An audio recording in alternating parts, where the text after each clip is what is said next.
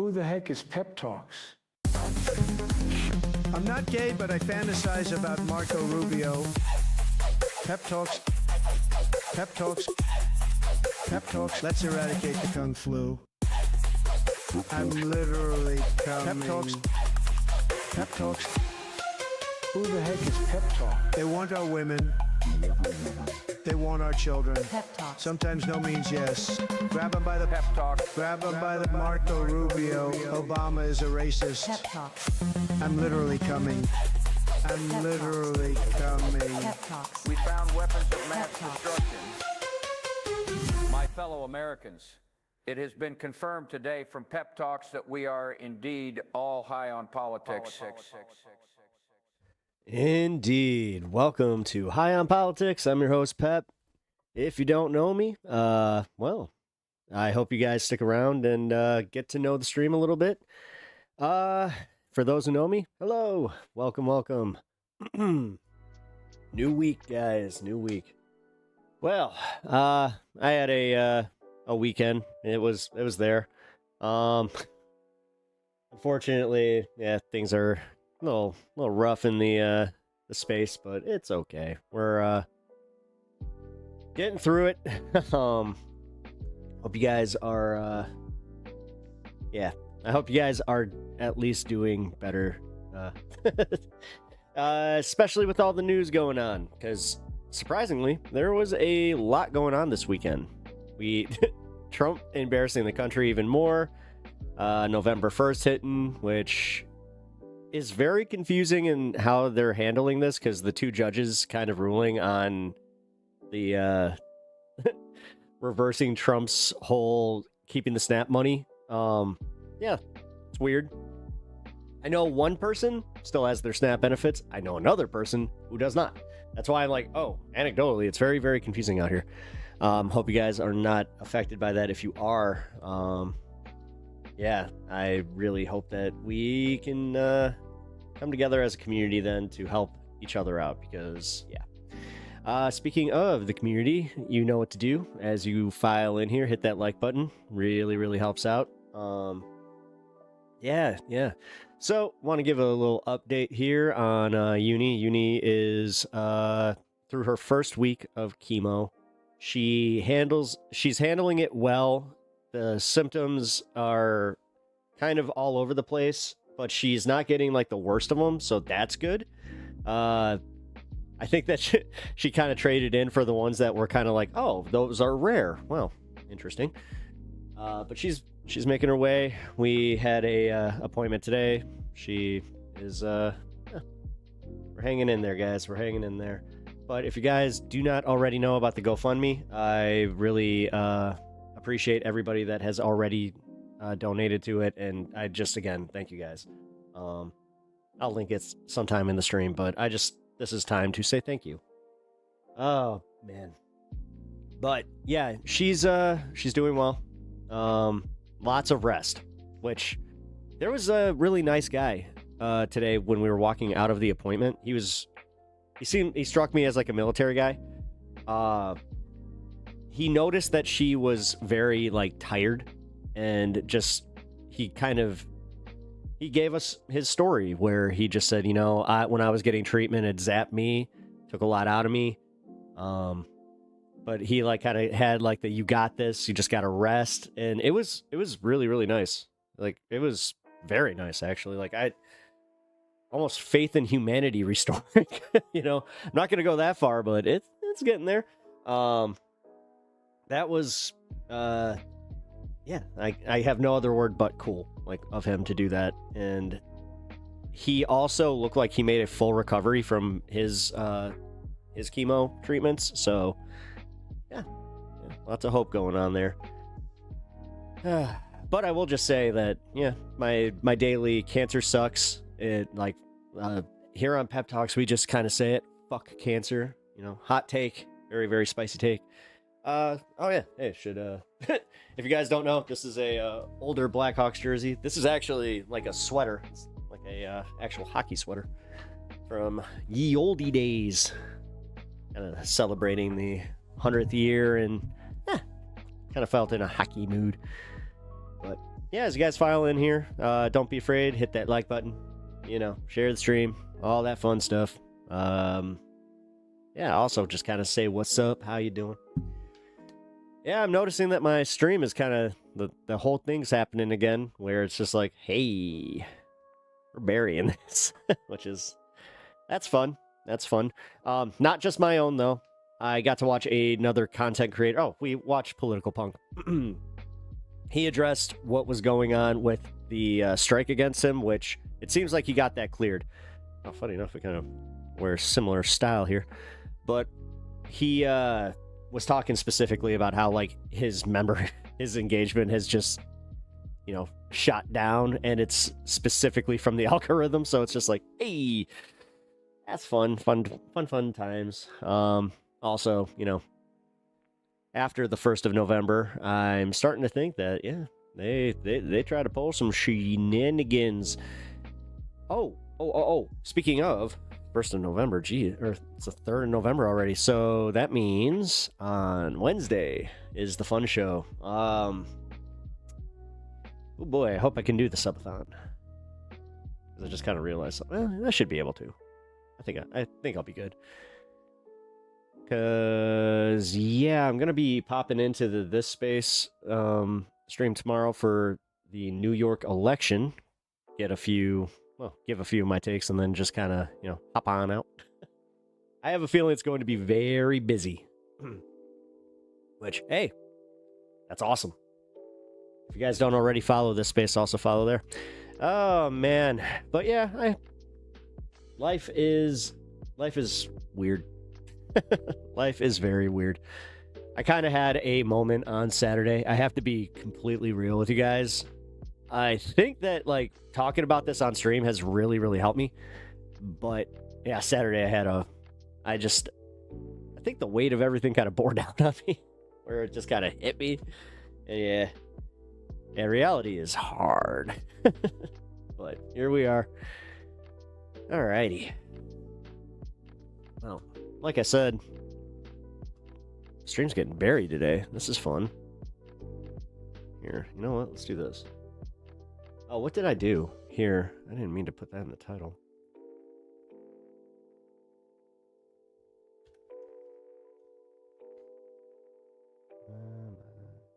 That should work.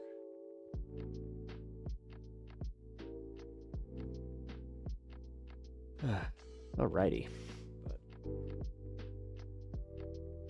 Stanny. Remember, the 5th of November. Oh, shit. I just realized that that's my, that's the 1-year anniversary of my live stream, so that's kind of cool. How's it going, Groove Dragon? Hope you're doing well. Thank you for popping by today. If you can. Oh, you already did. You hit that like. The phrase from, yeah. Refers to Guy Fawkes. Oh, you're just letting these guys know. Yes. I think that most... Oh, I can't really make that assumption anymore that most everybody's seen V for Vendetta. It's a good movie. It's actually one of those rare ones where I think I like the movie better than the book. I know. Especially Alan Moore fans, they're just going to come after me now. But for real, it was better.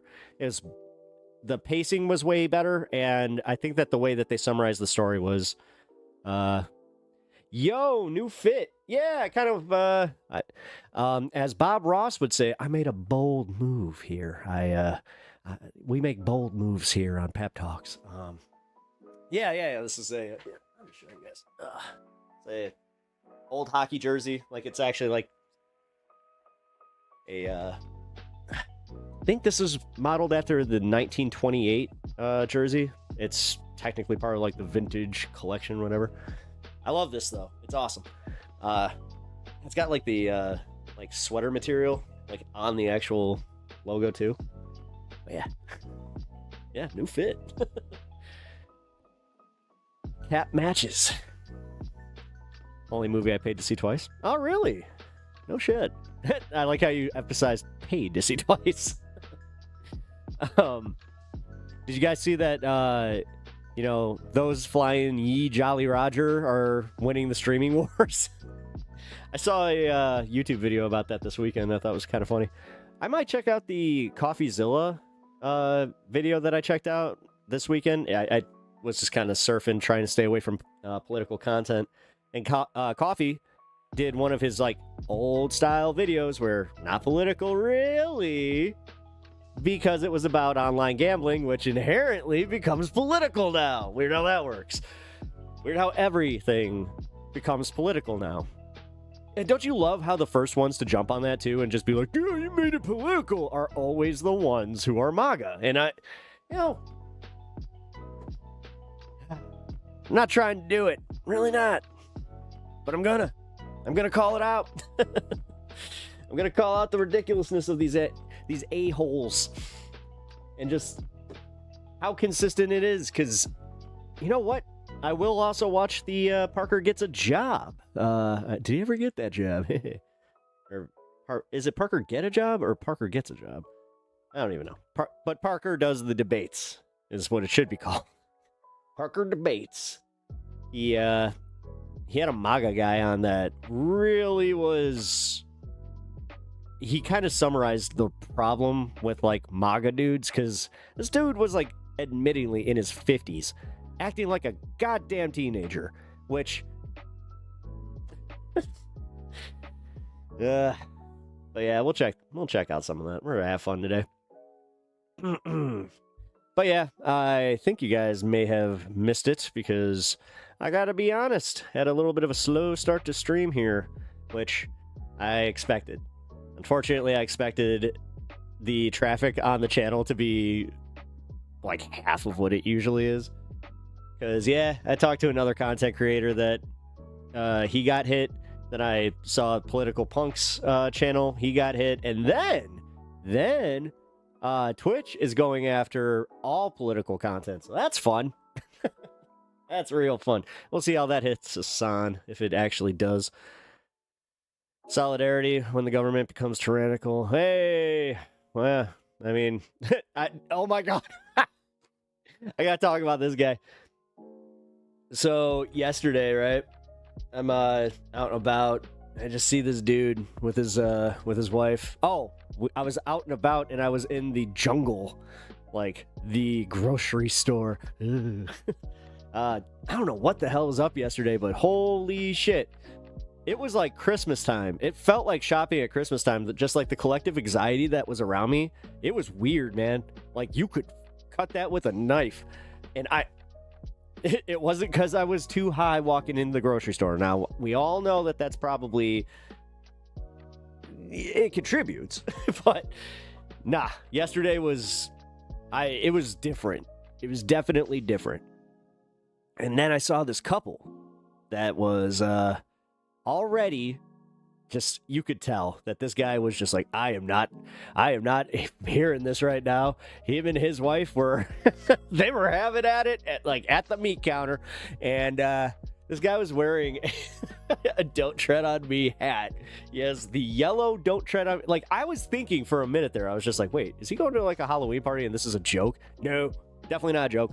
But it just kind of struck me because he also kind of struck me as, you know, super MAGA, just in the way that him and his wife were talking, because they were being very vocal about people collecting on Snap and kind of sitting there judging, and that was awesome. But yeah, I didn't say anything. Nothing really interesting more to the story, except for the fact that that man exists and his wife. They just, that shitty couple exists. And it kind of reminded me where I was like, oh, I really need to just stay home more.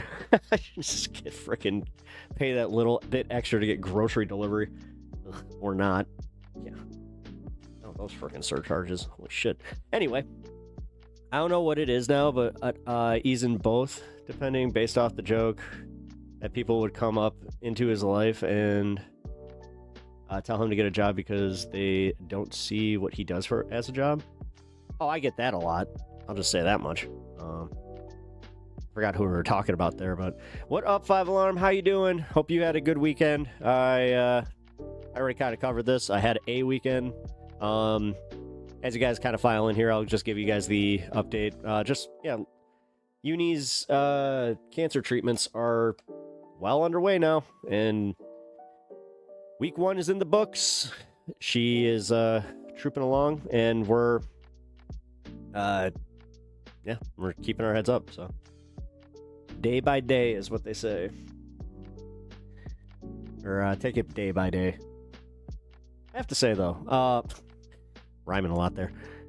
The doctors that, like, I don't know, man, they've been kind of almost damn near poetic. A few times I'm just like, glad to hear it, brother. Thank you. Yeah, it's hard to watch. But, you know, it's about her, so.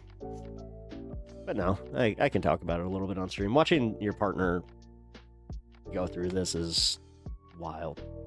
It is wild. Had another day today where we had all the eyes on us. That was great. But yeah, that's also what prompted me to go to the Lion's Den, because I had to, go get some more provisions. And yes, it did, dude. Doing this like soft quarantine thing really kind of reminded me that, I didn't, I didn't have that much of a difference in the way that like I enjoy living my life. I don't really like going anywhere. Hey, but you know how I said I wasn't going to a Halloween thing? I did go to a Halloween thing. I ended up going, it was fun. Just a little shindig at a, like old farmhouse type thing. It was a good time, but I don't know, man. It's weird. It is very weird. The one thing I hope, through all of this is that when we do get through it, that like I can kind of get away from viewing it like this way, where I'm like, because I don't know, man. I don't know how to describe this, but here, 420. Gotta do what? Forgot which one of this was. I'll find out later in stream, but oh man. Great, now I forgot what I was saying. All right.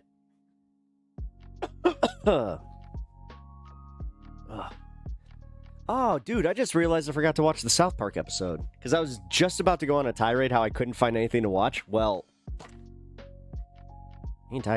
I'm silly. I should have watched that. Instead, I sat down and watched a lot, and I mean a lot, of that ship content. Where, you know how I introduced you guys to that? Well, my algorithm, couldn't get that out. Yeah, it decided to just keep feeding me, and feed me, well, it did. You forgot to watch that too? All right, well then I don't feel that bad. I'm gonna watch it tonight though. If only it were legal nationwide. We all could use it at the moment. Oh yeah. Oh yeah. I will be fully honest with you guys. That's what's keeping me going.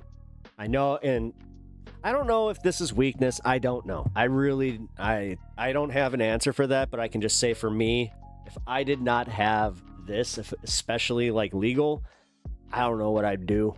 I don't know what I'd do. I don't think I'd be able to handle like anything. It's definitely keeping me, nice and baselined, and I'm not, freaking out. I don't think I've watched the past like 3 episodes now. You should binge them. Yes, you should. Absolutely. Especially, okay, so the one before Friday's episode, yeah, you have to, because it like leads directly into it, and it's awesome. There were multiple times where me and my buddy looked at each other like, what the fuck? Which, hey, that's how you know South Park's doing really well. Keep your faith in the medical professionals, brother. They know what they're doing. Yes, they do. No, they do. Her doctors are awesome. They're so good. I have nothing but good things to say about her doctors, her nurses. Pretty much every tech that she works with is, oh, hey, thank you. Thank you, Groove Dragon. Really appreciate that. But yeah, I am happy to say that, yeah, we're in good hands. All state. Ew. Ew. I almost went into the Allstate stands Pablo Francisco joke. I'm not doing it. I'm not doing it. Pablo Francisco is one of those guys that I used to like when I was a younger, like when I was like a teenager, but holy cringe fest, man. Once I actually, him and Dane Cook, once you like listen to their comedy, I don't know, man. The higher I got, and the more critical thought that I started putting into things. Interesting. That is interesting, the way that works. But I thought the same thing as you said it. Yeah. All stage stand. It's like the what? You can do like 4 impressions. Dane Cook. Dave Cook. Let it be Dave Cook. It's just like, I was going to see Dave Cook. It's just like, but who's this Dane Cook feller? Why always the southern accent? I gotta stop that. Just know that if you are if you live in the South and you happen to have that accent, I don't think any less of you. I really don't. The world does. Anyway. Moving on. Yeah, guys. So as I was doing my my pre-show stuff, I was just kind of dicking around on ground news, and yeah, there's obviously been a lot of news going on, but like the Trump and Mexico thing, I heard it in passing. I think it was Saturday. Like somebody at the party was just talking about it, where they're just like, "Yeah, did you hear about like this thing? He's like trying to move troops to Mexico." I was like, "What? No." And I had that moment where I'm like, I do this a lot. I should know this. Sure shit. A bunch of these videos come out like, is Trump doing it? And then today, he's just like, yeah, what of it? We're gonna... It's like, hold on. What is this? Trump admin trains special forces for Mexico cartel ops.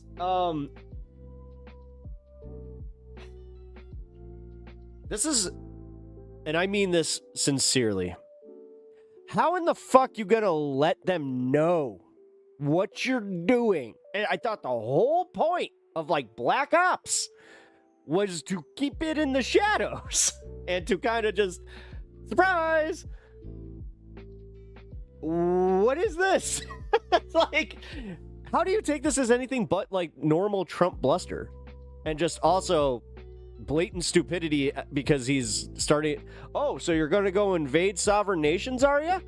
Oh, you're going to go start some like multiple wars, are you? Oh boy. And you guys thought the economy was bad before. Dude, seriously, if he threatened shit with fucking Mexico, oh my God, we're fucked. Like, we're already kind of living on the razor's edge here, which, oh yeah, hey, got some fun news about insurance that we get to cover because, yeah, I just want everybody to kind of be aware of it and keep on your coverage. Like, if you guys just keep an eye on it, and obviously, I think the only thing we can really do is just call and just be like, hey, is this something I need to plan on? And is there any alternate? Like, I don't know. Like, I'm starting to kind of feel back, into a corner on this one. How many cousin effers in Bama? Oh, man. That's funny that they have a really bad reputation like that. I'm sorry. It is kind of funny. Although, Southern Illinois, I don't know, man. Hey, the closer you get to, like, Metropolis. I'm doing it again. You know what? That's not nice. That's not nice. As I said, I appreciate all my Southern viewers.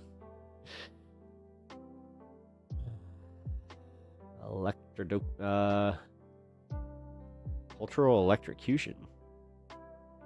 Wait. Oh. I was forced to move to Alabama after living in Europe for a couple of decades. Talk about culture shock. I missed that. That is culture shock and a half. I can only imagine. Also, well, hold on, because you had VA stuff, right? So, did you benefit from any of their healthcare systems? I don't know how that works. I would assume that, like, you would just get treated at base for anything like that, right? I don't know. I had a friend stationed in the Philippines, and he was also in Japan for a while. Oh, and Germany. I forgot about that one. I'll say this, Huntsville is the smartest city I've ever lived in. Now 1 hour south. All right. I like how you're just like, all right. The city is nice, but it's like you might not be too far off. Oh, by the way, guys, if you haven't already, you know what to do. Hey, we hit the like. Went to a German hospital's often, never cost me a dime. Yeah, I've talked about it a lot here. I went in France. Got me a little bit of a bug, and I yeah, had it taken care of. And the only thing that I had to pay for was like this little bit of, I guess, their version of Sudafed. But yeah, Toronto though, that was the main one, because I had concussion protocol in Toronto, and that was insane. The I don't know, I didn't have to wait for triage. I got to the ER. They put me in a room, which freaked me the fuck out. I was just like, what the really? I was like, this doesn't happen.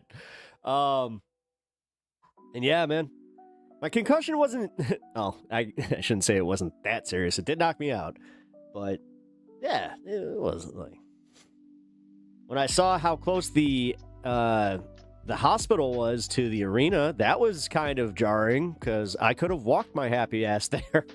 Really could have. It was like across the street. Boom. And they took me in an ambulance. I freaked out. And I've said this many times here, where like the guys were laughing at me. Just like, American? I gave them my passport. They're just like, it's all right. It's like, we get this a lot, especially from hockey tournaments. Oh, right. I think I got that email. Hold on. Thank you for reminding me. No, my brain's been all over the place, man. Let's see. Yes, I did get it. Okay. Yeah, I can read that after stream today. Sorry about that, man.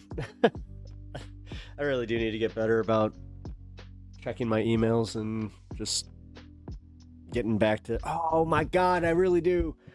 Oh no, I just realized I forgot to get back to somebody. Oh shit. You know what? This one actually, oh, fuck. No, I'll do this one after stream too. Here, just a reminder. Ain't ADHD fun? And also just being forgetful. All right, there we go. Higher taxes, though, so it's bad. Well, yeah, the closer you get to any, why is everybody so surprised? I'm not saying like you are, but I have a lot of friends, right, that have moved out of state, and kind of touched on this on Friday. But a lot of them kind of get like shocked, where they're still living like near a city, and they're still like, oh, everything's more expensive here. You go a couple hours like east, and it's just way less. It's like, you do just kind of want to go like, how do you not know this? But okay. Oh my god.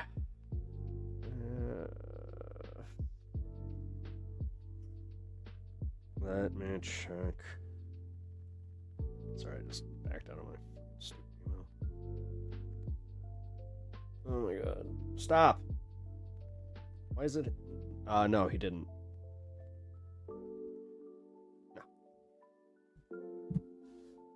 No. No, that was awesome though, because you did say it in chat, so yeah, I guess Tom Powell. Tom Powell knows who I am. I kind of, I don't know. I do get a little bit of that, you know, as I don't get like starstruck or nothing like that, but it is cool where it's just like someone I admire professionally is just like, oh shit, happened with Letterhack. And Angry Ginger. Dude, Angry Ginger, that one tripped me out because I was a fan of his like a few months before, where I was just kind of getting into trying to figure out who smaller like leftist content creators was. And I also hit this moment where I'm not sure if it was like because karma, which I don't believe in, but this kind of mindset leads to it, where I don't know, I felt like if I put it out there and I try to watch smaller streamers and kind of grow with smaller streamers, then then I'm kind of giving back, and then I can then look for it here. But I don't know, it's not, listen, even if it's not karma, it's not a bad way to live. It's just not. It's the same way as like when people are just like, oh, I bet your Christian upbringing led to you having a bunch of these morals and stuff. It's just like, yeah, some of them. It's like, but how does that explain you and your lack of them? So there's always that on the reverse. But yeah, it didn't really. I need to have a talk. I don't want to have a debate about this. I would like to chat with somebody about this, about how your Christian upbringing or like your religious upbringing, especially if you're like agnostic or atheist, how that contributed to your morality. Because I know like guys like Andrew Wilson and just people on the right would just froth at the mouth to like debate that kind of thing. It's like, no. This is like, I am genuinely curious, like how certain people came to these conclusions. And because again, I hate to admit this, there might be a minor concession there where it's like, I don't know. It could. Like, it really could. Because personally, I don't have the benefit of not having religion like that. But, oh, you know what? Because I said that out loud, my wife, though, she did not grow up religious or anything like that. And she's a great fucking person. She lives, a more godly life than most people in the Christian sect. So I'll reach out to him again. Oh, thank you. Sorry, guys. For some reason, this was my frickin'. All right, my bad, guys. I paused chat because I only saw that comment on the screen. I'm like, why is that not in my chat box? There we go. Much better.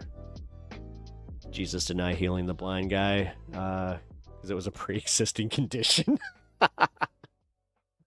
You know what, Lazarus? Your PPO doesn't check out. Sorry, pal. Dude. Oh my God.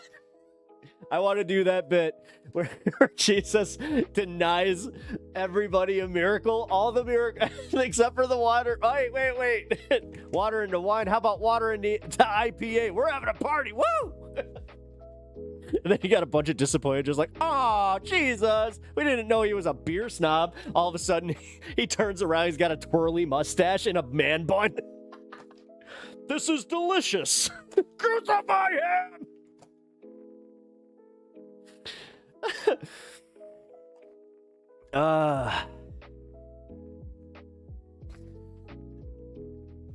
He has a little froth on his mustache, and it's just like, the froth has risen.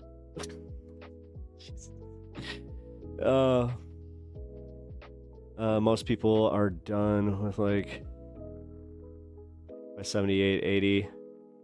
Well, I mean, I can tell you right now, shit, people are hanging on in these wards. So, the crazy thing about Christianity is that it has influenced a lot of good and bad for the West, but it would be an interesting conversation. And that's where I'm at with it, because I recognize like the wars and all like the millions of people that are dead because of these religions. And I'm not just going to single out Christianity on that one. Like people who are fundamentalist in any way, shape, or form, and they have taken it amongst themselves to just go, no, don't like what you said, infidel, or non-believer, or whatever the fuck they call them, and then they just go, you must not exist. That's a problem. The only thing Trump and Jesus have in common is they both hang out with hookers and they both and Ghost Riders. Not bad. Oh my god. So I decided, well, like I mentioned, we couldn't really find anything to watch, which again, South Park was there. That was our bad. But we decided just to watch some comfort food, which my wife's favorite movies are Gremlins 1 and 2. And she really likes Gremlins 2. Before anybody even tries to say in chat, but Gremlins 2 is like a parody. She loves that about it. It breaks the fourth wall. Hulk Hogan's in it for reasons. Yeah, I kind of forgot about that, to be honest. Like when I saw him pop up and he's just like, "Hey, brother, Hulkamania's gonna run wild on the wait, what do you say? Like Grem Maniacs or something like that?" He really made a bad pun, and I was just like, that was not worth the cameo. Is it bad you've never watched Gremlins? Yes, that's bad.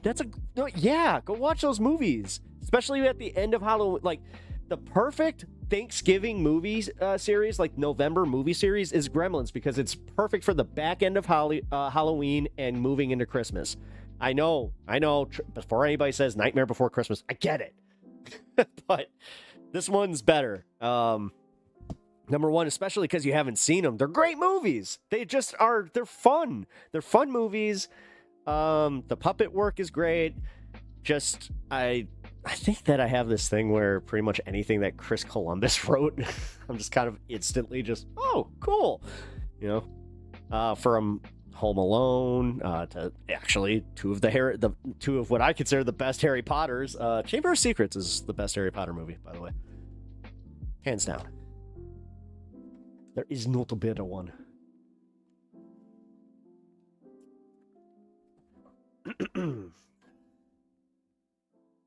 Wait, it's Heretic Pep. Oh, Jesus, I did it again. Sorry, guys. For some reason, yeah, no, this is just happening on my end. And like I said, I didn't freeze chat, did I? Or is there a new feature?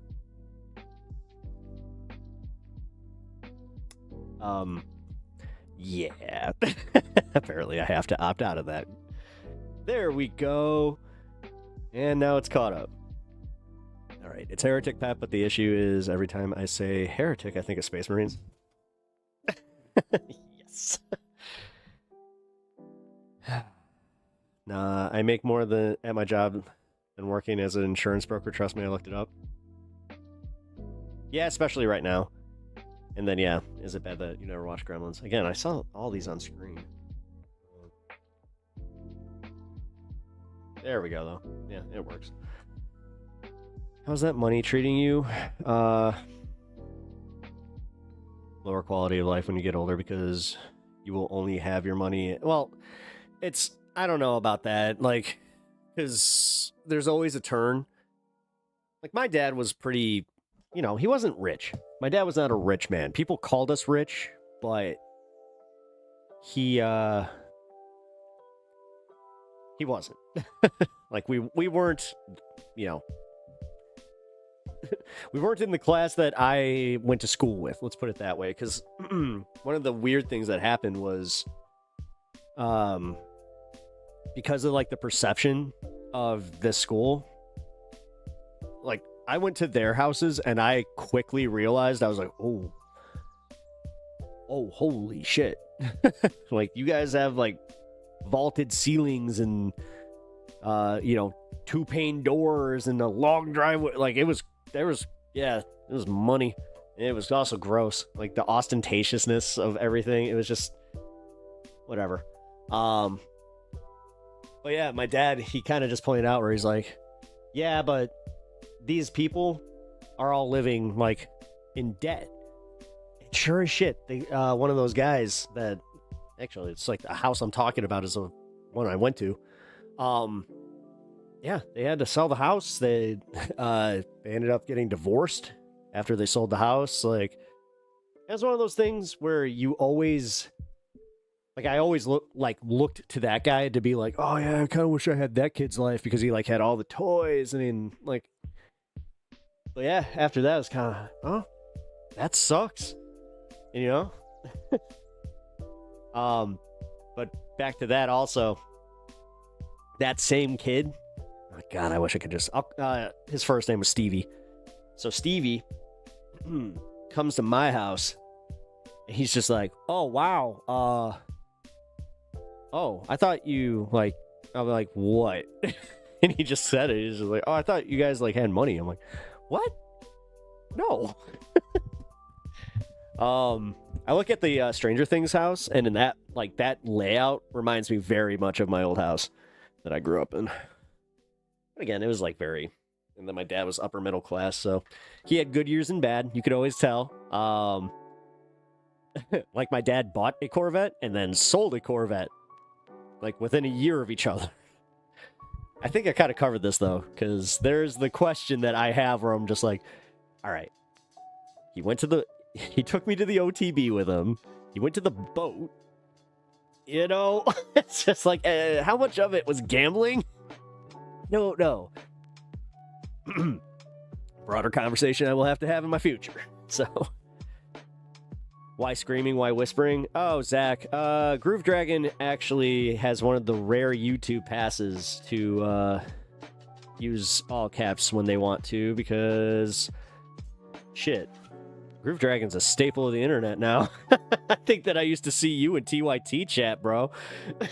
Oh my God, did I? Because I was a member for a long time. It is kind of weird. Squishmallow Dragon said that, where it was just like, oh yeah, you know what? We probably crossed paths. Had a different name though, which I can't give. Because, yeah, it's technically my gaming handle, and that's reserved for the $15 tier over on YouTube. So if you guys want my gaming tag, $15 a month. I know it's that's a lot. That's more than your streaming service. So trust me, I understand, and I appreciate anybody that does it. Also, for the ones that have already done that, I think you know who you are if you are watching live or watching on the playback. Yeah, I still owe you. I now have a little bit more time because we kind of have like a more structured schedule now, so... Which is nice. That was one of the things that kind of I didn't really get to talk about, but yeah, there was kind of a few things in the air where we really didn't know when certain appointments would be, and just finally figured that out. Did you see the new breakdown of the classes in America? Fucking insane. No, I didn't. Do you have a reference on it? Like, I will check that out on stream here. Are you aware of the change in tax structure over the past 70 years? Yes. Do you realize the inequality? Yes. If minimum wage kept up with productivity, it would be $26 per hour. Yes. I'm aware of this. So you mean you want no small business, higher grocery prices? The thing is, again, when people are making that much more money on the minimum wage, they can afford certain things like that, and it's not going to shoot prices up that significantly. No, dude. Corporate profits. Say it with me now. Corporate profits.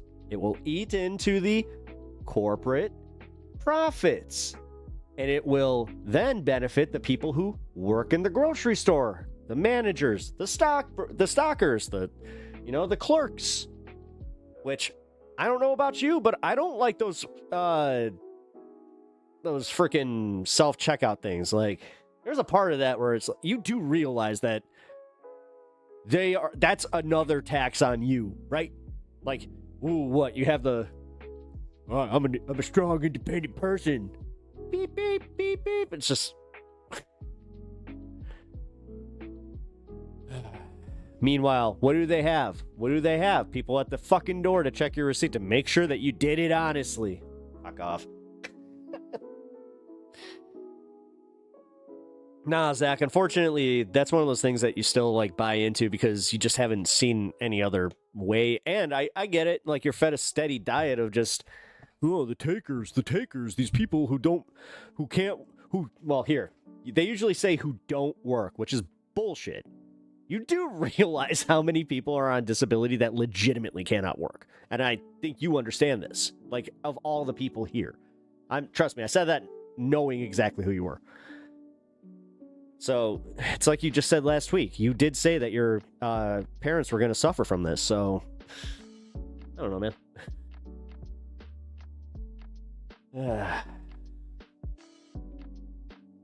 I just feel that too many people in our class system, whether you're, upper middle class, low, middle class, or lower middle class, or just, I don't like saying lower class because that, again, I think that's some psyop-y fucking, with all the Titanic shit that I've been watching, holy fuck is that a way where it's just like, you remember your place, remember your fucking place. It's like, Jesus Christ.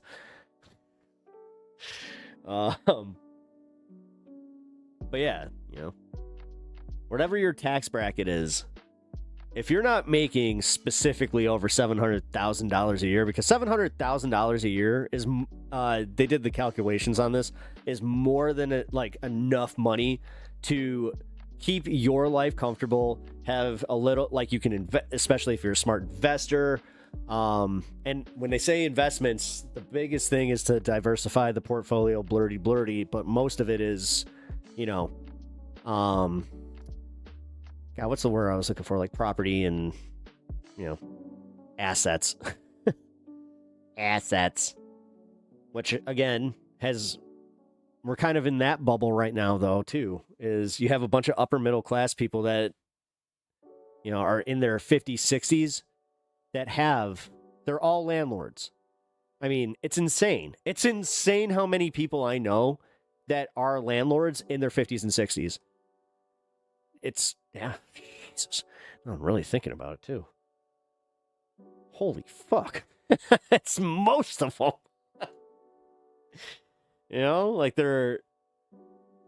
I remember talking to it's not really a buddy.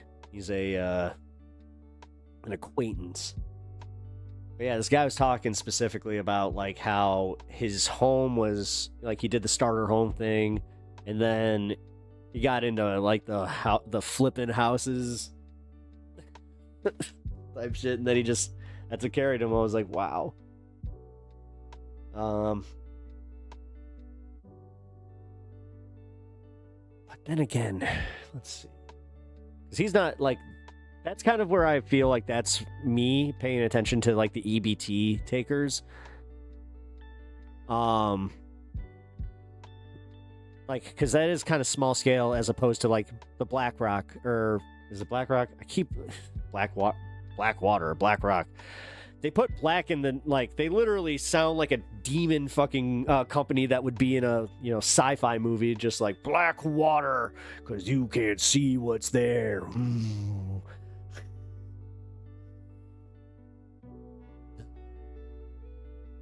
But yeah. Anyway, I forgot where I was going. Do you call yourself a Christian? No, I don't. I don't think Zach does. No. I don't call myself a Christian. I'm not. I'm not agnostic either. I'm pretty nihilistic in my way of thinking, which I understand if this makes people uncomfortable, so that's why I don't like going there. I also don't like pissing on other people's beliefs. If they don't try to shove them down your fucking throat and they can have their private, they can kind of keep it on the inside, that's it. It's inside stuff. And not let it influence their hatred, then yeah, no, I can totally be cool with that. But Christianity is now forced down our throats at work. That's insane. I mean, that seems like a fucking massive breach of the Constitution. Well, hold on. I'm not sure. Actually, I'm not sure what you do. Entirely. I know that you have to be pretty quiet about it. So, yeah, I don't know. That's insane, though. With what my assumption is. I don't know, man. Yeah, federal service. That's what I thought. Yeah, that's crazy. That's crazy. The fact that they're putting Christianity in the fucking federal lexicon. What's happening? That, again, I read the Constitution, unfortunately, for some of these fuckers. Seemed pretty clear. Pretty sure Thomas Jefferson's rolling in his grave like a frickin', got a little spit in there. It does suck, though. Because if that, like in that case, yeah, fuck that. Oh my God, I couldn't imagine at the like having an entire workplace. Oh my God. That's wild. I believe after you die, you trip off DMT, known fact. They place wherever you believe. Sure. I guess. That's if you can even conceptualize it. Because sometimes, like, I don't know, man. I wrestle with this with my mom's death. Is like, did she get that? Because my mom passed in her sleep, so there's peace there that I have, but I don't know. Especially for a believer like her.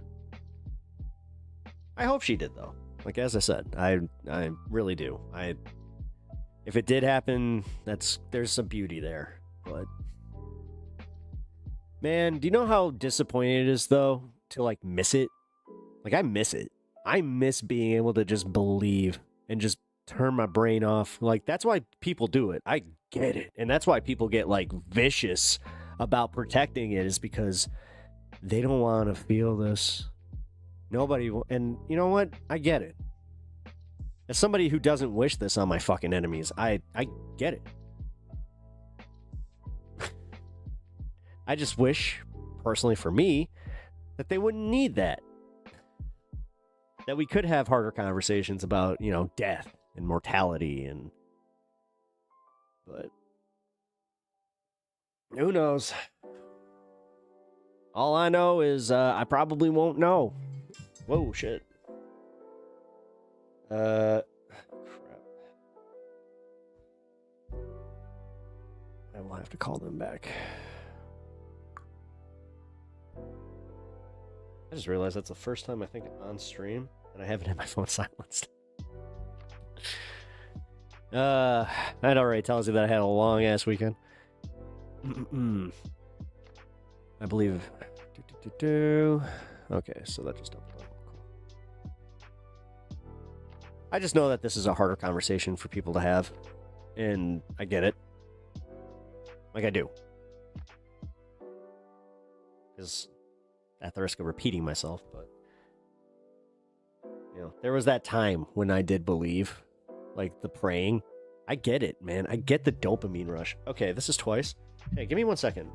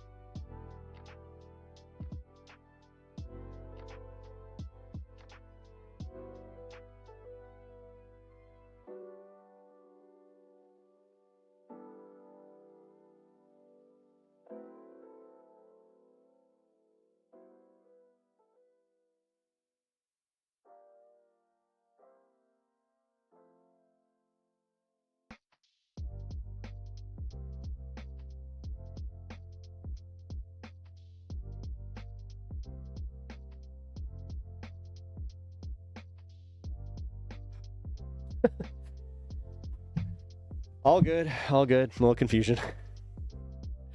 Somebody called me twice, and once I can go like, okay, but one after another immediately, my brain goes, what's going on? Hope it's not an emergency. Thank God it's not. That's nervous laughter right there. I think I'm having a heart attack, guys. You have to understand. That's how I found out about my mom. Because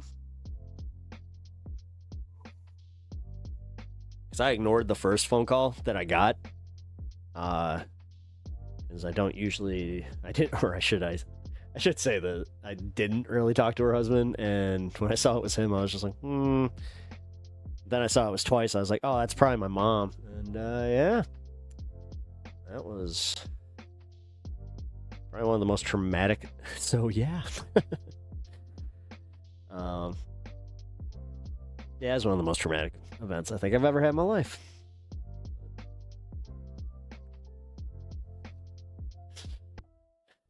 I'm sorry. Like I've had to explain this to people in not just on stream. Like I've had to do this in real life where I have a weird way of showing, you know, when I'm uncomfortable or like just emotionally uncomfortable with some things, and you know, sometimes and then I make a joke, especially if it's like the mood is a little, you know, tense. And oh my god, dude. I've had some bad ones. I've had some bad moments where they're just like, now? I'm like, oh, right. Like, no, dude. Like, let your brain catch up to it. It's like, yeah, I probably should. Anyway, I'm sorry. What was I talking about before I had the minor scare there that shot my freaking blood pressure up? Oh, man. Wait. Most taxes are being misused. Most roads are horrible still. True. I paid into the school tax, yet no children, so no point.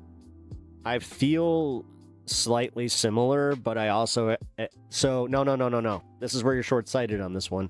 Because if you do not pay into the school, then, you know, you will have some bad societal, you know, repercussions there. You will see higher crime rates. You will see, in general, just like a decline. So you want to, you know, you want to invest in schools.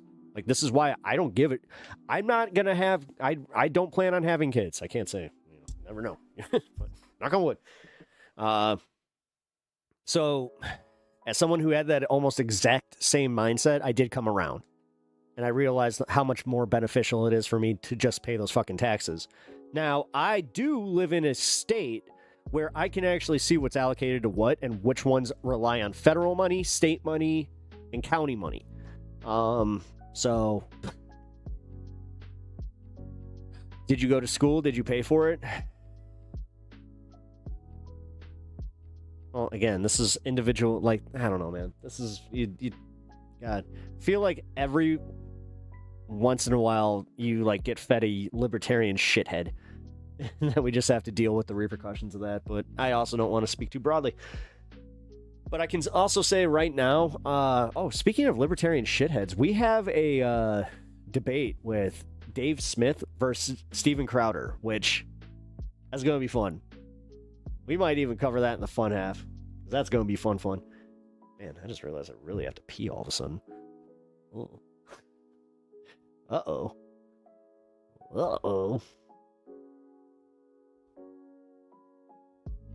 That's not good. I just feel like it's a little early in stream for that, don't you think? You hate Americans? Well, I mean, who are you saying that Zach hates Americans? Because, dude, Zach's a confused 20-something. Like, he just... I'm condescending as shit to him, though, so... Make no mistake. Like, I have that one covered here. Kind of surprised that he puts up with it. But, I mean every word of it. Like, you have to understand, bro. Like, I have faith that you will eventually see the light. Or just loosen up a little bit. Realize that even if you're trying to protect your own shit, that it's not going to affect you in the ways that you think it is. And just kind of be a better person. It doesn't fucking cost you anything to just be a nicer person, man. Kens, how you doing?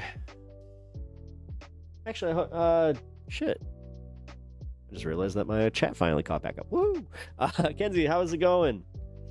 Hope you're doing well. The good thing about being Canadian is it would be much harder for Trump to justify invading it. I don't know about that, man. After this Mexico shit, I gotta say, I don't know about this anymore. Bro, like, I already kind of live in this fog of just, how am I doing? I'm okay.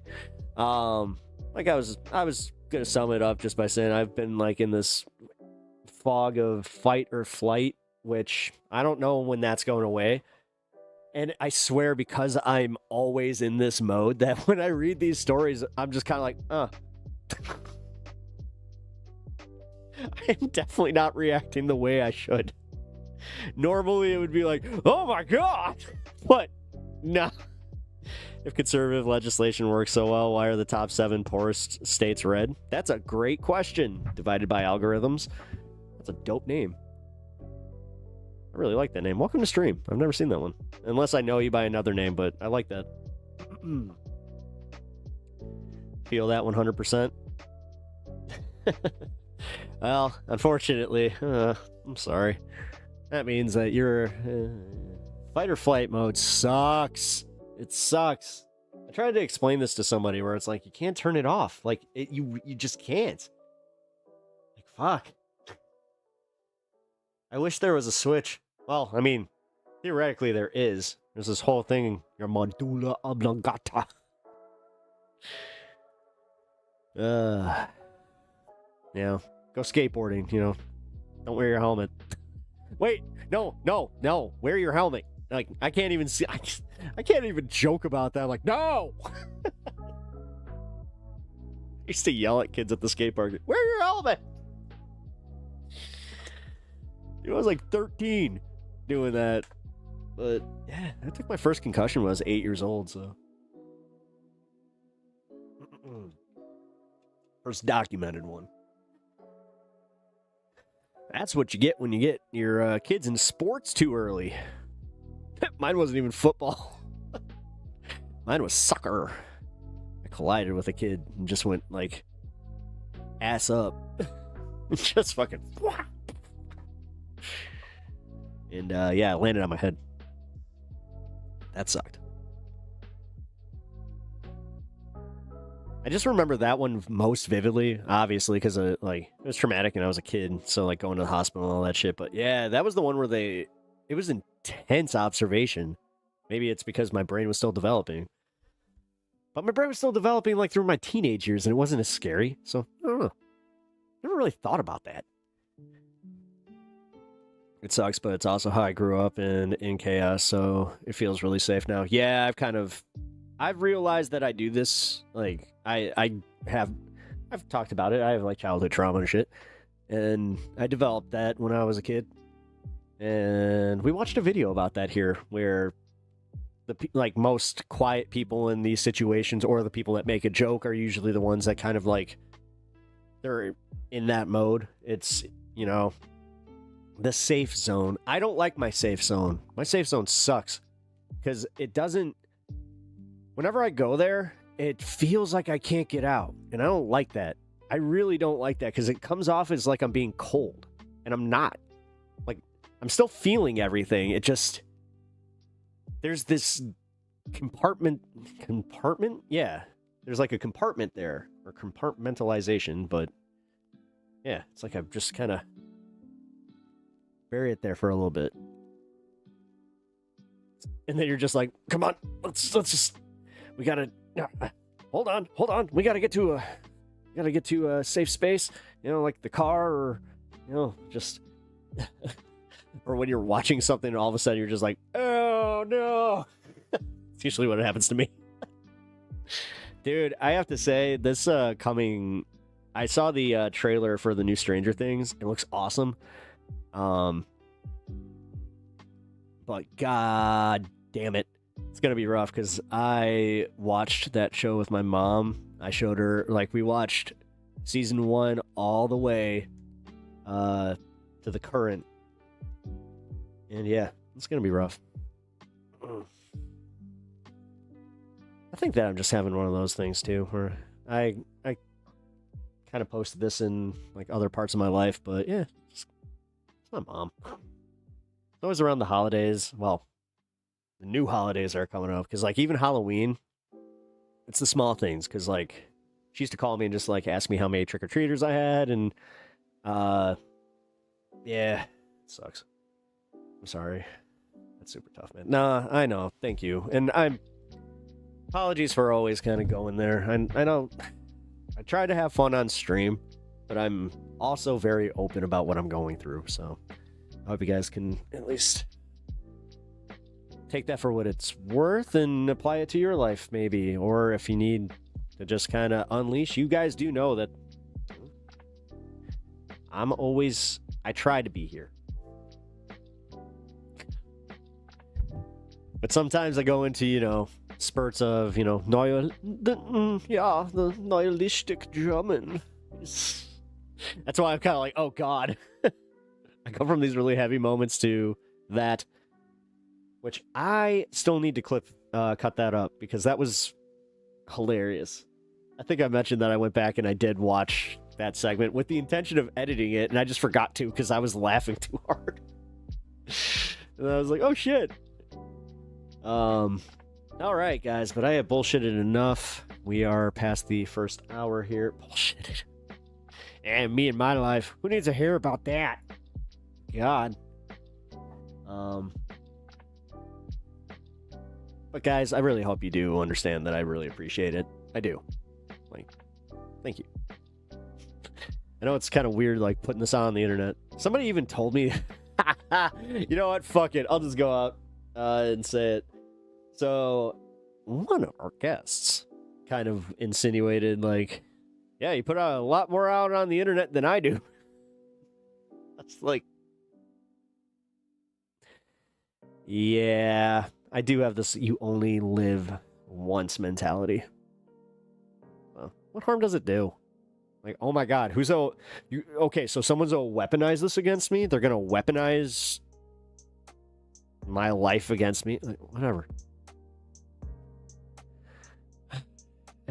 You're not worth arguing with. You're uneducated and probably brainwashed by some uneducated person as well. Or well-educated propagandist. Please learn. Yeah. No, I've already gone through this with him. Groove Dragon, don't waste too much time. Caleb Hammer financial audited the governor of Michigan. Caleb Hammer's a moron. Honestly. His application of certain things only work in certain scenarios. He is way too broad with his bullshit. And honestly, there's nothing grosser than somebody that's just I'm not a financial advice channel, and that's all he fucking does. Come on. We get it. You were the fucking Dean Withers of TikTok fame or whatever the fuck. Getting those viral moments of you did what with your money? I don't know. He's one of the first individual channels that I found, was really excited about him. I liked his he did give some decent advice. I can admit when, even someone like him is right. But specifically with the high yield savings accounts, that was a good one. I'll even admit where it's sometimes you just overlook shit like that, and I knew about him. It's just you know what? High yield savings accounts aren't bad. And his balance the way that he talks about balance transfers is very applicable to most millennials and Gen Z. So, but that's it. Everything else is a bunch of fucking schlock bullshit that he uses for his benefit to go and shit on people. Which I don't know. I just kind of said it, trying to be nice, and he's not nice. But all right, guys. I'm going to do this. We're going to do the I Spy thing. You can stare at the dog for a minute. I really have to pee.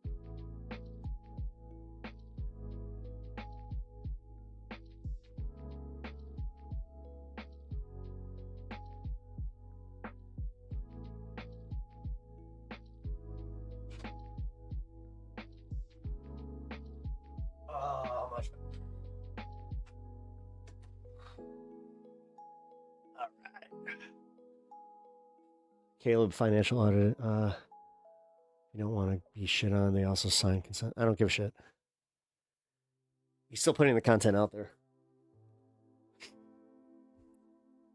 Plus, again, half of his stuff is bullshit. It only it applies to guys like him who has a bunch of properties and contributes massively to the fucking problem. I love how he can figure it out like right up to the cusp too, where he's just like, "Oh, all these policies are hurting people, but they benefit me." Good for him. Honestly, it's also just I got turned off by his content. Realized that I don't want all that meanie bobini shit out there. Evan and Preacher on that same list, though. The drama schlop. Alright. Let's get to the actual news of the day. Because, you know, high on politics. We talk about politics and stuff. We also do the other thing here that is fun times. Oh, hey, that's a new feature. Cool. Hey, so I was just able to consolidate all of my my tabs here. Sweet. Huh. Okay, so if this was like a normal feature of Windows 11, I just found it. All right, you can judge me. It's fine. I just had a moment where I'm like, wow, look at that.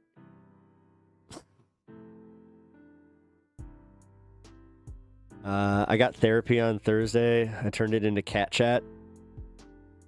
They're buttering you up to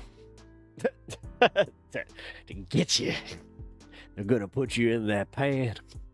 No, that's usually how they start. They start light, and then yeah, they kind of want to get to know you and like gauge your personality, and then they go for the stuff.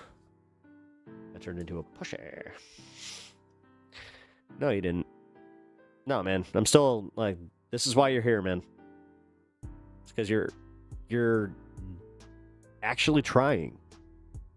That's a lot better than can be said for, you know, a lot of people in this world. So I'm glad you are. Hey, Pinkerbell.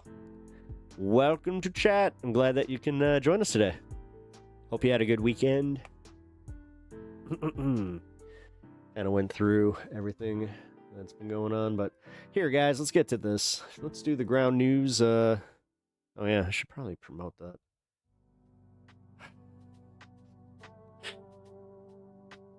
This is one of the more confusing situations in my life right now. Nowadays, I'm only here to debate and to piss people off. Not gonna lie, it's fun. Well, that's not cool. You gotta calm that shit down. Otherwise, I will have to ban you. I don't have too much fun there, because you're having fun at the expense of others. Not cool, bro. Not cool. Hey, by the way, let me link my Twitch. This is my just in case anything happens over on YouTube and vice versa.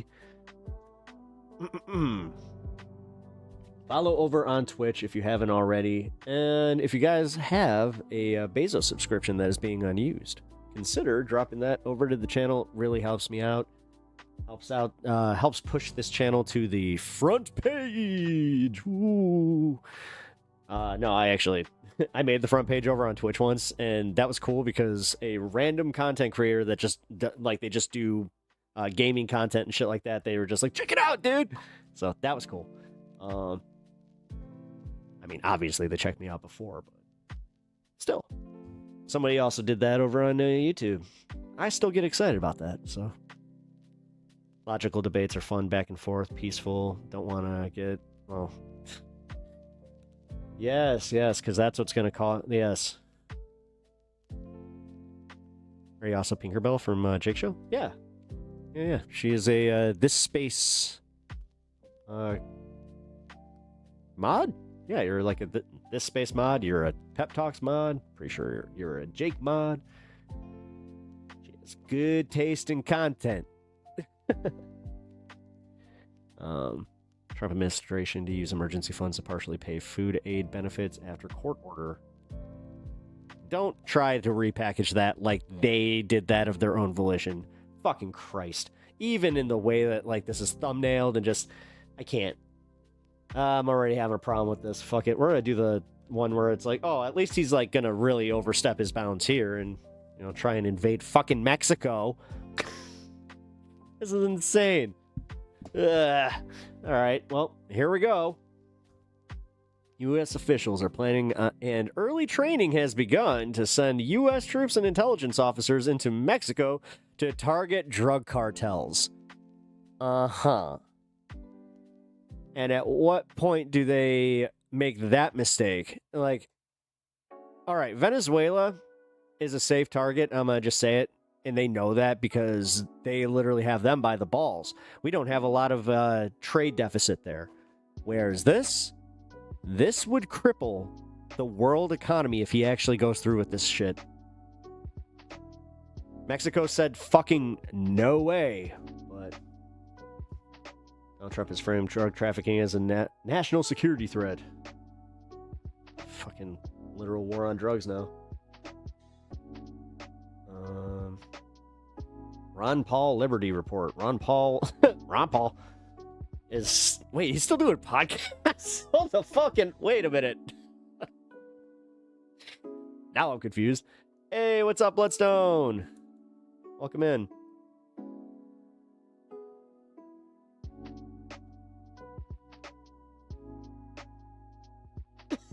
It was always a war with an idea. Is government gonna open soon? Doesn't look like it, Nate. Reagan found that out. Sure he did. And he forgot instantly. Huh? Well, did you know that I was once in a Western? Wait a minute. What do you mean this is a foreign policy meeting? God. You know what? It tracks that Republicans' like whole vision of a strong Republican leader also had dementia. So weird. CIA supplied. Yeah, I mean, oh my God. Did you just learn about Iran Contra? That's cute. Yeah, that's cute. I remember that. I remember when I learned who Oliver North was and I saw him on CNN as a fucking contributor. I was just like, haha, that's funny. Classified documents. Yeah, sure. Because that's going to do things, you know. Also, national security is actually a thing, despite the fact that these guys like to bastardize it. It's not supposed to work as anything but an infinite money glitch for the MIC. Oh. Alright. Expanded operations after authorizing covert CIA action in Venezuela. What the fuck? What the fuck? Why would you do this? Why? It's all bluster. It's all bluster until it's not, though. If these people are actually on the ground, I don't know. Literally part of fucking, I said this earlier, covert ops is covert. Jesus fucking Christ. These guys are so comical in like the way that they're bad at this shit, where it's like this right here. Any self-respecting American should be able to look at this and go, well, that's a problem. We shouldn't know about this. But no, you get so many people that are just like, I love Daddy Trump. Daddy Trump do strong man things. He send people over to countries that don't want them, even though that's literally basis of declaration of war. Oh, fuck. Pep looking very piratey. Yarr. Wear my Hawks jersey. In honor of the centennial, I am wearing my classic Blackhawks jersey. Back when this was the color scheme. Yeah, they actually used to look like candy canes, but the candy cane jersey is one of my favorites. The only place where I agree with libertarians and the effing war on drugs tomorrow, and the yeah, but they have different they have different solutions. Okay, so there's more of a extreme on the libertarian side that is very steeped in the fuck them. It's like, so what are we supposed to do? I don't know. Fuck them. It's like, well, that creates more problems. Well, yeah, fuck them. I swear that's libertarianism just wrapped into a ball. All right. Trump administration has started planning for an on-the-ground military invasion and intelligence operation on Mexican soil to pursue drug cartels as part of what Donald Trump has described as an armed conflict with narcotics trafficking organizations. Does he understand that the fucking Mexican military can't deal with these people? And like, all right. But they love war. They love the war-loving president. They only find peace through war. That's what, meant by bringing for, yeah. Pew pew. Well, the thing is, he's also trying to take pew pews. We already forgot about that, but he's still trying to take pew pews from the trans community and pot smokers. Gee, I wonder why he's targeting people like that. Meanwhile, this entire show is just like, oh, oh no. Oh boy, I'd say that's a healthy 60% of my community is just immediately like, wait, what now? Actually, let's see. I can look at the analytics on that. What? No. It says 9%. I refuse to believe that. Although, hey, look at that.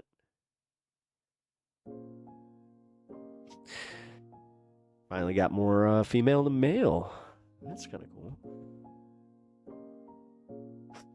The early days of my channel, it was all like Rogan stuff. So, well, not all, but there's a good chunk of Rogan shit. And yeah, the male to female viewership ratio was pretty fucking skewed. Good point. Yeah, well, fuck them. The libertarians plan for the... Yeah, I mean, that's literally it. And this is as somebody who used to identify as a libertarian, where I learned some of their fucking bullshit. And again, Ron Paul, that was the thing. We all wanted a third candidate. Ron Paul was like the closest to a third candidate back when, what was it, 2012? Kind of felt like he had a lot of traction. All right.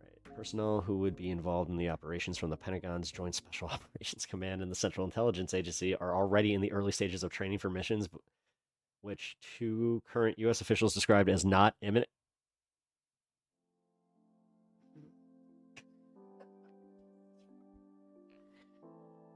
Why would you report on this? This is North Korean shit. You understand this, right? This is the firing the missiles into the fucking sea. That's what this is. This is supposed to be a show of force, but this is showing your ass. God damn, dude. Can the Trump administration actually, like, I don't know. Every once in a while, I do have these moments where I'm just like, okay, you are fucking up everything. But this is one where it's like, usually Republicans and Democrats and like people on the left even agree where it's like, no, you really don't want to, I don't know, start fucking needless wars. The fuck is he doing? Trump has designated drug cartels as foreign terrorist organizations. The Trump administration... Oh, wait. The officials who also said that there are ongoing discussions within the administration on the size and scope of the missions. No final decision has been made as to whether to authorize any of the planned operations. But if they do get the green light, the JSOC personnel would operate under Title 50 of the United States Code, which provides a legal framework for covert intelligence operations. This dumb motherfucker is sitting there telling the world that he is covertly going to send people into their fucking country. How many times do I have to go through that and get... I hope that a lot of people are hearing that and just going, oh yeah, that's a level of stupid that I can't really defend that one. Just one of these days. One of these days. It would be nice to hear a Trumper actually come out and just say it. Just be like, oh, you know, I really like the whole trolling the libs thing, and just, I don't like lefties because, you know, you're a bunch of fucking woke assholes that want, you know, things to be good. Who wants that? But this is a bridge too far. Authorize the plan. Missions would represent a significant escalation in Trump's ongoing series of attacks against... Again, this is the Independent. It would be nice if the Independent even would just be like, yeah, this isn't normal, but these fucking news organizations, they do these long pieces on this shit, and then they just normalize it, where it's just like, yeah, you know what? That's the reason that you don't see a lot of people freaking out over the fucking Venezuela. Like, nobody is. Even on the left, people are not protesting the fact that we are extrajudiciously, I hate that word, killing people. Plain and simple. One of them was a confirmed fucking fishing boat because no charges were filed to the guy that we sent back to Colombia. MAGA literally went, well, they deported him first. It's like, no, that's not how this works. Nothing is too far for MAGA. Not even the Epstein files. Yeah. Test. Who's testing over here? Oh, okay. Force the government, be hands off everything, not just the corporations. Well, yeah, good luck with that. This is, again, dude, like, the only way that you're actually going to get anything that you want is to, like, you do realize that caucusing with, like, the farther left, the left wing of the Democratic Party, like the DNC, oh my god, the DSA, that would actually kind of benefit your way of thinking, and you might have some disagreements on how they, you know, do some tax and representation. But that's it. No, but for real, I think that when all is said and done, man, you're going to kind of learn that. Because you're also going to realize how you're not really missing out, and how when you do get the benefit of not having to worry about, you know, health and other fun things that would be great if, you know, the government did subsidize to make our lives a little bit better. But like, you were just bitching about how you don't know where our taxes are going. Dude, a lot of it's just wasted on just absolute bullshit. Good evening, Etch. How you doing? Welcome to stream. Glad that you were able to make it today. Also, you guys know what to do. Hit the like button if you haven't already. Who else is live today, by the way? Let's see. Do I have anybody on a schedule here?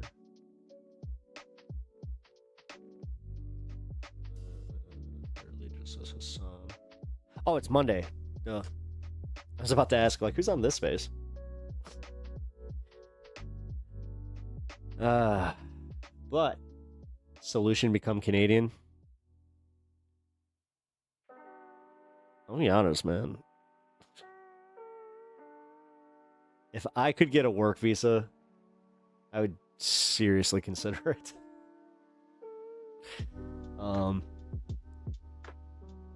I consider myself Canadian light anyway.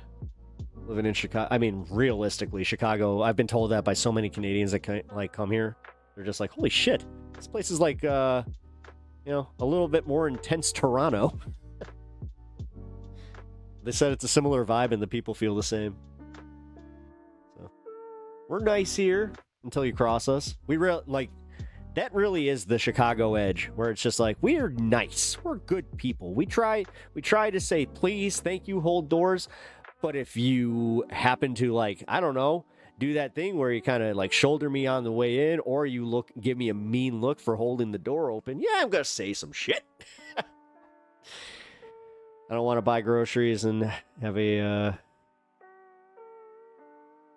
good work from hard. Wait, 6 kids, 4 baby daddies, get some free food. See, that's where you're wrong, and this is where you don't understand how, like, minuscule that is.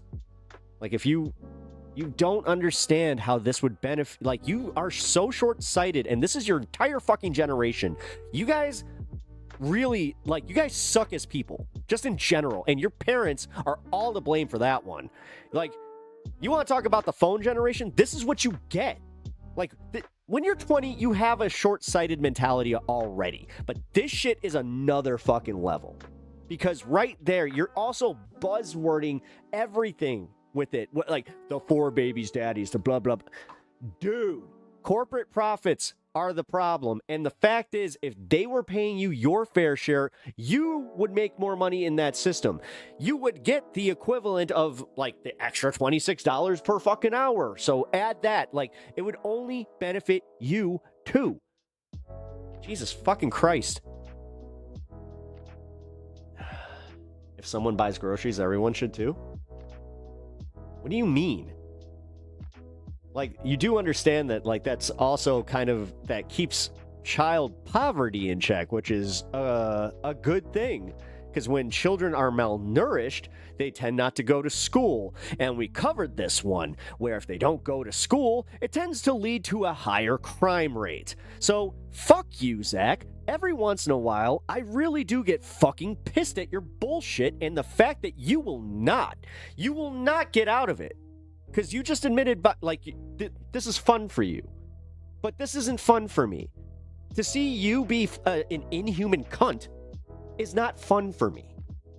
It is also kind of proven that, you know what? I have put a little too much stake into giving you too much leeway. Now, you are kind of like, I'm happy you're in therapy, bro, but you're also still an asshole.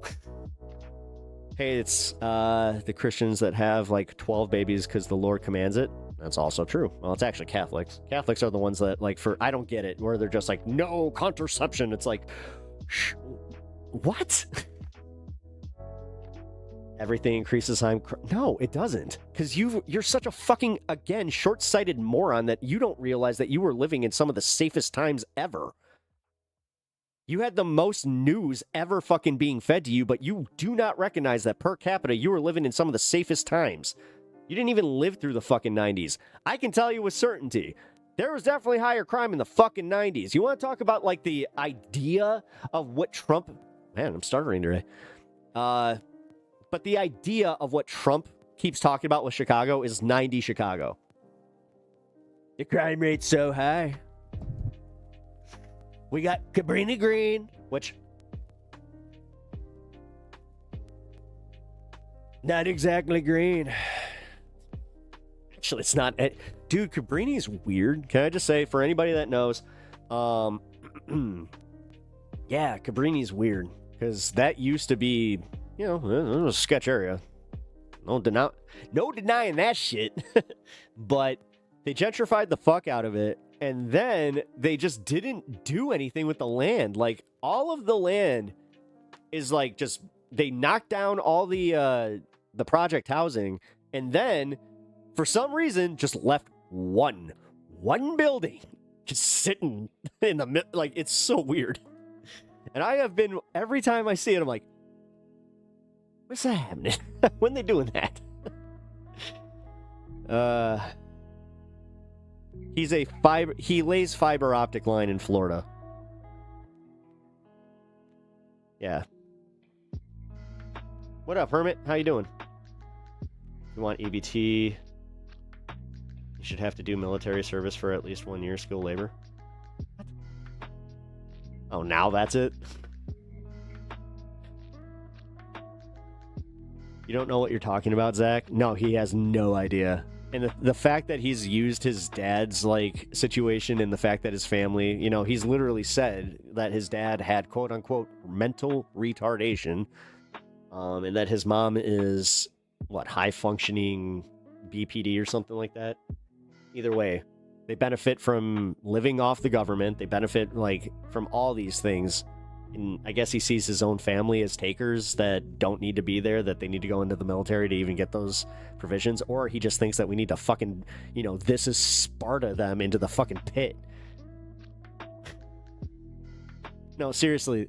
This is where dealing with him is extra annoying because there is, like, his therapist said, like, fuck you, dude. If you're gonna, like, come out here and act like this, then, yeah, like, I'm gonna call you out on your bullshit, too. I think you got more than what your therapist is saying. Like, a little bit of textbook narcissism. Just a little bit. What about EBT?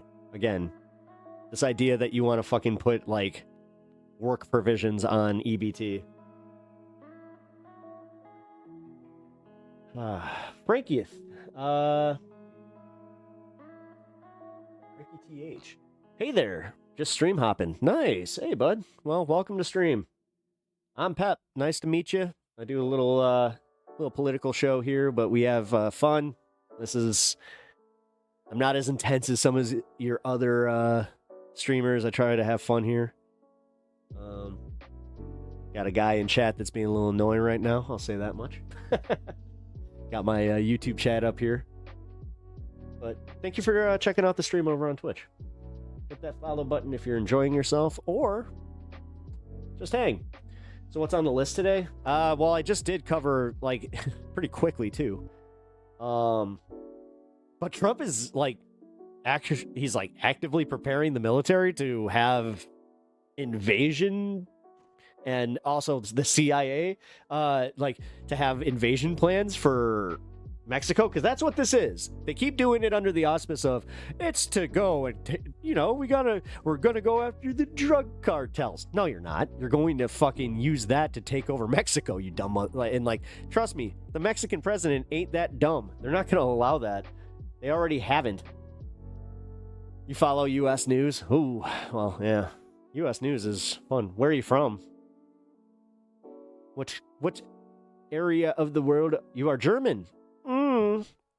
Well, it seems that we have a little bit of a nihilistic person, perhaps, in chat. I don't want to give the perception that all of us Germans are a little bit nihilistic, but sometimes it makes fun observations, and you know what?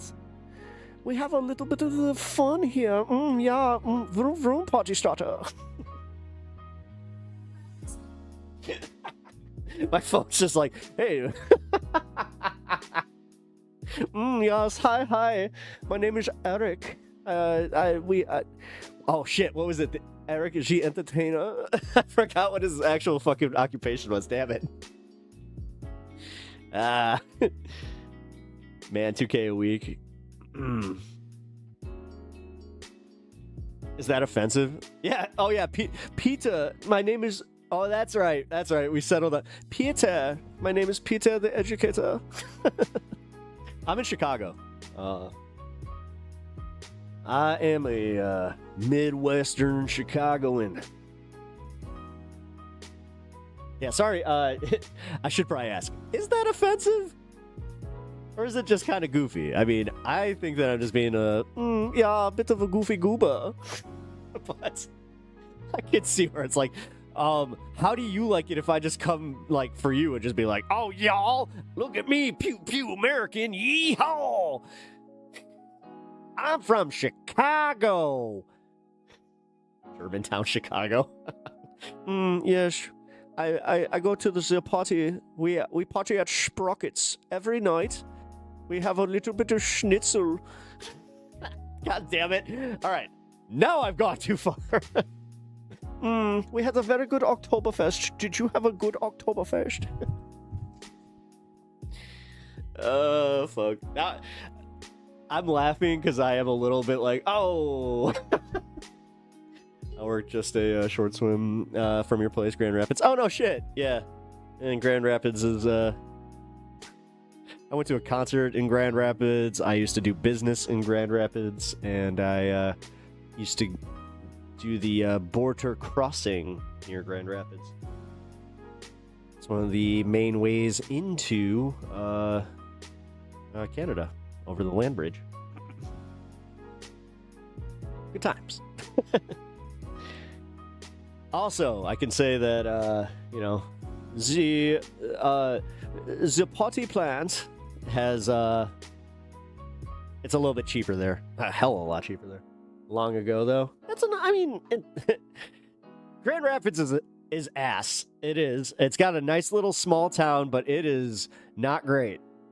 Like, it's not there. You want to talk about, like, sketchy? Like, dude, for real. When I went there, I felt more of a sketchy vibe than anywhere in Chicago. I brought that up to one of the bartenders, and he was just like, no, that you're right. He's like, kind of gave me some points for being like aware of that. He's just like, oh no, yeah, totally on point there. I was just like, oh shit. And then he told me, he's like, yeah, don't go down this street. Just avoid it entirely. It's like, okay, got it. You're from Ontario, which is next to New York. From New York, yeah. Bacon, egg, and cheese. Damn it. Oh, man. You know what's sad? I had this moment where I tried to show my nephew the new Teenage Mutant Ninja Turtles movie, which he likes the Turtles, but he definitely was not there when I'm sitting there, you know, high as shit, cackling at the fucking bacon, egg, and cheese, bacon, egg, and cheese. It's just like, what the fuck is wrong with me? Big day tomorrow in NYC. Yes, it is. Alrighty then. Yeah, no, yeah. If you're in New York area, make sure that you've already voted, or if go back, retcon it, like do the early vote, or just show up to your polls tomorrow. We have an exciting day tomorrow on this space. Yes, we do. Oh, I just realized I get to kick off the day. Hey, we'll do some yeah, because the election starts at 7. I don't want to make like the whole... I don't want to like pressure anybody to have to like follow like a format there to like lead to the election where it's like all election coverage, which I think we have syndicated content, so that might be hard. My show, and I will do this one, is exclusive to this space. I do an hour there called Pepaganda, where I cover sometimes one, sometimes two topics, but yeah, a little more in-depth, and starts the day for this space, which if you don't know what this space is, here, let me link it real quick. Do the quick plug-a-roo. Ew. Why do I try that sometimes? Now I understand why my dad had so many like lame dad jokes, is because it's just like sometimes you're like, oh, I'll give this a shot, you know. I think that's where I got my comfort with trying comedy and just bombing, because I had so many of those moments where I just was like, hey dad, and he'd just stare at me blankly. I made him laugh today though. You know what, hey, even as a 30 something year old man, I still get excited when my pops goes, that was good. Oh, man. It's the little victories in life, you know? But yeah, guys, go follow this space. Tomorrow at noon, I will be on Central Time, 1 p.m. Eastern. Hey, I'm getting better at that. All right. And then, if you guys are enjoying the show over on Twitch, hit that follow button. It does help me out a lot. I know that they have a weird thing where they're like, we don't have an algorithm. Okay. Sure. But no, it really helps me out, man. And also, if you got some Bezos bucks that, you know, take that from TYT. Fuck it. Mine now. Yes, we like to reallocate the Bezos money to the based streamers who could definitely use the boost in the content sphere. So, well, 90% of the time when people say Ontario, they mean Canada, unless they mean Ontario, New York. Well, yeah. Oh, yeah, dude, I keep forgetting that there's... And then you share the Niagara Falls. You guys got... Wait, who got the better end of the falls? That's a question I never really thought of. In your opinion, who got the better end? Assuming that you go there all the time. That's like somebody assuming that it's just like, oh yeah? How many times have you been to the Sears Tower? It's like, I don't know, like 3-4 times in my entire life. Mostly on field trips. God, you could tell when they started losing creativity where it's like, we're going to the Sears Tower again. It's like, okay. Only been to Ontario and Quebec. Never traveled to the falls. Oh, no shit. Yes. All right. Oh, I nailed that. Haven't been there. The top of the falls is slowly eroding, so I take the bottom. Is it? Oh shit. Are the waterfall is that actually like at risk? No way. That's shows you how fickle time is, cuz damn. Also think about like just the statistics of that. How long that fall has been there and where we are in history where it's just like, will it stop? Don't understand it. Only people in Quebec don't understand any English. No, not even really slowly. Been to Ontario nearly once a week. Then I lived in New York. Had a girl I was seeing in town. Oh, nice. That's what moving water does. You know, I don't like your attitude, Big Mouth. Look at you with your knowing stuff and talking about erosion and, you know, water on the rock. Yeah. Oh, God damn it. You can tell that somebody paid attention in, oh my God, I almost said geometry. Oh, I hope my sister's not watching because I'm about to get a text message. That's one of our inside jokes. That's that she fucking... Oh my God. Okay, can I just say, hers was epic though because she did it at a family dinner where I was talking about our aunt and I brought her up here. My aunt's a paleontologist, so you know we're talking about you know some of her latest digs. She was in Montana. She actually was part of like one of the bigger ones where they found one of like the first intact Triceratops skulls. Yeah, no, she was part of a bunch of cool shit. But we were kind of just going around the table and talking about it, and my sister, she's like, "Wait, the rock was how old?"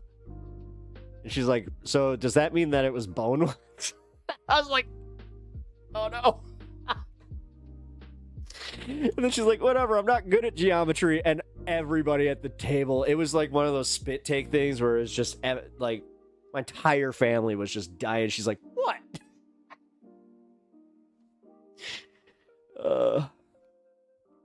I love my sister. She's hilarious, but that was also one of the most epic family burns where it's just like, oh my God, you. Wow. If the communist wins tomorrow, New York will have worse gun laws than. You know what? Fuck you. I've had it. I've had it. 5-minute timeout for you. I'm so sick of it. Just knowing that he's doing it to piss you guys off. I'm sorry. Like, this is where, as a content creator, I'm stuck between a rock and a hard place, and he is water and he's worn me down.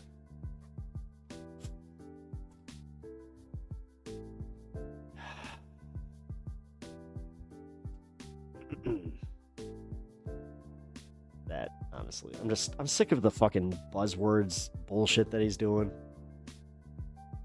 All right, so speaking of this space, I want to way to bring it back. Hey, thanks. It's almost every once in a while I have those professional moments where I'm just like, oh, I remember how to do this. But then, you know, the rest of the stream happens, and then that's what it is. Wait, why is this the only one that doesn't have like anything around it? Whoa, that's weird. Here, hold on. Yet another medical center. Okay.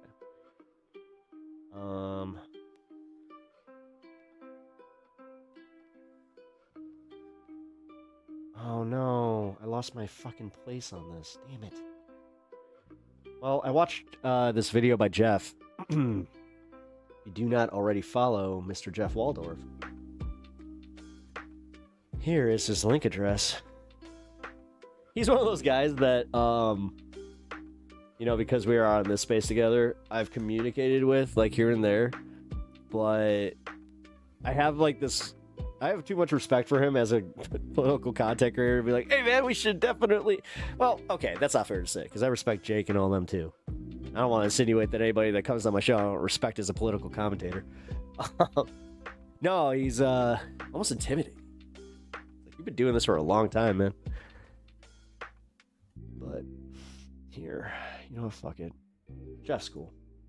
Has been forced to close down thanks to the Medicaid cuts in Trump's big, beautiful bill. Yep. This week, St. Mary's Sacred Heart Hospital in Livonia, Georgia, in Franklin County, which, 86% of which voted for Donald Trump.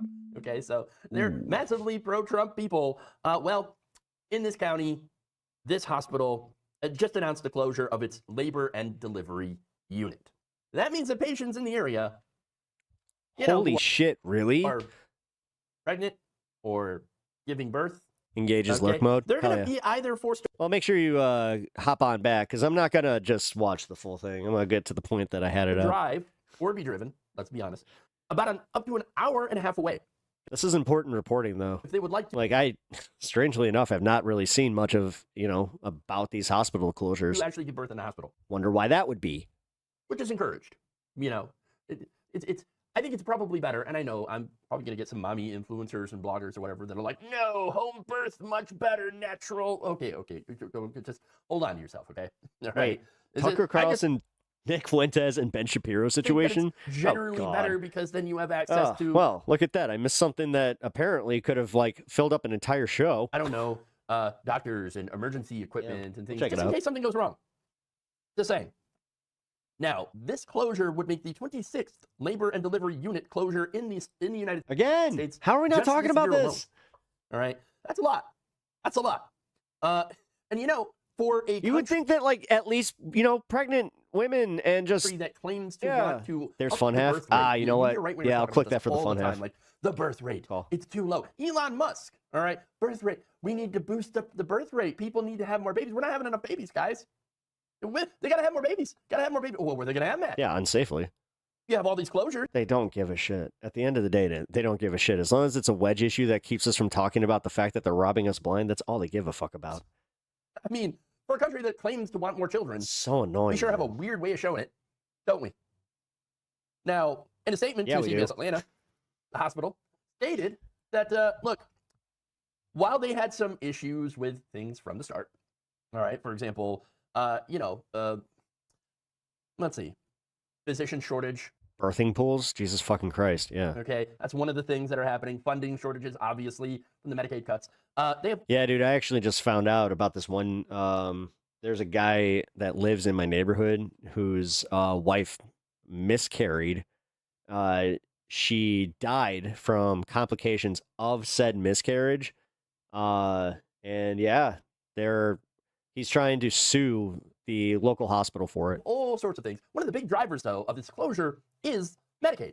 Okay, the Republican cuts to Medicaid were the straw that broke the proverbial camel's No, back. local. All right, that's the reality. In Local hospital, still 25 minutes away. fact, here's the statement to CBS Atlanta. This decision follows an extensive 18-month discernment process. That's the thing that does suck about, you can have a hospital that's only a few miles away, but just because of the way that our traffic grid is set up, it will take you that long to get there. That included extensive It efforts, sucks. intensive efforts to recruit additional physicians, to create new partnerships, and pursue incremental funding sources. Changing demographics in our region, physician recruitment challenges, increasing outmigration for labor and delivery services, and recent congressional cuts to Medicaid solidified this decision. Oops. Mhm. Look, the reality here, okay, The thing is, nobody in those areas is going to equate this back to Trump. Somehow they're going to be like, "Oh, this was Obamacare or whatever." That's what the scariest part is how their brains, they just work to make sure that, again, Trump is not the one doing it to them. Which, in this reality that we live in, where it's just no, again, objective reality. The facts do not match what you keep saying. Donald Trump didn't do this. It's yeah, he fucking did. is that hospitals in rural areas, all right, rely heavily on programs like Medicaid Mhm. and Medicare to stay open. When you cut those programs, or when you make it so that less people can qualify for those programs, you effectively cut off that funding stream to hospitals. All right? And look, one of the major I reasons think that Trump wants to annex Mexico and Canada. He is just trying to annex Canada economically. The thing is, it's not working because your economy is not doing as poorly as ours now. I was looking at that. You guys have better inflation numbers, and you're also on track to kind of, I don't know, start solving that cost of housing crisis. It's almost like that Carney guy is gonna live up to some of his promises. Weird. A lot of these hospitals already You guys see that Trudeau's dating Katy Perry though? problems before. That was fucking weird. Okay, is that they just don't have as many patients because there's not as many people that live there. Now, this is a great example of capitalism at work. Okay, if hospitals were funded by state and federal governments, instead of having to rely on individual patients, right, then people in these areas would have guaranteed access to hospitals. They wouldn't need to close down because they'd always have enough funding to operate. Not only that, but hospitals would be forced to focus on your care instead of having to sit, for example, on the phone and fight with your insurance company. Okay, remember, these companies are the ones who get between you and your doctor. That's it. It ain't the government. Okay, I know Republicans. Again, I can talk about this with a lot of experience now. Love to make that where we had to wait on certain things to move on this cancer diagnosis for the fucking insurance company to just be like, well, do we have it from the right doctor showing that she actually has it, or are you guys trying to pull a fast one on us? Argument. The government's getting between you and your doctor. We're going to fight against that. And we're going to make it so the insurance companies get between you and your doctor.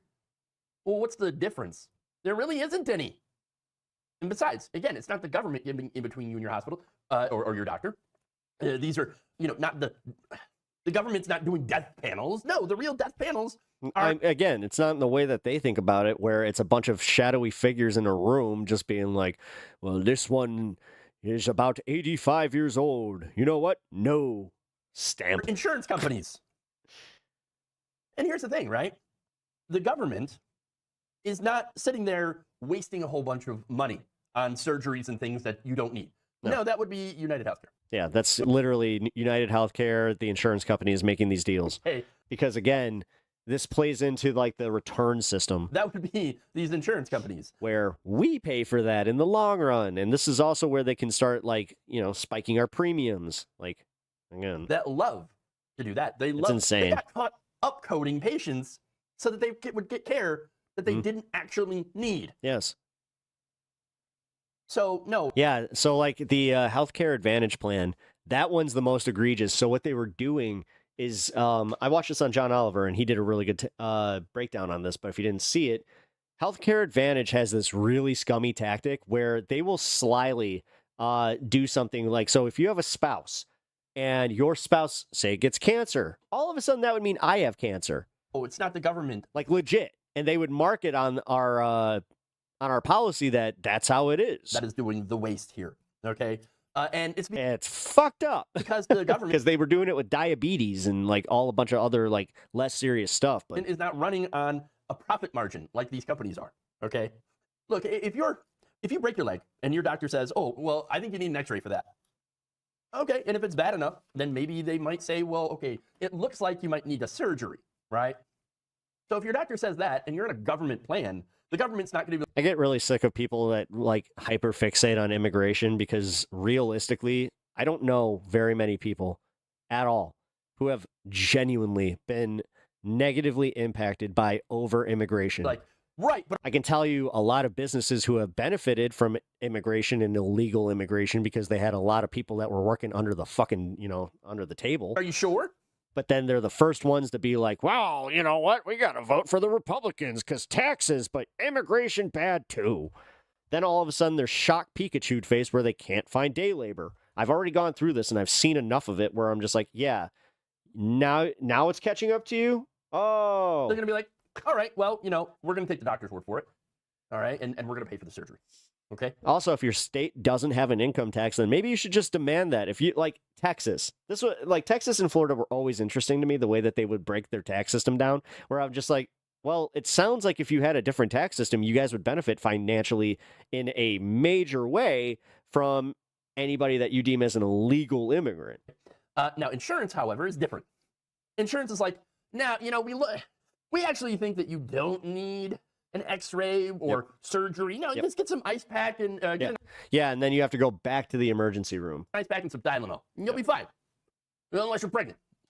Because, RFK Jr. thinks that causes autism. Yep. the brainworm, everybody. Well, you know what? You should probably get some more tests run. That's right. Maybe a second opinion from a specialist who. And then that specialist is out of network, so you usually have to cover, like, you usually have to pay out of pocket for that, which is in the thousands of dollars. Is not in your network. Yeah. Yeah. But we're not going to tell you. He's Okay, we're not gonna speaking tell you the that fucking he's truth not here, guys. Oh, okay. So that you'll Welcome to American healthcare. get, surprised with a nice bill. Obviously, No, he does. That's why, like, him and AG, like, I always look at them as the smarter older brothers, like, that I'm just like, hey, guys, what's up? that's not the only problem with our healthcare system. Okay, but it is a big problem. I don't even know. I could be older than Jeff. The profit motive. All right. There's other problems, of course. Run into that recently where I found out that I was older than somebody that I had told. I was like, oh, We have both an OBGYN and a physician shortage in this country. Okay, over 40% of U.S. counties are in areas where people have to drive an hour or more to get to a trauma center. Okay, and 80% of counties are actually located in what are referred to as It's 6 p.m. and completely dark. I hate this time change so much. Yeah. healthcare deserts. Those are problems. Yeah, And it's about a pitch third of black. all Americans actually live in one of those healthcare deserts. You know what that equates to? Damn about it. 114 to 116 I just realized million that people. I forgot to That's do not something. an insignificant number. That is a very significant number.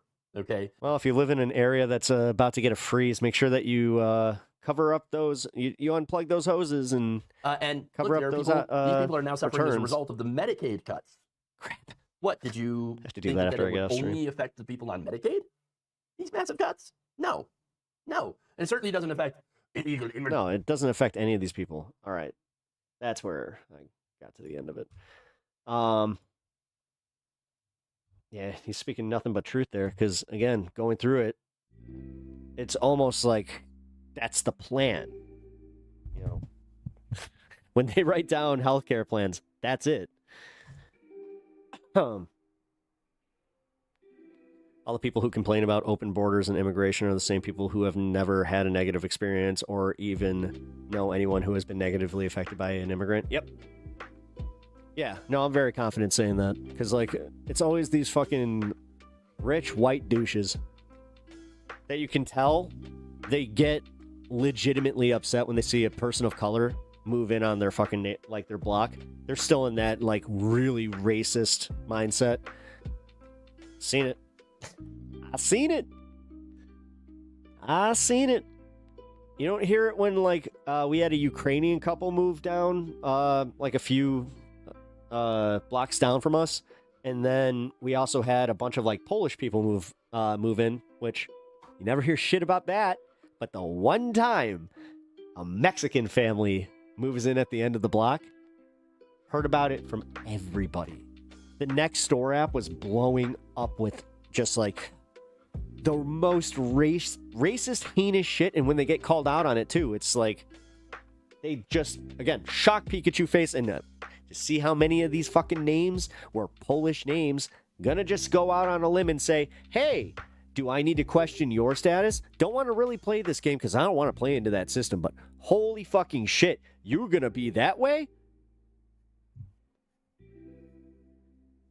I remember I said something like that, and Alirda immediately checked me, where she was just like, if you did that, I would never watch you again. And I was just like, no.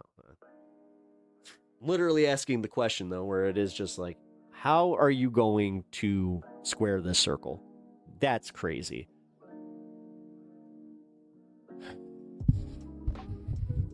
In fact, when I think that when Trump says open borders, he is just complaining about free speech in general. Yeah. Which, again, his version of free speech. Yes. Trump for free speech, only to come and police all free speech. And then have all of his supporters go, mega base, dude. I love not having these, these libtards fucking being able to say what they want to say. Like, what? Again, I stopped taking more than half. I stopped taking these idiots seriously a long time ago. Mostly during COVID, but fucking A, man. I constantly get reminders where I'm just like, oh, okay. No need to give them the olive branch,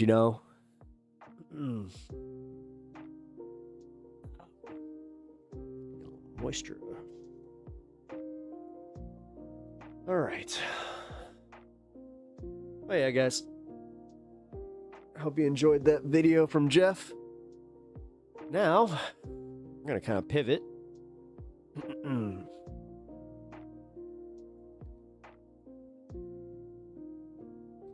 Do I care about the late night confession? Not really here. So I wanted to watch this one with you guys. This one technically could go in the fun half, but this is a good video. I watched the first half. My wife saw. I think she was the one that saw this, but don't want to give credit the wrong credit, but I'm 90% sure that this popped up because of her. So. Either way, it is Channel 100 News with Evie, who, yeah, it's actually a really good name.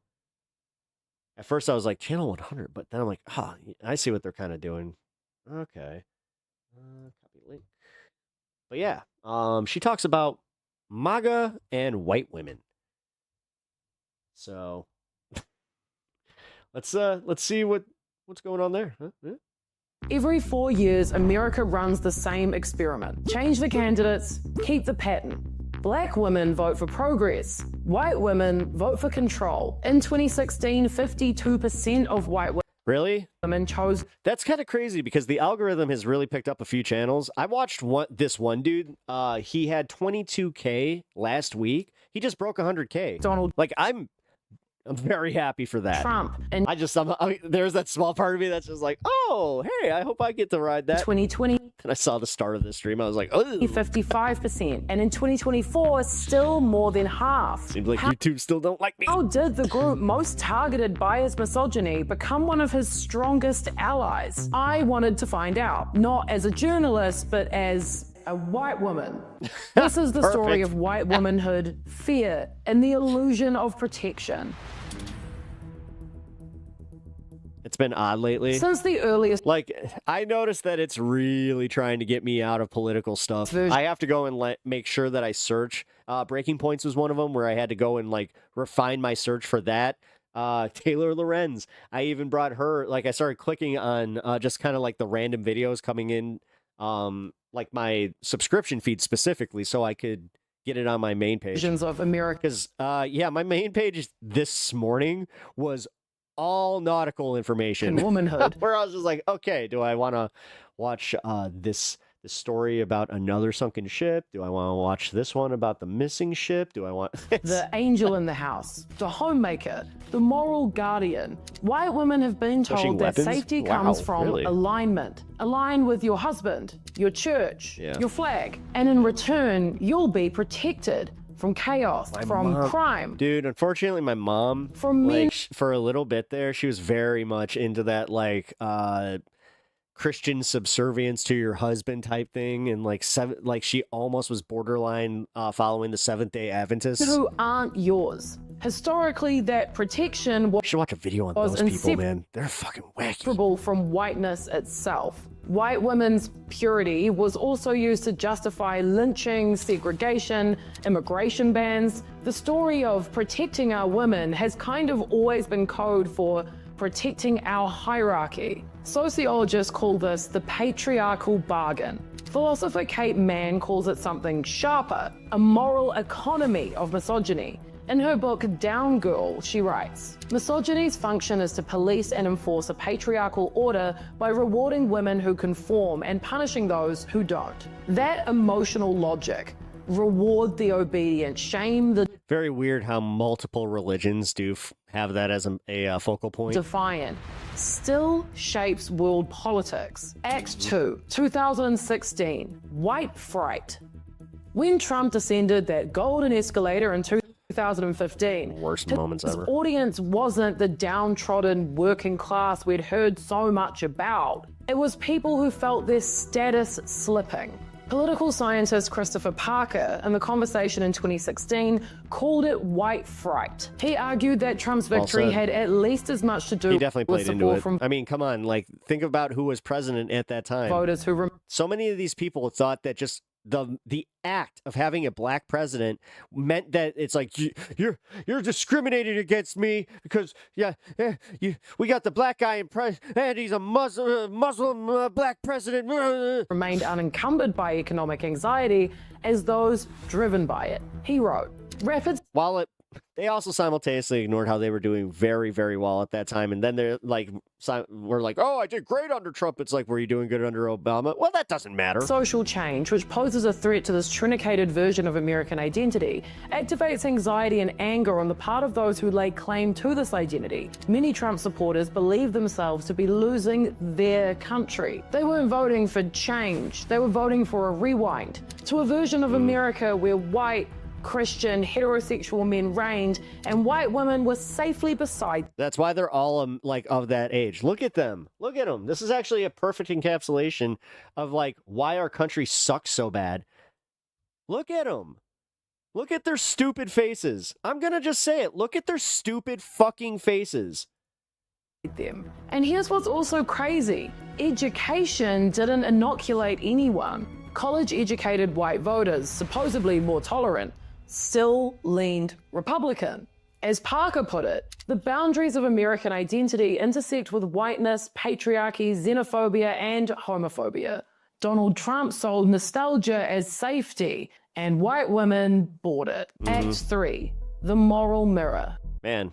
By 2020, Nailing this. millions of women had marched in protest, worn pussy hats, and said never again. But then they voted for him again. According to NBC exit polls in 2020, among white women, 43% supported Joe Biden and 55% supported President Donald Trump. That was virtually identical to 2016. Reporter Amanda Becker noted that these voters said they didn't like the president's rhetoric, his handling of the She has a bunch of good Epstein vids. I'm pandemic. gonna check one of those out. Ultimately, they chose to stand by him. So I don't like to double up too much on people's content. Like Kyle Kalinski's the only one that gets a real pass there because he puts out like 50 videos a day. what happened? Enter Kate Mann's next insight, disgust. She argues that white women often act as moral enforcers within the patriarchy. Was that the preferred name for the hats? The gatekeepers of goodness. Disgust is their tool. It lets obedience feel righteous. When crowds chanted, lock her up about Hillary Clinton, that wasn't policy, that was purification. Psychologically, Yeah, and again, that was realistically the main start of like doing the threaten your political opponents with jailing or even more extreme tactics. And then these cry bullies are just like, how dare you, your rhetoric is too hot right now. Tone it down. separates the clean from the contaminating. It's Bunch of gaslighting assholes. why some white women can call Trump vulgar, but The thing is, I keep bringing this back. Why are they so mad all the fucking time? Huh? still see him as the less disgusting option. Like you fucking, like you own everything right now and everything is supposedly going great for you. Why are they still so mad? It's almost like they deep down inside kind of know that the people that they disagree with so much are they are right. The one They keep bringing up good points that they can't refute where they're just like, well, you know, I might not even argue it, but yeah, grocery prices are, yeah, they are pretty fucking high. protecting them from feminists, immigrants, or woke ideology. They're not The thing is, I kind of said this to my buddy, and he he just kind of shot me a look like, huh, simple yet true. I was just like, all right, if Donald Trump actually cared, like even a little bit, he would just govern for all Americans. He would just say, fuck it. Like, if he actually cared about a legacy or any of this shit. Unfortunately, he's one of the worst types of rich Americans that only genuinely cares about money because he thinks he can take all of it with him, necessarily voting or he thinks all the money will keep him alive. Like they really cannot conceptualize the fact that they're all going to die. for cruelty. They're voting for You know, nature. order. They just refuse to see that those are the same thing. Act 4, the protector king. Nowhere is the I found out that they all have that haircut because they lack volume emotional contract clearer in their brains and their head. than among Christian women. In January this year, Mother Jones interviewed psychologist Kate Gadini, who studies evangelical women. She describes what she saw at the Liberty University after the 2024 election. They felt like this was God's will. I don't believe in evil and the concept of like demons and shit like that. I just think, some people are just bad people. He has spared the nation by giving Like they legitimately have things in their brains that their reward center is completely askewed. us Trump. Even And it's not just like, oh my God, they hit their head. It's like, no, some people are born like that. That's why it flies in the face of everybody being born good. after we've made so many mistakes, he's giving us one last chance to Evil's learned. Not always. get it right. I grew up with some fucking horrible people they were horrible kids that turned into horrible people. And a lot of people don't want to hear that. God, Because it also does make, like when you have a child yourself, you kind of reflect like, well, I hope my kid's not like that. Denise told Mother Jones that for these women, Statistically, some of y'all have some bully-ass kids. Trump's appeal operates on multiple planes. It's the sense of having a protector and a defender in Trump. He's going to protect us from this woke liberal elite that wants to take us down. The left is concerned with wokeness and identity politics, while Trump is concerned that you can't afford a tank of gas. He's going to protect our country from China. He's going to protect our borders. That protector identity operates on so many different levels. Well, I mean, this is politics 101. And it's huge. Grievance politics, like that's how you get the masses to kind of go like, no, we need a strong man for this. Hugely effective with these women. Here's the line that kind of sums it up. Trump said at a few campaign rallies, I want to She has an Australian accent that she would get mad at mine. protect the woman. One She doesn't have the upspeak. It's almost like she actually Christian woman I interviewed said she doesn't want to get made fun of a lot. wept when she heard that because it was so resonant with what she needed. She sounds like Rhea Ripley. I just Protection realized. is at the heart of the contract, the emotional transaction that makes hierarchy feel holy. Gardini continues. Within their gendered system, women are the soft, nurturing ones, the caretakers. Men are the strong ones, protectors and defenders. This gendered system is built into conservative Christianity, so it makes sense that they would apply that to politics and want a candidate who fits that mold. In 2016, she says, Trump projected a kind of devil-may-care masculinity they found quite attractive, whereas in 2024, he's seen more of a protective, fatherly, or even grandfatherly figure. The swagger turned paternal. The misogynist became the father figure. And Oh my God. Oh my God. The fucking just these rich assholes. Like the way that Jeffrey Epstein would talk about like the daddy issues and the damaged girls. Like, bro, they're literally treating us all like we're Epstein girls. made obedience feel safe again. Act 5. The paradox of the protected.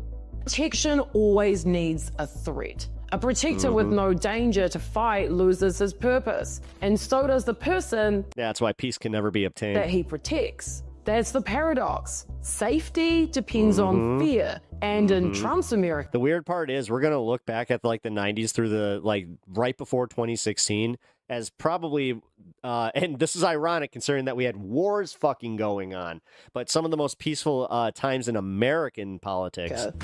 Post 9/11, because of like the whole like security theater and all that bullshit. fear is infinite. Like the perception is going to be that was like a good time, and like I can already see a bunch of old millennials just be like, you remember Pepperidge Farm remembers 2008? Fox News fills screens with crime waves, border invasions, Nazi fucker. gender chaos. Each new threat If not Nazi, why shaped like Nazi? it reactivates the emotional contract. As Mother Jones reported, the younger women are getting a lot of their news from social media. What they're hearing is that the liberal left I got it from a podcast. hates them. For mothers, their sense of needing protection is all around children. They need to protect their children as mothers. And they need a paternalistic figure as president to protect their children on a larger scale. You know what's really funny? How all these like, protect the children mothers, they are very bad at protecting their children. Like they're the ones that are actively like making their daughters' lives a lot less safe with the whole, abortion stuff. Just in general, like the whole trafficking stuff. Like, sorry, man, you support this shit. You support the guys that will not release the Epstein list. I'm gonna call bullshit where I sees it. And for older women, their primary concern tends to be immigration, keeping our neighborhoods safe, keeping women and girls safe from perceived physical threats, and immigrant men. In this worldview, every cultural change, from racial justice protests to trans rights, becomes a home invasion. The emotional pattern repeats. 1920s KK. I can't teach that because that's too much difference in the way that I think. KK promised I don't want any progressivism or any progression in human society at all. We are pinnacle. We are the best. to defend white Jesus Christ. womanhood. 1960s John Birch Society promised to defend Christianity. 2016 MAGA promised to defend real America. Act 6, 2024 and 2025. The contract renews. After Trump managed to I am glad that no matter what this dumbass does, history will not remember him fondly. get back in, The Guardian reported that Like, Trump's dude, you return already to burned your power was reputation to the powered ground. once again by the loyalty of Good white job. women voters, especially those Dude, did you see his abysmal approval rating? And that's coming from independents. without college degrees. The piece noted 68% disapproval today. that Harris narrowed down the gender gap, but not the racial one. White women broke 56-43 for Trump. God damn it. Meanwhile, the Pew Research Center's 2025 demographic study I saw found that that study. white women, especially those who identified as born again or evangelical, remained among Trump's most reliable supporters, even as his share among white men started to decline slightly.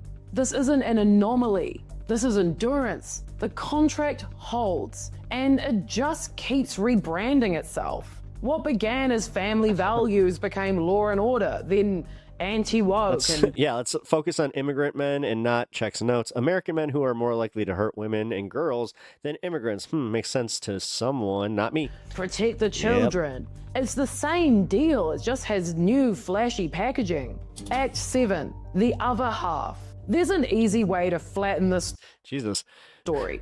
Okay, I can see why people really like her content because, yeah, she kind of structures it like a well-written book where it's just like, okay, there's no fluff, there's like straight to the point, and also I like the way she makes the chapters. To call these women brainwashed or ignorant or complicit, but that misses the deeper truth. They're emotionally fluent in a system that rewards their fear. Meanwhile, I just black subscribed. You should too. women, Latino organizers, queer activists, they keep expanding democracy from the margins. In 2020, black women's turnout in Georgia flipped the Senate. As Alternet reported, black women got the vote out in urban centers, making for the close results in Georgia, Pennsylvania, North Carolina. Black women organized communities to vote. So while white women voted to preserve is this? safety, black women voted to create safety. Act 8, the rebrand of Channel submission. 100. The new conservative feminism doesn't call itself submissive. It calls itself empowered. I should know that. Gadini again. The new role model is Amy Coney Barrett. She's married to a man, she has tons of kids, and yet she's on the Supreme Court advocating conservative values. It's a version of having it all. She notes that many Christian women now say, I want to have the choice to work part-time or work full-time or stay home with my kids in homeschool. I want to have that option. Crazy, because we fought for heaps of years for you to have that option. Then you voted to take it away. It's so crazy. They've absorbed feminist language, choice, empowerment, all to defend patriarchal outcomes. Gadini calls it feminism infiltrating their conservative sphere, propelling them forward even as they oppose it. Oh, it's like the Nancy Maces. In other Nancy Mace is probably like the perfect encapsulation for that. words, the contract adapts. It learns the language of liberation to preserve the logic of control. Act 9, the mirror moment. If we zoom out, Trumpism isn't just about one guy. It's a big mirror showing white women the reflection we weren't actually supposed to see. Because I'm one of them. I'm a white woman. And it's uncomfortable to admit that people who look like me, people raised on the same Disney feminism and suburban safety drills, are some of the most dependable foot soldiers in a movement built on fear. A movement that takes rights from us, that hides the Epstein files, protects rapists, and even elects one into office. It's a movement that I'm genuinely terrified by. It forces the question, what does I kind of relate in the way where it's just safety like, yeah, a bunch mean of if white it dudes always- just like, come on, dude, why would you do that? It's just like, because I actually have, morals and standards, and care for other people. This comes Well, you know what? We're not get ready for the camps, brother. at someone else's God. expense. That's the moral reckoning hiding inside of all the data and the numbers. Breaking the contract. Maybe the contract is starting to expire. Younger women, multiracial coalitions, even some suburban voters are beginning to see safety differently. Not as walls, but more like as networks. Security not from protection, but from solidarity. But breakups are messy. Because what white women were promised wasn't money or power, it was safety. And giving that up feels like danger. If democracy dies, it won't be because one man broke it. It'll be because women kept it running. The paradox of the protected is this: the safer they feel, the smaller the rest of us become. If this story made you uncomfortable, good. It means you're paying attention. If you like stuff like this, make sure you subscribe because we do 5 videos for you in a week. Oh, really? Wow. She's workhorse. YouTube. No wonder she has so much traction. I kind of said that I have to make more videos, like short form videos, and get those out there. Hopefully I'll be able to do that a little bit more now that I have kind of figure out the schedule. So, alrighty. Iowa school former superintendent arrested for illegally having a firearm on school property, owning 4 guns, fake college degree. Yeah, I saw that. Yes, I saw the Iowa former superintendent that also, wasn't he technically here illegally or some shit like that? I don't know. We had a situation with a cop like that. Where he was on a legal work visa, and it was perfectly on the up and up. And I hate even saying that because I was kind of excited to be like, oh look, the cops made a boo-boo and hired an immigrant. Oh no! And then you find out that it's a white frickin' Polish dude. It's like, oh, well, color me surprised. Fuck it. Been kind of off of the BTC stuff, but oh, that's right. We also got this. All right, hold on. At the risk of showing the video that I want to watch with you in the fun half. We've got to talk about. Yeah. Oh, cool. I did fix my algorithm, though. Oh, wait. Majority Report covered this today? Aw, damn it. Really? Well, then, fuck it. So there's been a civil war. I guess I'll watch this one instead. I didn't know that, Majority Report was covering the approval numbers of Trump. Alright, so that means we'll watch this one and then move on to a different topic. I think that you guys kind of got your updates on that one. Princess Kate. 207. We all love King Trump. Y'all love to try to do the that whole thing where you try to troll. Not very good at it, though. Like, not very good at all. Like, if you guys want to do the thing, maybe be a little more subtle. Like, don't put this, like, the swastikas. You know, dare I say, maybe she wanted to get caught because she is a bit of a nihilist. Yeah, do you like the pain of being banned? Ban me, daddy, ban me. Oh, he's the streamer. Oh, he's got his hand over the ban button. Oh, he's about to do it.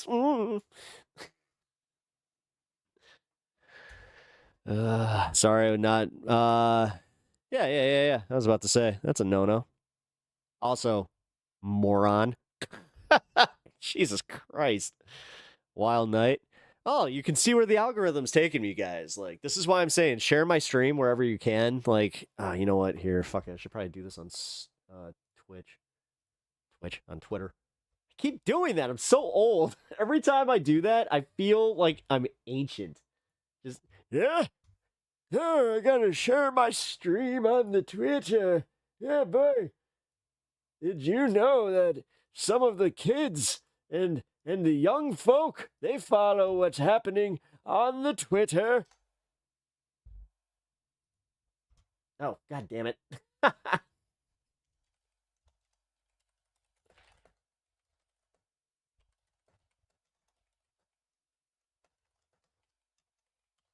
There we go.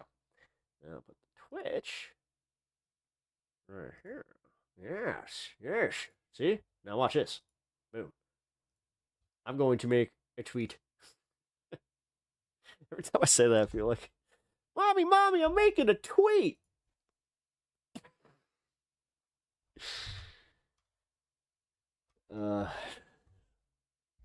Gregory, are you pooping? No!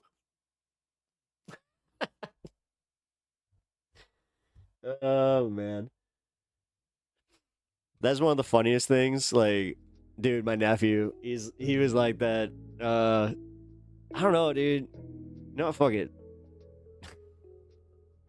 Up until he was about 7, like, recently, he had a issue where he was scared of his own pooping. And the thing is, he was scared of pooping because, like, he would hold his poop too long and then he would get constipated and he's like, it hurts. It's like, you are a vicious cycle. What are you doing? Definitely one of those moments where I was like, I love you, but I'm so happy to send you back. Like, holy shit, man. Share the stream is Gen Z coded. It's okay. Oh, is it? I just know that, again, it helps. Hey, you know what? Fuck it.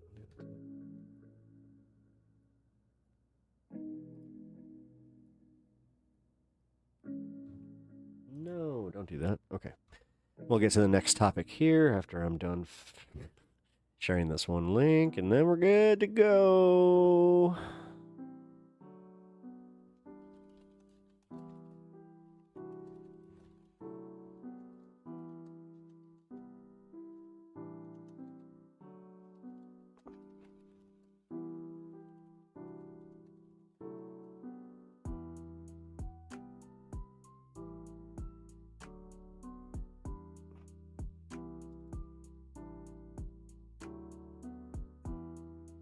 All right.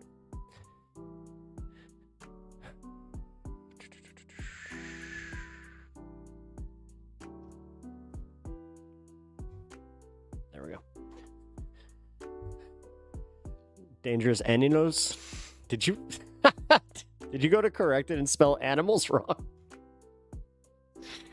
Embarrassing. Nah, sorry. Don't mean to point that out because that's not fair. We all do that. And I don't want to contribute to the whole thing where, oh shit, horticulture. I forgot that. Yeah, I gotta start my next batch with the horticulture stuff. Oh, dude, I think I told you guys though. I have to do a deep contamination of my tent. I definitely have a problem where some pollen somehow got in there. Saying this as an ex-dyed hair person. Wait, what? Too many dyed hair crybabies. Oh no, I had a rough start at life. Everyone noticed me. I will admit that there is more of that, and I think that most of it is because they're trying to relate to something or somebody they saw online. Like, we had emo, but Gen Z emo and Gen A emo is fucking crazy. It is. Like, it's legitimately like, okay, so, you know, I can say this with, I'll just keep it vague. Somebody in my life has a kid that is at that stage in life, and they're doing, like, alarming shit, where it's like, oh, like, to try and get attention, but that's exactly what it is. They're doing it to get attention. Like, at one point, he found in her Google history how to get committed to a mental ward. So it seems like they're doing it for attention. Constant overstimulation is bad for us, it turns out. Yeah, I can tell you how it changed my own brain. Fuck, dude, I get really angry when I, like, just, like, out of habit, go to any social media, whether it's X or Facebook or even YouTube sometimes, where I'm just like, what am I doing? Like, chill.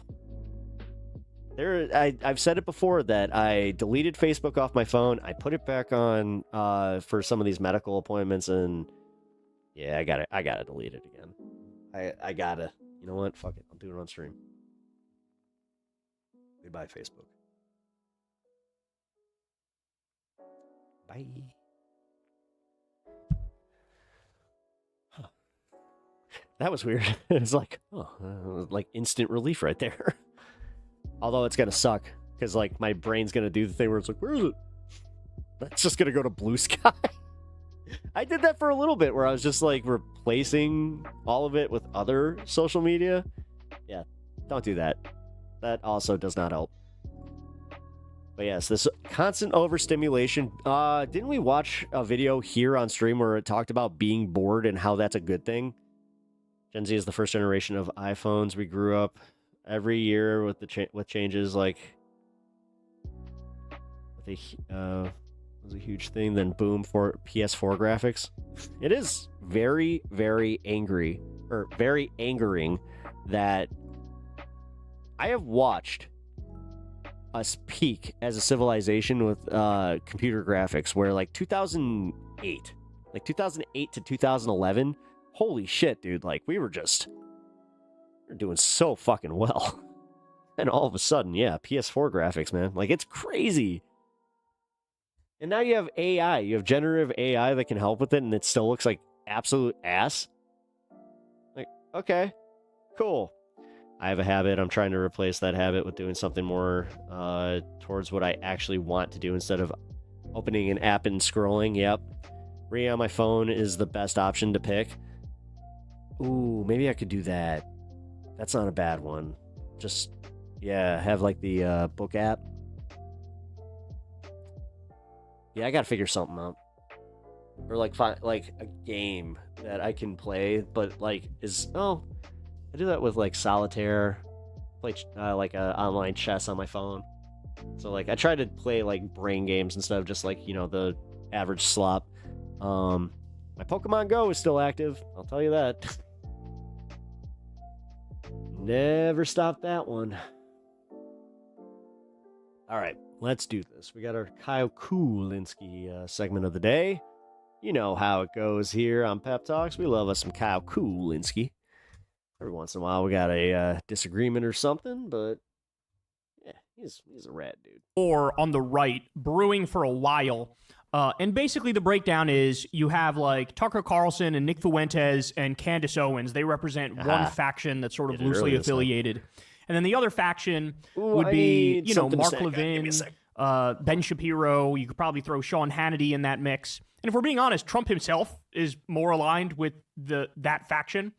And it really, really all came to a boiling point this weekend because they had this Republican Jewish coalition, I believe it's called. So there was this event, and, you know, you had speakers like Randy Fine come and talk. Randy Fine is, of course, the congressman who literally called for nuking Gaza, yet somehow thinks he can go around tut-tutting other people, you know, as if he didn't prove himself to be the most immoral man on planet Earth right now, 700-pound fucking demon who lusts for dead Palestinians. I want to walk you through a bunch of what happened here because you have the Mark Levins of the world. All right, what appropriate snack for a MAGA civil war? Let's eat some popcorn. Really, really decided. Now we're going in guns blazing, metaphorically speaking. So let me first show you this. Signs were held at the Republican Jewish Conference in Las Vegas saying Tucker is not MAGA during Representative Randy Fine's speech. So here, let me click on this. Damn, those were mass-produced, too. So they literally, just so you understand, the way this works is they had these made, of course. Like, this isn't like, you know. Again, telling on themselves because they accused all the Kings protesters of having the same signs? Steve in his basement was really passionate about being anti-Tucker, so he made a sign. No. At the party I was at, I actually ran into somebody that saw that had seen me. They're like, "You look familiar." They're like, "Were you at the No Kings protest in Crystal Lake?" I was like, "Yeah." They're just like, "You had the ketchup sign." No, they had these bitches printed beforehand. No, they were going to hand them out. Say, okay, yeah, hold these up. So now Tucker has become sort of like a lightning rod and a vessel for all of the anger and the ire from the pro-Israel right. Obviously, him crazy, and Nick dude. Fuentes. And Fuentes has, of course, been gaining in name Didn't see that one coming. recognition and prominence for a while now, also aided and abetted by the fact that Tucker had Nick Fuentes on, which until that point, it seemed like I saw one clip from that. I wasn't sure if it was real. Of the world, they were against Tucker, but they wouldn't let it all hang out, just how against him they were. But now, since he had on Fuentes, it's forget it. Now it's all systems go. So they're holding up signs. Tucker is not MAGA. And let me show you, Lindsey Graham was there, like a bunch of people were there. Let me show you what happened in some of these speeches. So let's start with this one from Lindsey Graham. Here we go. But I just want to make it really clear, I'm in the Hitler sucks wing of the Republican Party. You know, it's kind of weird, right? Because you're also in the Netanyahu is based part of the Republican Party, which is kind of like saying Hitler's based, right? Like, that's the problem, is that I'm against Adolf Hitler. He's bad. But I love Netanyahu, who's basically Hitler reincarnate. That doesn't make sense, bro. It doesn't make Lindsey sense. Graham All right, let's is keep just going. a whole What new is this Hitler level of shit? cringe. I don't know. Anyway, here's what I do know. You can sit in a basement with weird people and say weird things. It's a free country, right? But if you ever run for office as a Republican and you embrace this weird shit, we're going to beat your brains out. There are many ways to interpret that, but the way I look at that, it sounds like what he's saying is the Israel lobby is going to have a shitload of dirt on you, and we're going to leak it, and we're going to ruin your fucking life. If you speak out against Israel, we are going to that was kind of like a veiled threat. Absolutely destroy you by dragging up things you're hiding about your past, and we're going to make sure you are not allowed in the national discourse. That's what it Do sounds I think Tucker will run in 28? I don't know if they keep this up and he's like anti-MAGA and he does divide the base. like to me. Now, listen, I realistically think that if Jon Stewart ran, he could win. But so I don't know. I'm trying to be fair here and objective. The kind interpretation of it is, oh, we're going to crush you in the marketplace of ideas and show that since you're anti-Israel, you can't win on the right. But the problem with that is among young Republican voters, that's actually not true. It's basically like it's around 50-50. Maybe even it's a little bit above 50% that young Republicans are anti-Israel, right? The old Why does he always look like he's dressed for Easter brunch? ones, I agree. Their brains are cooked. It's fucking figgy pudding up there. And they're like, they'll support Israel no matter what. It's like fucking 70-80% of old people that support Israel in the Republican Party. But among young Republicans, so Lindsey, you might be right for now that you could just defeat them by saying, look, they're anti-Israel. But in the future, it's going to be your ilk that get defeated by saying, look, he's pro-Israel.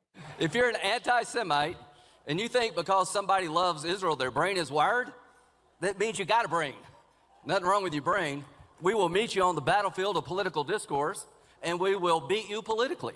I want the world to know anti-Semitism, anti-Israel rhetoric, anti-Israel thought is not the road to being elected as a Republican. You will lose. Thought? The thing I can't fucking stand is how they keep equating anti-Semitism and being anti-Israel. Yeah, what the fuck does It is that such mean? bullshit. That was weird. Being anti-Semitic is evil and bad and wrong. Being anti-Israel is morally correct and just and right. But they conflate the things. And they did this on purpose. And by the way, that is anti-Semitic. Because what you're saying is all Jews are responsible for the actions of Israel. They're the fucking ethno-state, the apartheid genocidal ethno-state. And that's anti-Semitic because there's plenty of Jews who hate what Israel is doing, rightly so. All right, but I'm not done. We're just getting started. He also went on in this speech to say something like, we're cutting your taxes and we're killing all the right people. Like bragging about what? Blowing up innocent Venezuelan fishermen in the Caribbean? You're fucking, or, crazy. or Again, attacking like this Iran whole illegally? war Or hawkish Yemen bullshit. or Somalia? Like, this is fucking gross. This is gross. Won't but this declare war because they're a who bunch Lindsey of Graham pansies. is. This is the guy who literally said when he ran for president, got like negative 17 votes. He said, you don't leave Iraq. He was asked, so when do you leave Iraq? He goes, you don't leave Iraq. Like, he's not only has he never met a war he doesn't like, he wants to stay at these wars forever. Just a total disgusting prick, totally propped up by Israel lobby money and totally propped up by the military-industrial complex. Like, he really is showing that he's like one of the top recipients. He's a Washington creature through and through. All right, let's continue here. So Mark Levin, he now comes out and gives his speech in his whiny voice. He kind of sounds like Ted Cruz. Me, I'm Ted Cruz. Me. I don't know why anybody would want to listen to this guy, but he decides to lash out at both Nick Fuentes and Tucker Carlson. Let's watch. Little Adolf. Fuentes. Little Adolf. He gets here, he's got a little suit on like he's attending a funeral. My advice to little Adolf is just go full, put the brown shirt on. What are you, a coward? Put the brown shirt on. Well, I mean, how do they do this? How do they do this? How can they just ignore what the shit with ICE and just everything that Trump is doing? But this is like, what? I know you can't. All right, usually I'd say psyop because like everything really does seem that way lately, but what? Grow the Hitler mustache. You're still stuck in your prepubescent stage, but give it a shot. Give it a shot. To Tucker Carlson, I say, did you have a head injury? This guy's actually, Kyle's fair. This guy's hard to listen to. Yeah. But you know what? Unlike other people, truly, I'm not a psychiatrist. I don't care why. I just know what you are. You platform these people. You deceive your audience. You lie to your audience. You become a full-blown, out-of-the-closet Jew hater. And if you're a Jew hater, you're a Christian hater. If you reject Judaism... What? Whoa, dude. No, they don't know. This is that thing that happens where it's like they will love to caucus with you until the second that they're like, well, you don't believe in Jesus. You're next. In Christianity? Like, dude. And you reject the American founding based on Judeo-Christian values. You overestimate how much it's like, no, we can totally control these religious nuts. We got them. Belief system. If you embrace Hitler, if you play foot... Explosion at the Planters factory. See with Hitler, if you think Hitler's misunderstood, if you think Churchill's the reason we had World War II, if you think Churchill was the provocateur... By the way, he's bringing this one up because Tucker Carlson had on Darryl Cooper, and Darryl Cooper, he peddles this like soft World War II revisionism, and at times the mask slips, and it's not even really soft. It's just flat out like out in the open, rewriting history and trying to make Churchill the chief villain, as he said, and sort of say, oh, a bunch of Jews wound up dead because of Germany's policy, as if it was like a oopsie. So he has this guy on, and he doesn't really push back. He doesn't really hold him accountable. So Levin is right that this is the sort of stuff that Tucker engages in. It's true. He does do that. Now, on the flip side, Tucker is correct to criticize Israel, and Mark Levin never has ever done that, and he never will do that. His beliefs are one and the same as Benjamin Netanyahu. So in other words, if you say, hey, I don't think Israel should bomb schools or hospitals or UN buildings or World Central Kitchen workers, he would say, you're an anti-Semite for saying that. This is how, absurd Levin's worldview is. But understand, both sides in this back and forth are trash. More in a minute, but let's keep going. If you think those things, I don't want to debate you. I don't even care about you. That's not a legitimate position. These aren't powerful people. Seriously? These aren't intelligent people. These are lowlives that have platforms. And what are you, Mark? All right. What are you? If we can't speak out against them and fight them, what good are we? Conservative institutions. We've been putting billions of dollars into conservative institutions for half a century. Now's the time. We're not interested in your white papers. We're not interested in your booklets. We're not interested in your donation requests. Unless now, when you're needed, you speak out and you do something. All right, he's not done, though. Hitler admirers, Stalin admirers, Jew haters, American haters, Churchill haters. You're damn right we're going to cancel them and deplatform them. It's called the market system. What? They don't have a lifetime job like a bureaucrat. Wait. I thought cancel culture didn't have any place. Protect. And if they're your friend, there's something wrong with you. No Hitler admirer, Holocaust denier platformer should be anybody's friend, as a matter of fact. Yeah, we're giving these think tanks so much effing money. You can't turn on Israel now. You don't get Guy's such a to weenie. wrap your Really psychotic, is. mental, unhinged, Nazi. But these are the guys that I think of every time that, I get a little down on my position where I'm just like, oh, this motherfucker's still, perfectly fine. Like, the people who think like this perfectly fine. Okay. Klan, jihadist, bullshit around American patriotism. It's not like cancer's getting him.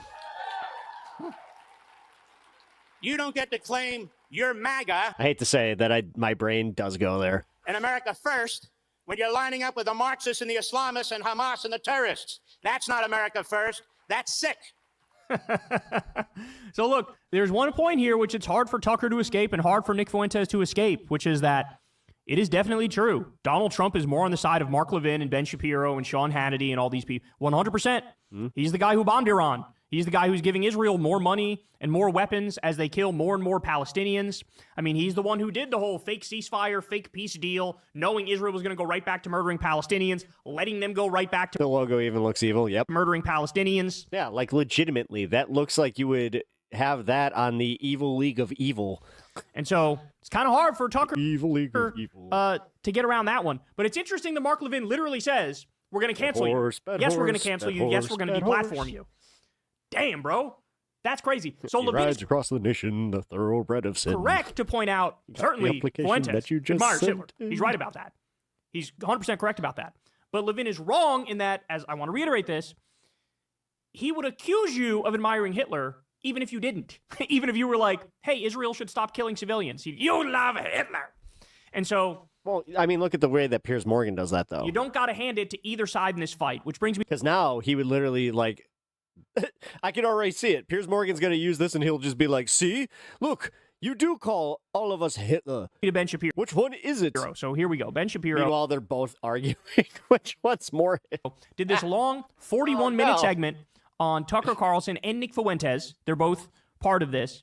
And let's play the end here a little bit for you. So most of it is literally Dr. like, Evil. here's a video Or, Dr. of Nick Horrible. Fuentes saying some crazy ass shit. Here's a video of Tucker Carlson saying some crazy ass shit. For like 80 to 90% of it, it's you have Ben Shapiro showing clips that like I've showed on this channel, right?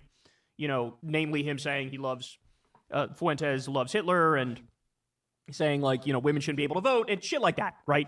And so I guarantee you, in the long run, this video will not be liked by the right-wing base. Why? Because many of them are super fucking radicalized and super fucking right-wing, and they have an actual fascist problem and an Anybody get that little feeling like when you hear some legit tea where you're just like, ooh, let's spill it, Kyle. actual Nazi problem. Ben Shapiro helped create those people, helped create those little fucking demons, and now that you come out and say, well, I want you to go really far right, but not that far right, they're going to go, fuck you.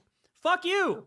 No, you pointed us in this direction. We're going all the way, bitch. That was a choice. And so Ben here's Shap. the conclusion of Ben Shapiro's thing, where he brings up, remember, the Heritage Foundation came out the other day, the head of the Heritage Foundation, and he basically said, this was after Tucker had on Fuentes, he said, look, we're not going to cancel Tucker. Tucker's still our friend. Tucker's still our ally. Tucker still works with us. And we don't agree with Nick Fuentes, but we don't cancel people. We fucking disagree in the battlefield of ideas. And so we're not going to back away from our support of Tucker Carlson. And that's sort of what led to all the, Levin going all in, fucking Lindsey Graham going all in against Tucker and Fuentes, where that was the main source of conversation there. They're trying desperately to make the right, force the right to continue to be pro-Israel from now until the end of time. That's what this is. So they view this battle as existential for the future of Israel, because if the Republican Party breaks from Israel, the Democratic Party, that's already over. Like, Democratic politicians and certainly future presidents are 100% not going to support Israel. Like, that's it. We've already hit peak Democratic support for Israel. Now it's going in the other direction for sure. But it may happen with Republicans. And so Ben Shapiro and Mark Levin are desperately trying to win this internal battle so that they can keep the Republican Party pro-Israel. And that's why it's so existential to them. But here's Ben Shapiro wrapping up. It's kind of funny to watch them scramble, though, because, like, if it's just Lindsey Graham and that shithead, then I don't see AIPAC really having that much of a hold anymore. This is the conclusion. Like, I think AIPAC's panicking, like, hardcore if they're losing these guys. Conclusion of his piece against Nick Fuentes and Tucker Carlson. Watch. Meanwhile, they got fucking Hakeem Jeffries that's just like, come on, guys. Carlson had such a bag on Nick Fuentes and did not ask him a single question about any of this. He just brought him on to launder his ugly ideas and make him more popular. That doesn't seem quite like the act of a friend. Which, finally, brings us to the Heritage Foundation. Now, I have a long and admiring relationship with the Heritage Foundation, one of the very first outlets to pick up my syndicated column when I was 17 years old, 24 years ago. Shapiro's actually right about this. He plays all these clips of fucking Nick Fuentes saying the craziest shit you've ever fucking heard in your life, and Tucker doesn't ask him literally any of the things, right? Fuentes has had stuff like, Hitler was really fucking cool. I admire Hitler. He played the clip of him doing flat-out Holocaust denial. He said, you have to, well, he didn't play this clip, but one of the things we've heard Fuentes say is basically, look, we got to mature and we got to like hide our power level and we got to infiltrate these institutions. But he said women shouldn't have the right. They want a tea party, the tea party. To vote, and boys and girls should get married as teens. Teabag, the tea party. He should be against women's rights, and he called for Catholic Taliban rule in America, and he wants to go back to the Middle Ages, and he said give the death penalties to Jews and atheists and witches, Shapiro played the clip of Fuentes saying all black people should. Wait, the real story, the true story of America? Bro, you're not a historian. Dear God. Be ashamed of crimes. That's, I knew that he was shameless, but bro. Committed by others of their race, and fucked. white people are every single bit justified in being racist. And he said democracy is wrong. And so Fuentes, all these clips were played on Shapiro's show, and this is him saying, hey, Tucker, you didn't ask him any of these fucking questions of these, like, genuinely sick things that he believes and he advocates for. And it's because Tucker's scared of Fuentes, and he's cucking himself to Fuentes because they have some overlap in their audience, and they share an audience. And he got backlash when he made fun of Fuentes and called him a weird little gay kid in his manufactured history by Ben Shapp. basement. And so Tucker bent the knee, and this is Shapiro going, I'm not bending shit. Like, I'm fucking coming at you now. Townhall.com, and a property of the Heritage Foundation. I know most of the leadership very well, and I have for decades. I know Kevin Roberts, and I like him, and I'm grateful for his contributions to the conservative movement. If you're a regular watcher of this show, you can check the interview I did with Kevin on the release of his book just last December. Which is why what Kevin Roberts did last week is tragic and awful. He put out a statement that Heritage Foundation didn't just stand by Tucker Carlson. Kevin instead said openly and repeatedly that Tucker Carlson can do nothing, ever, that will sever his relationship with the conservative movement. He said that after and in defense of Tucker's glossing of Hitler defender Nick Fuentes. And he added that only members of the globalist class, direct quote, a venomous coalition, direct quote, subject to the dictates of someone else's agenda, direct quote, oppose Heritage's ongoing relationship with Tucker Carlson, which means that according to Kevin Roberts, apparently, anyone opposing the ongoing mainstreaming of Tucker Carlson is acting on behalf of a foreign power. Kevin's statement is a betrayal of the Heritage Foundation's history and principles, which is presumably why both Tucker Carlson and Nick Fuentes loved it. And that's a tragedy. Because America needs a robust conservative organization based on principle and ideas, not personal loyalty to bad actors like Tucker Carlson. We need strong leaders in the conservative movement, willing to speak out against the moral rot that threatens our future. I hope Kevin Roberts and Heritage show us that they can still be those leaders. But if not, we'll have to look elsewhere. Ben Shapiro's eyebrows grow like 3% every year. So, he really does. Why is all of this happening? Because, like the Democratic Party, the Republican Party is being eaten by its radicals. Many in the political class are too cowardly to stand up. Apparently, they're willing to play footsie with Groypers and hug Tucker Carlson out of fear of somehow losing support. They've been bamboozled by the lies of the X algorithm and the TikTok metrics. The left followed its radical. He's got a deep cut here, but he's going to look like Mario's dad. To electoral hell. From the Mario movie. Apparently, many on the right wish to do the same. So there, you get the gist of it here. So look, the bottom line, Ben Shapiro and Mark Levin are actually correct. Fuentes does admire Hitler. He does love Hitler. He tries to pretend like that's not the case every now and then. But one of the things that I had actually admired about him is that at least he's honest and he says what he... Admired? Stop. That's a fucking term right there. Bro, don't give up the game here where, like, you would actually, talk to the guy and, like, it's all just a big club and you're not in it. It's all just the George Carlin shit. Kyle, don't do that. He actually thinks, and he actually is a Nazi, right?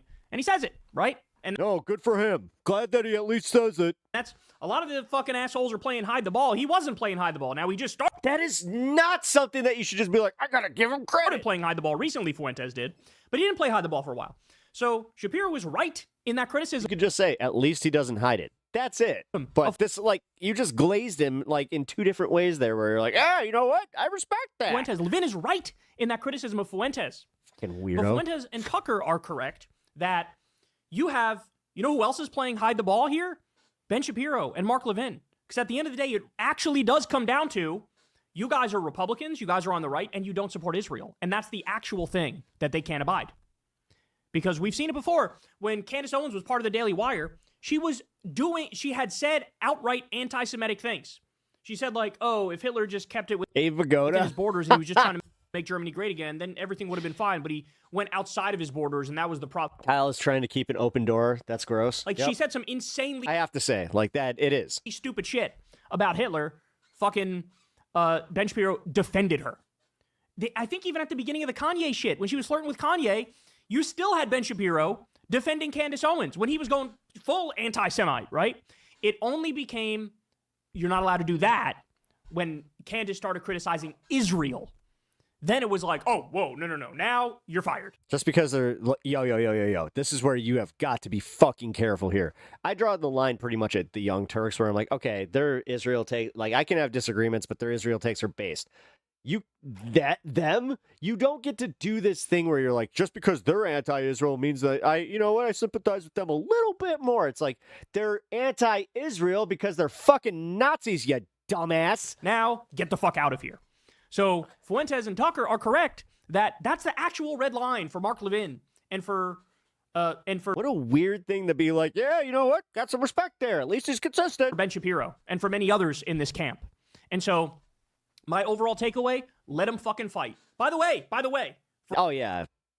10,000%. For all other lefties out there. Yeah. You don't have to pick a side when your enemy is destroying themselves.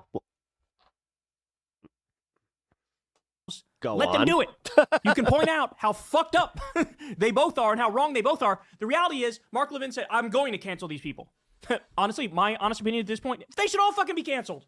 So you have fucking Fuentes and his wing loving Hitler, and that's fucking disgusting. But you have Ben Shapiro and Mark Levin loving modern-day Hitler, Benjamin Netanyahu, and cheering on a fucking genocide of innocent Palestinians in Gaza. Like, all of those ideas, all of them, should be fucking beyond the pale. Should be, like, disgusting, pathetic, grotesque to all Americans. But no, this is the modern right wing, y'all. This is the modern right wing. Do you love the older guy who did the genocide in the 1940s, or do you love the guy doing the genocide now in Gaza? Because you gotta pick. Those are your two camps on the right. Love the old school genocide, hate the new genocide. Hate the old genocide, love the new genocide. Those are your camps. We are dealing with actual evil. We are dealing with actual fucking demonic stuff here. And there are no winners. The thing is, he doesn't really do a live show, so I'm going to critique some of that. Let them fight. Let them tear each other to shreds. Let them fucking, just self-immolate and make the right collapse in on itself, because that's where they belong, in the dustbin of history, because their ideas are trash. And they lost their fucking moral barometer a fucking long time ago. And there are no winners. No matter who wins this internal battle, there are no actual winners. Because it's going to be like pathetic, grotesque, vile people running the Republican Party. Either way. Hey, y'all, do me a... All right.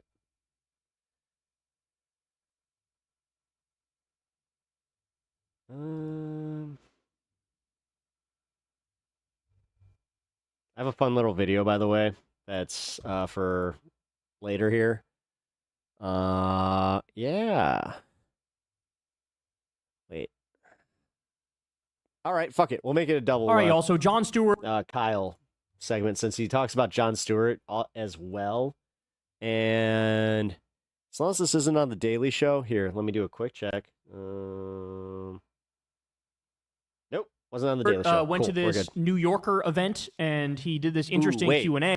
Like the New York... we'll see. And we'll see. A bunch of moments here are, taken off. Or if they haven't yet, they should, because there's a bunch of interesting stuff he says here. So as you all know, I've been a very vocal supporter of Jon Stewart for 2028. I want him to run, and the reason I want him to run is that he would be the Democrat version of Trump. Namely, I'll be funny, I'll say what I fucking want. I'll create outrage on the right. People can't take their attention off of me. He can sort of mirror that on the left. And also, I think his politics are genuinely good. Like, I think he actually cares about making this country better. He believes in, like, the Bernie Sanders philosophy and ideology. So I still think he's a great choice for president, and I hope he runs. Now, having said that, man, he had some misses in this interview, if I'm being honest with you. So let's start with this one here. He does this whole, like, you know, like it's a stale talking point of this, like, anti-cancel culture type mindset. Let's listen to what he says. I've got people in my family that are to the right of Attila the Hun. And when people tell me, like, how can you platform that person on your show? I go, I platform my uncle every fucking Thanksgiving. And by the way, I love him. He's a three-dimensional human being who has qualities that I really admire. Things about him. And we've lost that. We've lost the ability to love people because we litmus test at every point, in every single moment. Here's the problem with that, John. We've loved them. We've done the when they go low, we go high thing. Yeah. So we have upheld our end of that bargain.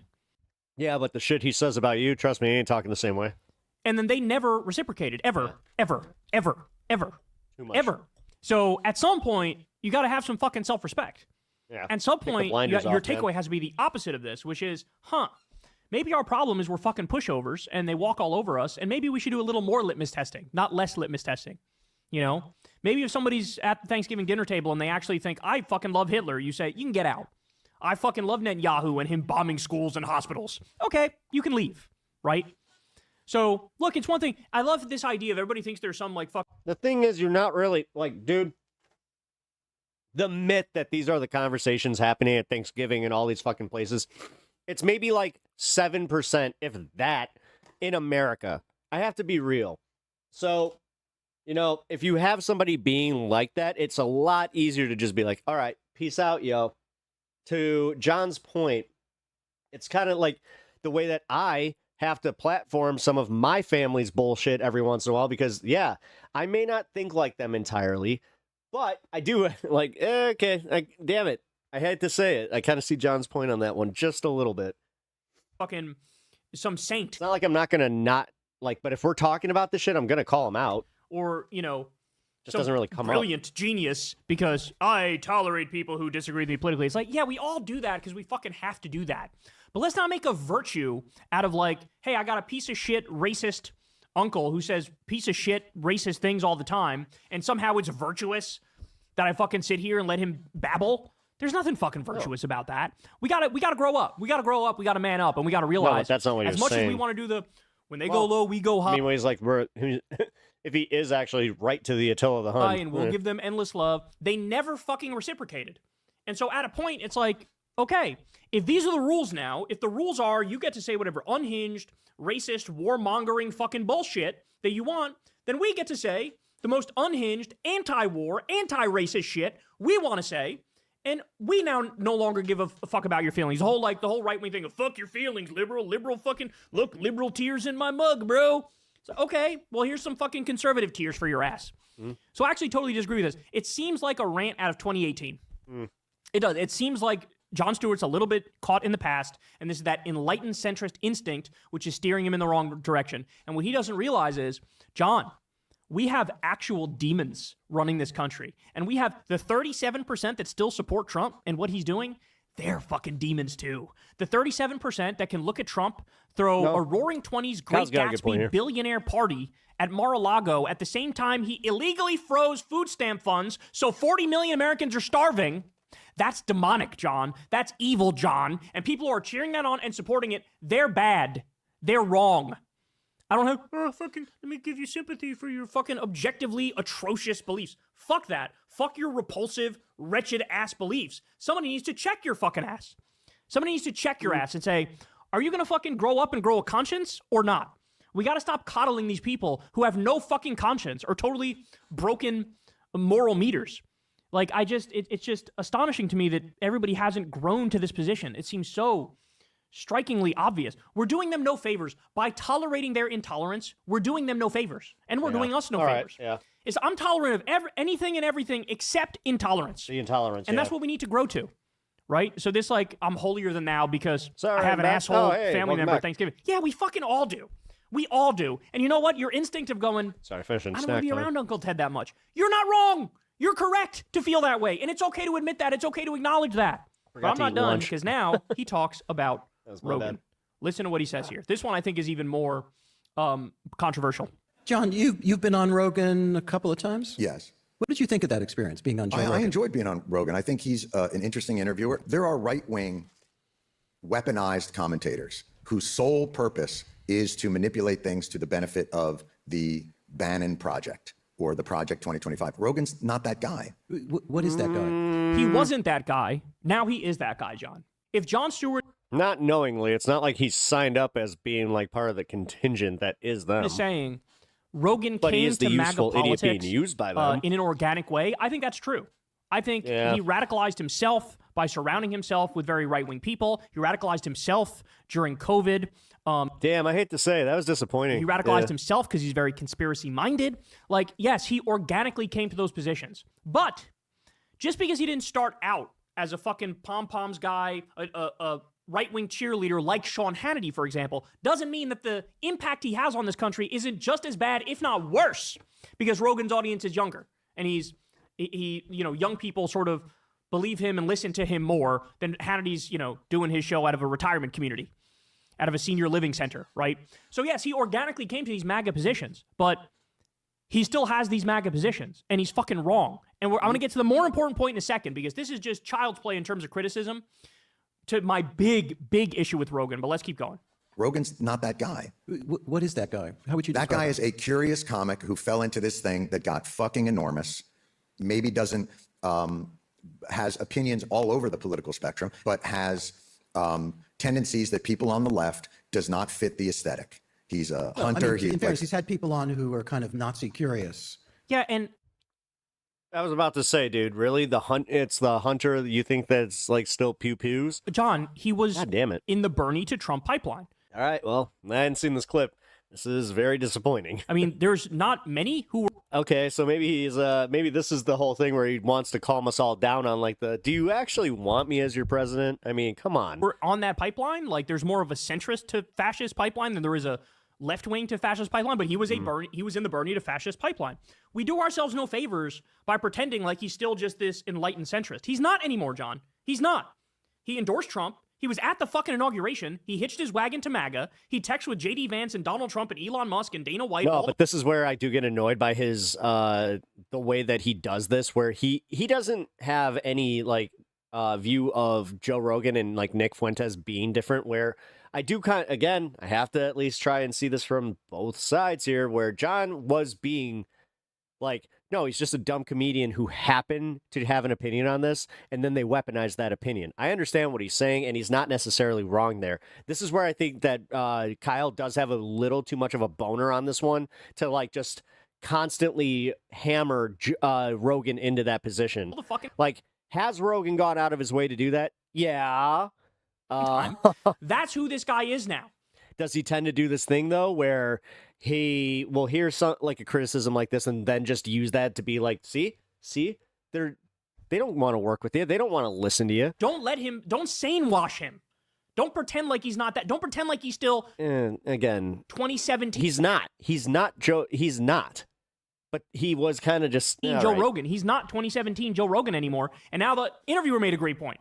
He's a hunter. In fairness, he's had people on who are kind of Nazi curious. Yeah. That's not good. So I've interviewed Kissinger.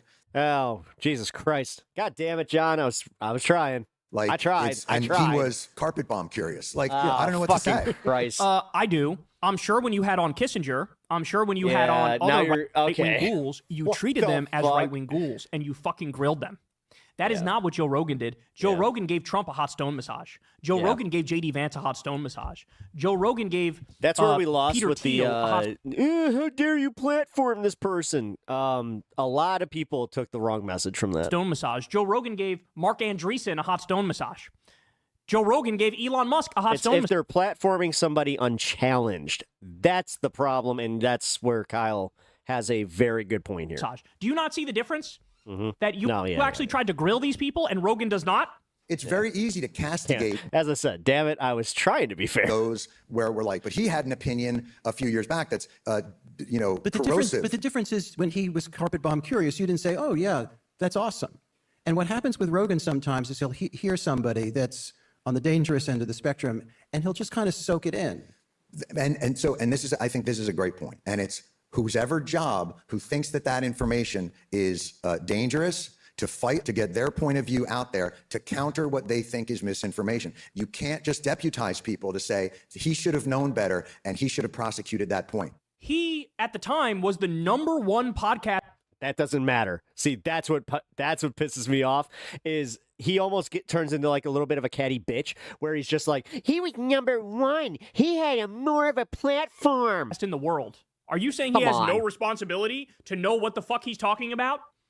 So he just had on He does, but Elon Musk, and he was honestly, the onus falls on people like Jamie and people that hear him and like hear these interviews and like it's not for the leftists to constantly just be like, go. No, it's for the occasional shithead dude that's just like, hey, you know, this is kind of weird that he platforming billionaires. That's kind of fucked up. You know, giving him a handy under the table.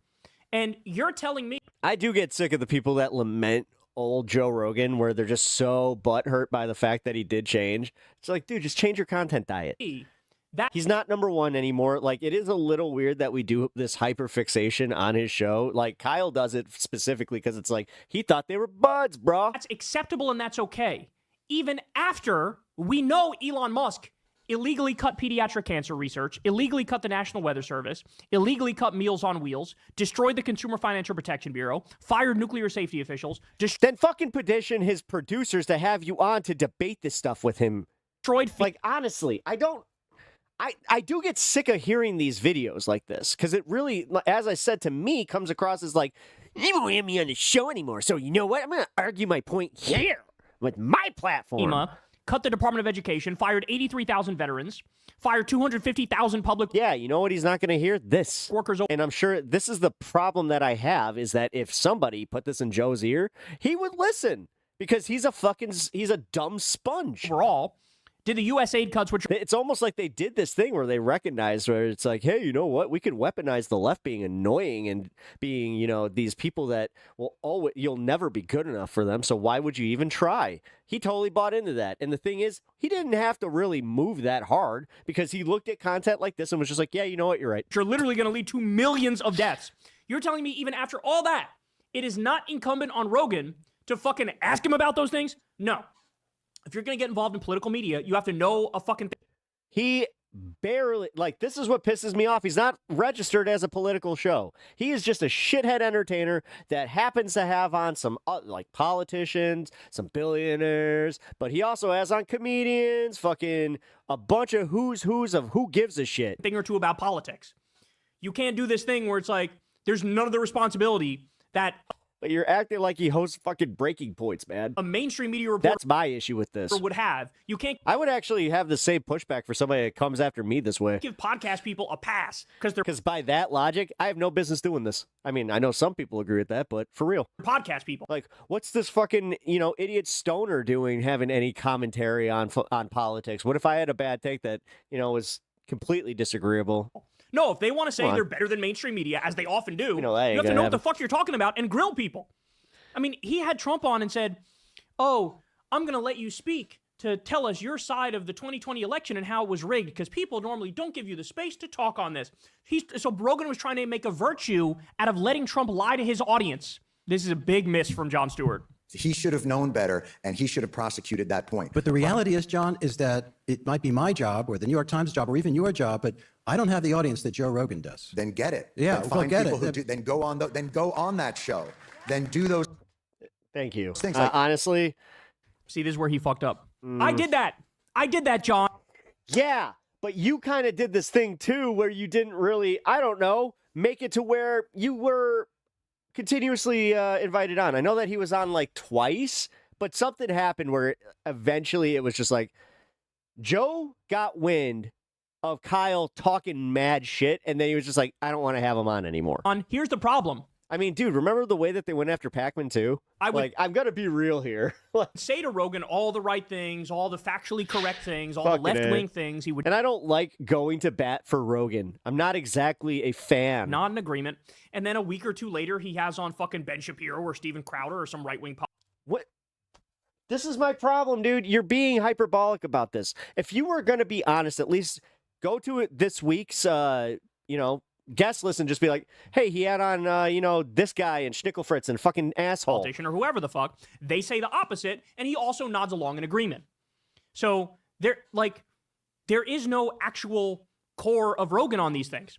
You can have somebody who says the right things and is correct, and he agrees, and then he disagrees casually the next time around. So maybe he's full of shit. And maybe the actual end result of his politics being what they are is eventually he went full down that right-wing pipeline, and now he's just a cheerleader for MAGA. And every now and then he tries to tiptoe out of the room when the heat gets a little too strong, and he realizes this is really God damn it. I'm looking at his guest list. You know what? I might have to eat my words on this one.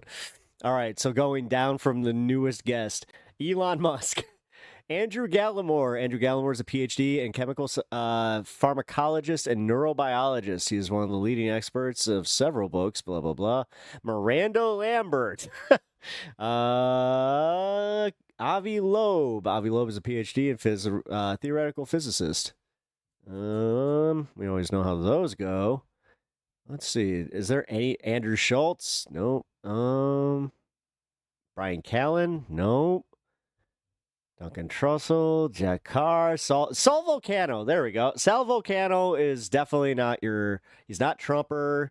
He's not going to have a real opinion on it, though, also. So that's a problem. Jesus Christ, dude. Okay, yeah. I can't. Ian Edwards.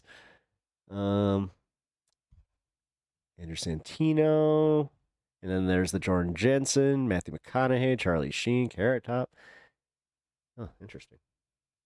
People fucking hate him, and ICE people are rounding shit? up innocent people and sending them to concentration camps, and he goes, like "You know, I said, maybe we should but yeah, destroy due all right, process damn it. completely." You know what? But he In says fairness that, to Kyle, he kind of was on this one. and He's he'll all never right. call out Trump by name, and he'll go right back to Kyle's turning into a hot fucking dog. Trump off on the next episode. He really does have the complexion of a hot dog.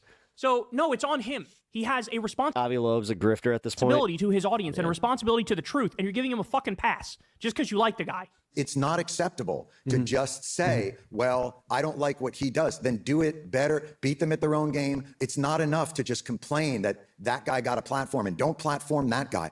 This is why he's so full of shit, because he never would say this about Fox News. About Fox News, he would say, it's like a lie factory, it's a propaganda factory, and they have a malicious... Honestly, that's where the interviewer should have asked, would you feel the same way about Fox News? That's kind of a intent, way up. and they're trying to make this country super right-wing and fascist, and they're relentlessly committed and That's a missed dedicated to that idea. And so he wouldn't give them that kind of a pass, assuming they're good faith actors. This is his problem. He's assuming Rogan is still a good faith actor. Yeah. No, okay. he's just a fucking MAGA hack. That's the reality. And I get Going back to me looking at the guest list. Okay. the sense from watching this, he doesn't really follow. He doesn't really follow Rogan that closely, is what I get from watching this. He told Tucker he was hurting America to his face. So if he saw what I've seen and what you've seen, I don't think he'd be going this soft on him, even though he knows him. There's no one in this world right now that isn't platformed. And my biggest frustration, honestly, with a lot of scientists is they all go, RFK, oh, he's so fucked up. That's terrible information. Oh, okay. What's the information? Nothing. Where are they? Get out there. Fight. I mean, it's just bullshit, though, because there are plenty of people out there. It's not that hard to debunk. Fucking RFK, really? Are we going to have a conversation? No, actually, Kyle, to this point, why aren't you interviewing all these people that are getting debunked? You know what? He's got a point there. And Kyle, as somebody who has 2.05, but he still has 2.05 million subscribers. We want to talk about platforms here. About RFK. I mean, I get to do this too. You have this giant platform. You're disagreeing with him. It's kind of a nuanced take there where it's like, all right, then bring on these scientists to fucking debunk everything. And it's not like I'm questioning like what RFK or like agreeing with what RFK was saying, but he does have a good point there. Hey, it's not that hard to combat his bullshit. I think that he took this one a little personally because he likes Jon Stewart so much, but he kind of saw the reflection of like some things that could be viewed as, I don't know, a little bit of a but he has the bigger a problem in the way that Kyle addresses things. megaphone. He's the head of Health and Human Services. So what is this response? Like, are you yelling at and berating people who are pro-vaccine for being unable to get a bigger audience? Well, what if, unfortunately, misinformation sells, right? What if misinformation sells? What if it's more about the fucking... That doesn't matter. Does that mean that you're not going to fucking try to platform it as much? Like, so now you're only going to do the stories that sell? So you're telling me that you're a bit of a fucking capitalist, and honestly, like, you do think in the way of, you know, algorithms and just getting all the engagement and ad revenue. What, Kyle? Come on, man. Of what it looks like, and it's more about the optics of it, and it's not about the fucking substance. I mean, we're fighting an uphill battle in an information war. And you're not contributing. And you're pretending like... You're sitting here bitching about the guy. Honestly, that's how it comes across to me. It's on us. Me? Guys, yeah, what, with my 15 hundo, we're getting to 16. It's our fault. We're pushing to 16 hundo. That the fucking fascists took over. Like, no, we did everything we could to try to fight the fascists, but they have a bigger fucking megaphone, right? Especially with all the media outlets now going further and further to the right and bending the knee to Trump. But like, yeah, every doctor in the world who's worth anything is saying being anti-vaccine is fucking bullshit and RFK is a fucking dipshit, but he's still the one with the power, right? So I don't know, this strikes me as very, like, going way too... Just because he has the power does not mean that you cannot contribute to the media ecosystem of having, again, get Crystal on this shit. Have her and Sagar fucking interview him. Like, for fuck's sake, bro. Too soft on Rogan and acting like it's still 27. How do you wrap truth and misinformation? It's not about wrapping truth and misinformation. It's about countering the misinformation with the fucking people that are claiming that it's misinfo. Like, Jon Stewart's point to, like, having these scientists on, good point. 17 or 2018. Like, Kyle should, on Crystal Kyle and Friends or any of these shows, start platforming the scientists that have this information. And, yeah, I don't know. If it doesn't sell, then I don't know what to tell you. But the fact is, he's not doing that. And Rogan's up for grabs or some shit. He's not up for grabs, bro. He's not part of that right-wing pipeline. He's part of the right-wing propaganda outlet. No, technically he's still up for grabs, but that's where I get upset is you already gave up on him. He voted for MAGA. He made, in your view, he already made his choice. Where as a comedian, he's literally going like, dude, I thought I voted for the one that I thought was right for me in the moment. Then, you know, is he admitting that he's wrong? Probably not. Andrew, I think that that's what he is. Andrew Schultz is a little more on that side where he is just like, I think I fucked up. He is. And so don't... Theo Vaughn as well. Fucking... But the thing is, he kind of does what they do, whether or not it's conscious or subconscious. Lie to yourself about that. Now let's get to the Saudi Arabia part, because I'll just be completely, like, again, this is where my view on it stems from is I think that Rogan is pushing back against this type of content. And it's all reactionary from him, where he just sees a bunch of what he considers whiny liberal douchebags coming up and just being like, you didn't platform this guy. You moved to Austin. Like, somehow it manages to get potentially even worse. Here we go. Is it true? Yeah. The recent the business. All the criticisms about Rogan technically are true. Of comedians going to Riyadh and being paid a lot of money. What did you think of that? I don't touch other people's money.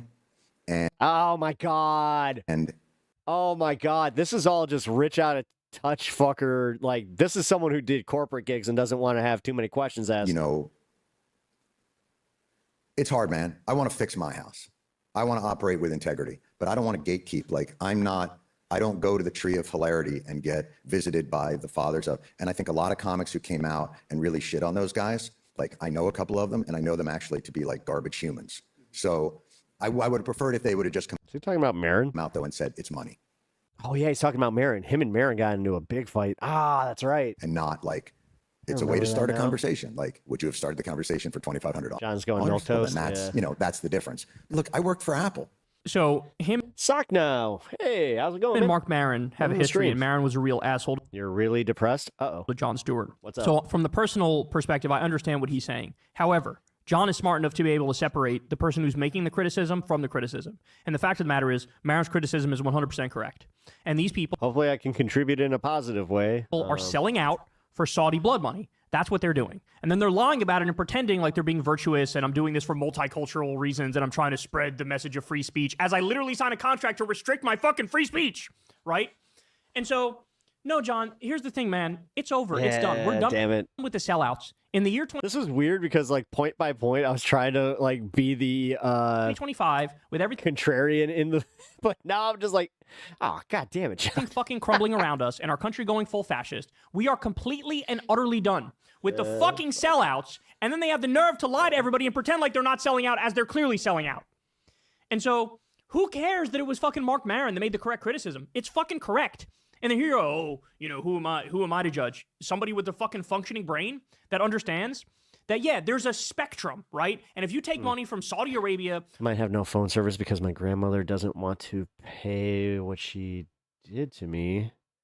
She kicked me out of the house, and she wants to hold back the money that she owes me for every abuse under the sun. Or fucking Benjamin That Netanyahu. sucks. That's on one end of the spectrum. It's all verbal contract, and I have no proof because Where it's yeah. clearly immoral. And you've sold It sucks about family, man. your fucking soul to do it. And then he says, I used to work for Apple. Okay, that's not all the... I'm sorry to hear that, but honestly, that can be a problem that's fixed because, like, dude, Mint Mobile, there's so many. If you are having issues, and I'm not trying to be a prick here, but certain phone services are only like $40 a month, and you can get the, iPhone or whatever the fuck. The way in the total immoral side of the spectrum, I technically work for Google because YouTube is owned by Same. Google.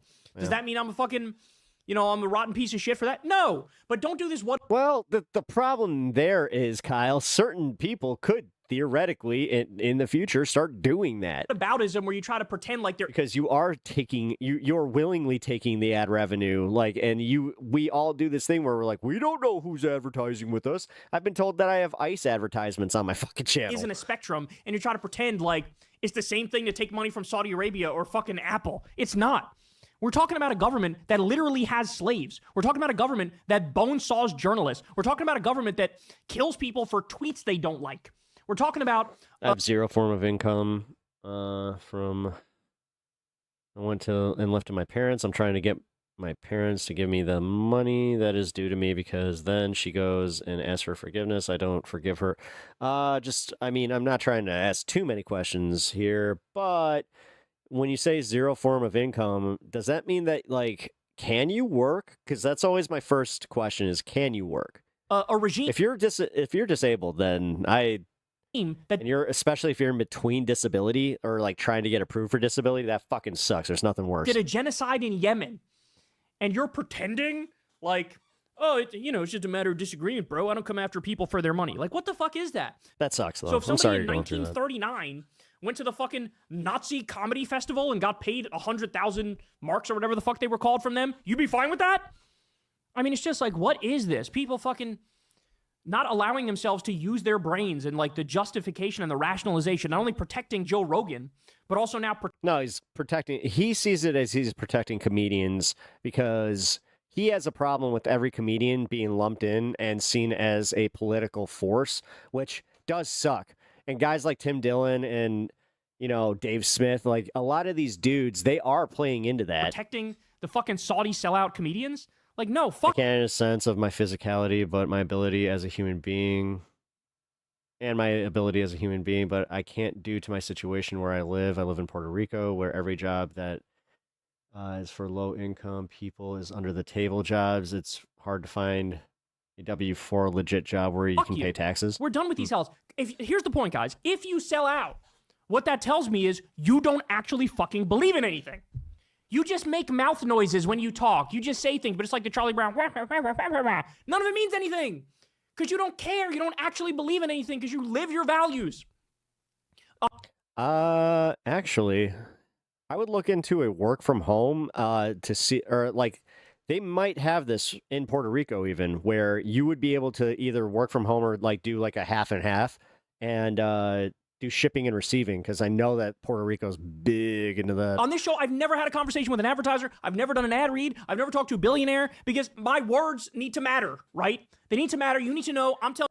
I still can't really say what I did. I'm going to make the announcement coming up here soon, but I will just say that, yeah, I dealt with a lot of you what I actually think, people not in Puerto fucking Rico. this company or Daddy Dennis, nice hat. this Thank billionaire, you. this PAC, or this government is giving me Appreciate a certain amount of money so I could spew their fucking propaganda. All of these people are a walking billboard. They're like Welcome to the stream, Daddy Dennis and Sock now. Fucking welcome to NASCAR with the stream cars. over They on should put their Twitch. fucking Appreciate having you here. sponsors all over their jackets when they go and do their fucking comedy sets or their shitty fucking pod. Over on Twitch, consider if you guys have that free Amazon subscription and you haven't already committed to somebody, consider maybe podcasts. They're total sellouts. Election They day tomorrow. justify it and rationalize it and act like. Meanwhile, a lot of these people, Bill Burr, he didn't need the Yep, I will be on this space being a bit of a contributor to it. fucking money. He didn't need the fucking money. He's one of the top comedians in the world, fucking worth millions, and you needed to go and get $1.6 million from a fucking war criminal. That's what you needed to do. And Jon Stewart's gonna go out here and fucking defend them. Fuck that. Fuck that. Look, I love Jon Stewart, but I'm gonna say it again. This is, and we thought he got over this. We thought he got past this. He always had. I just don't know what to do at this point. It's almost like no one cares in my family about my life. No, That well, unfortunately, like this is the thing, man. I've had some ups and downs with my family, like all through my life, and there are times where I felt exactly the same. You know, there's ebbs and flows. There's also, I want to be fair here. Have you asked what's going on? Like, why, or I should say I haven't asked, but why are they doing this? Like, is there a reason? Because enlightened centrism, the both sides I don't know, ism. man. He did it with the rally to restore sanity back in the day. I don't want to blame. I don't victim blame, and I don't want to victim blame. So that's where I'm kind of just like, no. I mean, And if everybody they're made fun of that, including me. But we all thought he cutting you off completely, and you don't really know why. sort of grew out of that a little bit and had a more biting criticism and became more left wing. Family is not the same as they used to be. That's for But sure. this is that old enlightened centrist instinct coming back, and he's unwilling to call a spade. I can say this. I didn't talk to two of my sisters for 4 years. He's unwilling to say Joe Rogan is a fucking MAGA hack and he's a propagandist. And It wasn't because I wasn't trying. Makes people MAGA and he makes people fucking blame trans people and immigrants for their problems instead of the billionaires that he coddles on his show on a daily basis. He's refusing to say that, and he's I've asked myself that question multiple times. They just seem to be cruel. refusing to say Saudi Arabia. They still seem to be is cruel. One of the most atrocious regimes on the planet, and they corrupted a bunch of comedians and bought their fucking souls. He's refusing to say that. So I'm just like, I'm sorry. In the era of Trump, we need more moral clarity than ever, and this is the opposite. This is the like, oh, I have some comedian friends, so I'm gonna go softer on them, and I've been on Rogan's show twice, so I'm gonna go softer on them. I've been on Rogan's show 5 or 6 times. I still have to fucking tell you 5 or 6 times. you guys the truth. Like, there's a lot of people who believe that Apple is exploitative in a way that's horrific. You know, we all have our lines that we are willing to cross. Like, we get into a problem when we're unforgiving. This is feeling like Kyle and Joe had a messy breakup. It does kind of feel that way, doesn't it? In any way, we offer no grace, and that doesn't mean That's such bullshit. If anything, we need to be more unforgiving. We've been fucking pushovers. We've been too fucking I will give you that. watered down and I'll give weaselly you and that. back and forth. Yeah, And Kyle's right about we that. need to draw more lines. We need more purity testing. We need it, like this is Not more purity testing. I don't think so. No, that's a bridge too far there, buddy. this is the exact opposite of the truth. that I don't have lines that I draw that if people cross it, I won't do. But I do try to not be so when we make our families uncomfortable, they will stop shopping with rigid us. Yeah. in the way that I think society has become. And if it goes back So people are so rigid when they say stop taking money from that war criminal who chopped a journalist into bits and pieces. You know that where the point lines that- are ahead of time? No. Because, I mean, as we started the conversation, you're facing a complicated situation at Paramount. Sure. And you know what you won't do, but if you see something else happening in the company, do you know where those lines are? Like with the news. Yeah, they've already done things that I'm upset about. But then if I had integrity, maybe I would stand up and go, I'm out. Or maybe the integrity thing to do would be to stay in it and keep fighting. In the foxhole, You've been trapped. I love a good argument. I love differing points of view in all facets of things. But I also love grace. Anyway, there you have it. Defending the Saudi sellout comedians. Yeah, that's unfortunate. I have to say. That was a little bit worse than I thought it would be.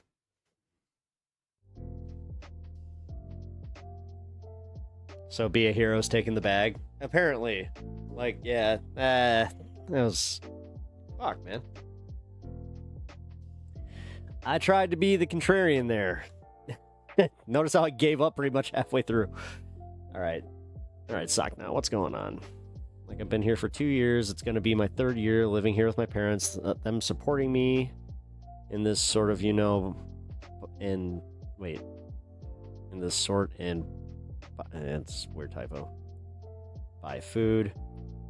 I have the house here, but they don't care about my autonomy for me to live by myself. Wait, you own the house? With my own stuff.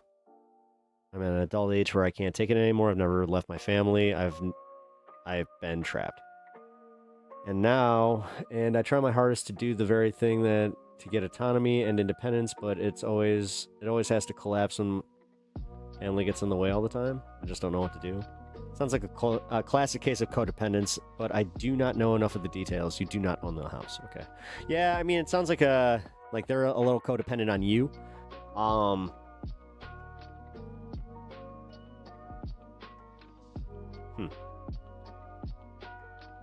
Because I know, like, Puerto Rico being a territory, but I don't know how this works, because, like, I know here, they do kind of have, like, some programs to help you get out of that, but that sucks. Like, that really does.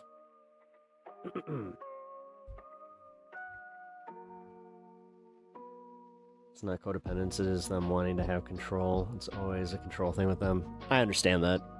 I do understand that. What up, Tony? How you doing? Good to see you. We're having some fun here. We talking all this jabba jabba. I pity the fool. Stop talking that jabba jabba, fool. I love Mr. T. I met him twice. Met him at a Comic-Con, and then I met him, the first time I met him, I was about 10 or 11 years old, and he came and spoke at my school. It was awesome. I freaked out. I was just like, oh my god! It's Mr. T! Everybody was just like, oh, this guy's kind of weird. I'm like, there's new rules! Kept asking him about Hogan. Me and Hogan, yeah.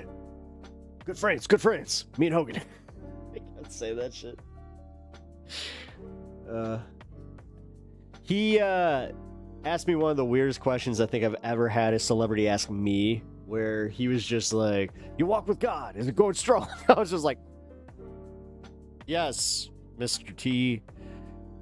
My walk with God is strong as your chains.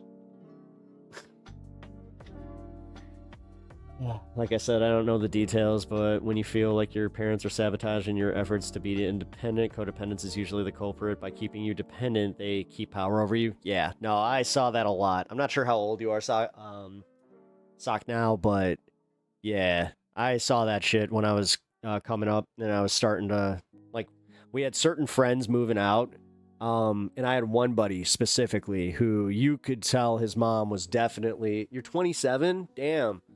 Yeah, that's a bit of a problem. Even if you were 21, I would actually even be like, okay. 27? Yeah, it's a bit too long for them to be playing games and not, like, trying to support you and getting your own stuff going. Sock, now, are you dependent? Or dependent, God, what's the word I'm looking for? You're not disabled, right? Like, you can, because I think we established that, and you just can't find a job, but, like, they should be helping you then. At least that's what family usually does. But, like, you know, Daddy Dennis said over here. Yeah, family units be weird as fuck now. You are not disabled. Then, yeah, okay. There's something my friend went through. His mom was an ultra, religious, or was, I don't know, bubble mom who wanted to control everything about everyone's life, and that was in contact with her. He had to force his way out. Yeah. They really don't desire to help me. Ultra religious. I kind of figured that. They don't desire to help you. That's weird.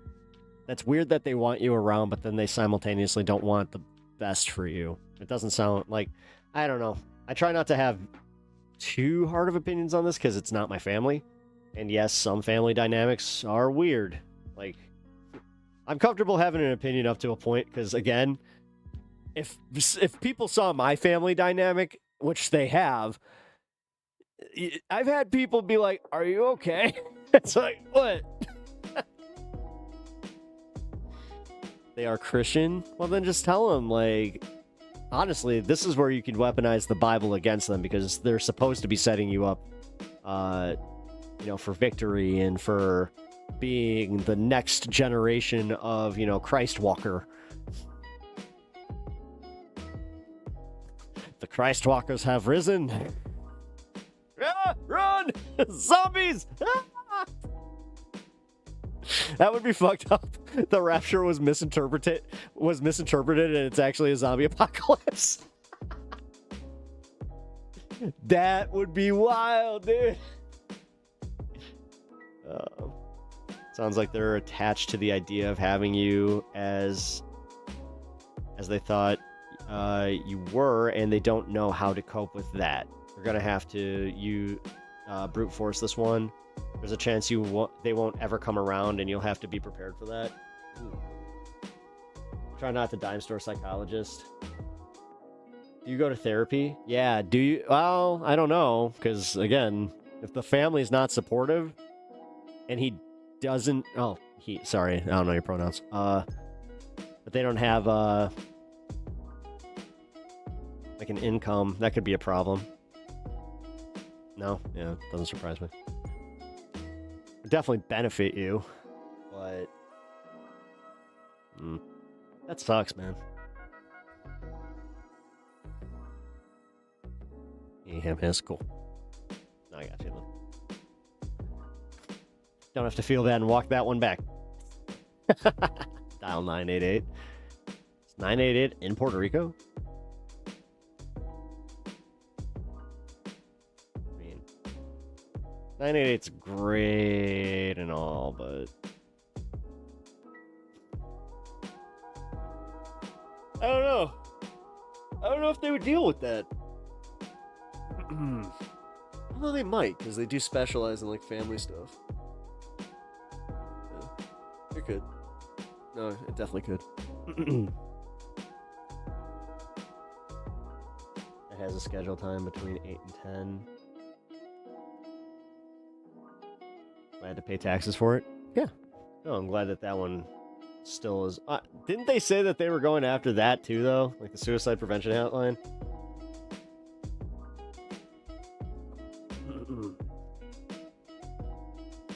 You definitely should see a therapist, psychologist, or have a really long talk about this with someone, because only so much...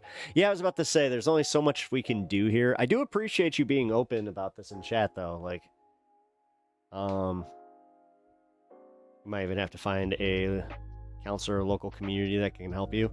Yeah, counseling groups are actually a really good resource. Yeah, very brave of you, Sock. No, for real. For real. No condescension here, man. We all got struggles, but yeah, I just want to give it to you. Hey,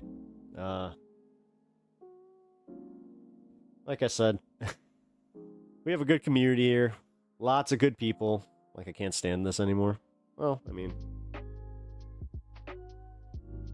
specifically they're going after LGBTQ. Oh, that's the one. But yeah, Sock now, if you are feeling like, that way, 988 is a good resource, and I know that is available to you. But yeah, I think that, finding like local communities, especially like-minded communities, it's not that hard now. We live in the golden era of communication with people where, all you have to find is like whether it's a rally or, especially if it's political interest, or they do have support groups that focus specifically on familial trauma. Fuck it, if it helps you. I've gone to a few of these, man. Like, I've recently gone to a support group, although I will also admit that I kind of had to bail. I don't know, man. Hearing other people's heavy shit, it made me realize just what was going on in my life. So, yeah, I don't know. I plan on going back, but yeah, that's a minor failure on my end where I felt that way. I felt like I failed myself. Like I walked back to my car and I felt really shitty. Where I was just like, God, come on, man. You need to help yourself. You need to recognize that you can do this. But it's also recognizing your boundaries. Did you use a fake name tag like Cornelius? Oh. Cornelius! There I was, sitting in between Bob's giant bitch tits. And I just cried. The fucking penguin. Hello. Or wait, no. Slide! Slide! Yeah. So many people are ashamed to internalize these things. You could have all the resources in the world and they will never use them. Yeah. You sound like you will use the resources when you find them, though. I just wish I could have a friend in the US to stay with, not gonna lie. Just until I get my feet on the floor. Well. Gaming communities, you can try and engage here. I do have lines with my parasocialness here, okay? So maybe a smaller streamer, but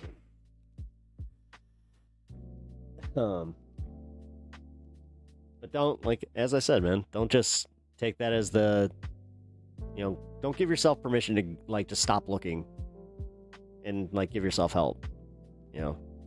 That's important because I have to do that all the time.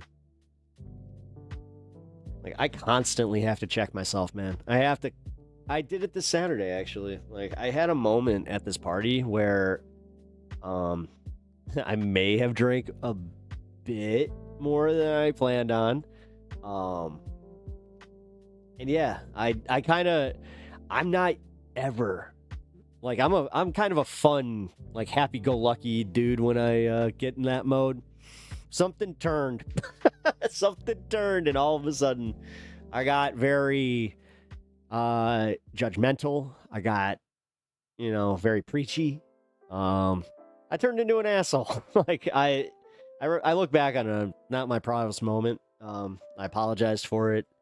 Reached out to the people that I was kind of talking to, because I did realize that I let my situation get the best of me, and I did kind of have this you think you have fucking problems? You think you have fucking problems? Yeah. Which, yeah. Have you ever went to church with your parents? That could work. I mean, if you're against going to church with your parents, there are actually resources within the church that if they heard your situation, it might kind of pivot your parents instead of, because they don't want to be judged by their church community. Trust me, for self-proclaimed Christians, there's one group of people they do not want to know their bullshit, and that is the Church of Jesus Christ, well, or otherwise known as evangelicals. Yes, my parents are pastors. Oh shit, yeah. What denomination? Yeah. I don't want to assume. Oh yeah. Oh, that was a good little back crack. All right, we're coming up to the point where we're about 25 minutes. The parents are Salvation Army church pastors, otherwise known as commanding officers. Yeah. I knew that. Wow. No shit. Yeah, this is why I have problems donating to the Salvation Army. I'll be real. When I found out what they were about, I was like, I'd rather donate to the Shriners, who if you've ever seen the Shriners commercial where it's that kid in the wheelchair and he's just like, if you donate to Shriners, you get this teddy bear blanket. It's nah, that kid, I've seen that kid in those commercials dating back 20 years, but every other person in those commercials, including the dude who runs Shriners, he got older. I am convinced that kid is 40. And they're still fucking pushing him around in a go-kart going like, look at the Shriners kid.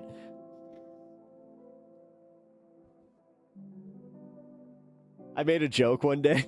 Really made my wife, it got her pretty much rolling, where I just started like doing like lines as that kid where he was just a horrible person. It's just like the second the camera turns off, he's like, "I'm giving back to my makeup chair, you fucking assholes." I already know all resources and I have used them. I'm trying to figure out what else I can do. Help me understand a bit more. Thanks for sharing. Actually, again, use the religion against them. Because you're part of the Salvation Army, I do know that they have different like branches. Specifically, like you could go to Florida and do this, where they have like Salvation Army homes where you can just be a missionary. They don't need to know. Gives you a place to live.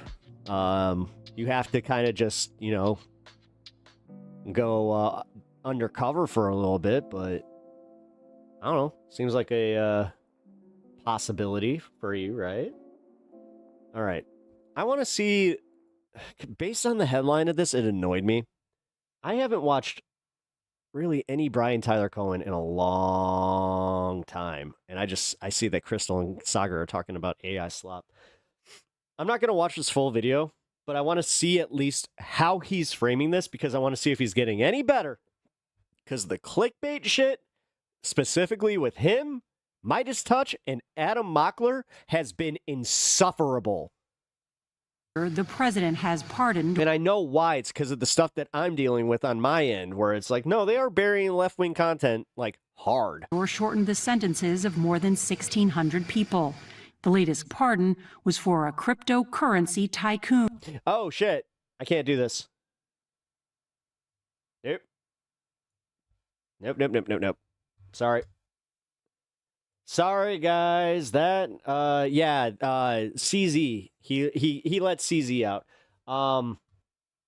That was 60 minutes. 60 minutes does not fuck around with their copyright. I wouldn't be surprised if I got hit for just that. CIA plot exposed. Whole Republican Civil War. We already kind of went through that. AI slop. Fox News tricked by AI welfare queen slop. Oh, hey, right. It's the 6 daddies, my 6 fathers, blah, blah, blah, blah, blah. It's almost like that was the whole point of getting Sora out as fast as possible, right? All right, let's get to this very dystopian segment. Frankly, so there were... And who? Place your bets. Place your bets. Ladies and gentlemen, when will Sagar say, I thought that this could be real because these types of people do exist. Place your bets. Does he say it in the first 5 minutes or does he say it in the back end? Bets be placed. Bunch of videos that put the goddamn money in the hat went viral that purported to show Black women who are moms doing the whole, like, the most caricaturish welfare queen shtick. That'd be a hell of a way to ask for donos. It's just like, yes, you can give donations or just put the goddamn money in the hat. Could possibly imagine. All of them turn out to be AI. AI generated, all of them. Total bullshit, Every single made one. up, Yep. invented out of whole cloth. The number of conservative influencers and outlets that fell for this crap should make you despair for society, period. So here is Brett Cooper, who's very, has a large channel, very popular, etc. Here is Brett Cooper falling for one of these AI videos. There are bad actors who have abused the system time and time again. And now that benefits might be cut off next month, she hasn't completely fallen are off lashing once she out, got to married. say the least. Just watch. Weird. It's been day 5 and I have not received no food stamps. My disability checks is on hold. My cash benefits is not coming no more. They're still pending. It is the taxpayer's job to pay for my kids to eat and for my kids to be taken care of. I have over 2,000 followers on TikTok and I can't get not one person to send me 50 cents. If you're watching a video and you can't send me nothing, I'm blocking you. Now, let me say, in fairness to Brett, if you guys are just listening to this. And honestly, that looks real. looking at the video. That was fucking real. I think it was like, to me, it looked 100% hard to tell. It looked absolute. Maybe I'm, reaching boomer levels of my inability to parse AI, but like that's pretty much what's it's like a little mix of Bad Bunny in there, and I'm talking about what's her name, Kira something. called like the realistic the one that was just like, you don't have $5, you bunch of porks. standard. I forget. The Uncanny Valley. Yeah. That's outside the Uncanny Valley to me. It looks like yeah, because her glasses did like the thing is usually you can tell 100%. Like from what I could tell. Like I had a hard time with that one. And this is not to excuse Brett because we you let should me always tell you check. guys, And we do it we here all really try because we realize at this point we can be fooled. In fact, there was an element we didn't throw to in the segment before because we weren't 100% sure that it was real. So you have a responsibility to check these things out. And what I will say too, just as like a user guide, especially if something is just tailor-made to piss you off, fit one your particular political perspective, and it feels a little too much on the nose, those are the ones you need to be the most suspicious of. In any case, it wasn't just that one video. Apparently this one so many elder millennials lost interest in Brett Cooper when she got married. Account created a bunch of these just like racist AI. Unfortunately, it's a bunch of these simps that are just like, oh, maybe she likes me. It happened to Shoe on Head too. Fair Queen slop videos. Here's a TikTok breaking down. That's what you get for cultivating a bunch of incels. This one creator and what they're up to. This is AI. Here's how we know and why it matters. It's made by Impossible _ Okay, but that one I saw like a bunch of shifting in the and it's definitely not filtered. For ASMR1, who, after 8 failed slot posts and a 3-month break, decided that Sora could finally make their dream content. Videos of black women trying to use EBT in places it's not accepted. True creativity unleashed by AI. The shutdown created an opportunity to have them yell at the camera, but it's not till the whole family's back there that the full racist stereotype is fulfilled. Really This is rage bait, and we'll get angry commenters who, when they learn it's AI, will say, oh, but it's true anyway, which of No, that's exactly what this is supposed to stoke. I saw a bunch of that shit. Of course it's not, and that's code for being played. Because I've already seen some of these pop up. Actually, shout out Tom Powell. We're so played they didn't notice the kid missing half an arm while the other kids are frozen in place for no reason. And these down here are warping together. They were too focused on this fake AI person cramming in a script that they used 3 other times for their other fake AI people. I will gladly knock down AI rage bait of all kinds and from anywhere on the spectrum because it's part of the same problem, casually letting our feed slip into fake parallel AI universes that exist only to divide us. All right, so it's not just random online influencers, however, who were tricked by this stuff. It was also Fox News. It would be 8 guys up on the screen that shows you the new and the old headline. And this is so sleazy too. So the first headline is SNAP beneficiaries threaten to ransack stores over government. Oh my God, fucking Fox News. Shutdown. One mother claims taxpayers oh my God, I know for a fact that they got people there that will know. must feed her children damn as SNAP it. benefits face cuts. They are one of the biggest news corporations. They have an entire department that deals with this type of shit. It's verifying these types of videos. That's the video that Brett Cooper played. They wrote this up as a genuine story, like, look at these women and what they're saying. Yeah. Oh my God. I mean, total classic. Wow, like that, it's almost like they did this on purpose. Throwback, Ronald Reagan era politics, right? Let's use a few bad examples to smear everyone who benefits from this whole program in an effort to cut the program. That's what they were going for here. Then they find out, oops, all those videos were AI. And so they totally rewrite the article, same lady here, same byline, and reframed it as, oh, AI videos of SNAP beneficiaries complaining about cuts go viral. And put B7 now up on the screen. So this is the new way that they rewrote it. They rewrote the whole article to be like, oh, we totally knew that it was AI. Don't worry, we totally get it. It's just this phenomenon of AI videos. The only disclosure they gave was this tiny editor's note at the bottom that said, this article previously reported on some videos that appear to have been generated by AI without noting that. This Wait, House votes to has been corrected. Like, that is so incredibly sleazy that they got tricked by the AI videos, wrote a whole like welfare queen scary article, and then had to rewrite it once they got caught and realized it was AI, and they only put that little editor's note at the bottom. Like, absolutely disturbing. And, you know, this is the landscape we exist in now. This isn't coming, like, this is here. And I think Sora has been probably a jump forward in the level of accessibility of pretty convincing AI creation that can now just be fed into your political feed. You've already got campaigns like Andrew Wait, only religious streams I see here are taped or mocking? Cuomo's campaign put together. Well, I mean, I should warn you, Daddy Dennis, I'm respectful, but I do tend to do this thing where, yeah, sometimes I can be a little callous. Or AI attack videos against. I came out of like a hardcore evangelical like cult. It was a cult. Zoran and Curtis. There's no way, like, it wasn't just being a religious kid. Sliwa in the final days of the campaign. Trump, of course, is The way that they were like actively breaking me down, especially in my teenage years, to like only be built back up through their understanding of Christ. using all sorts of AI stuff. And the other thing Also, read the Bible and I was just like, hey, what about this?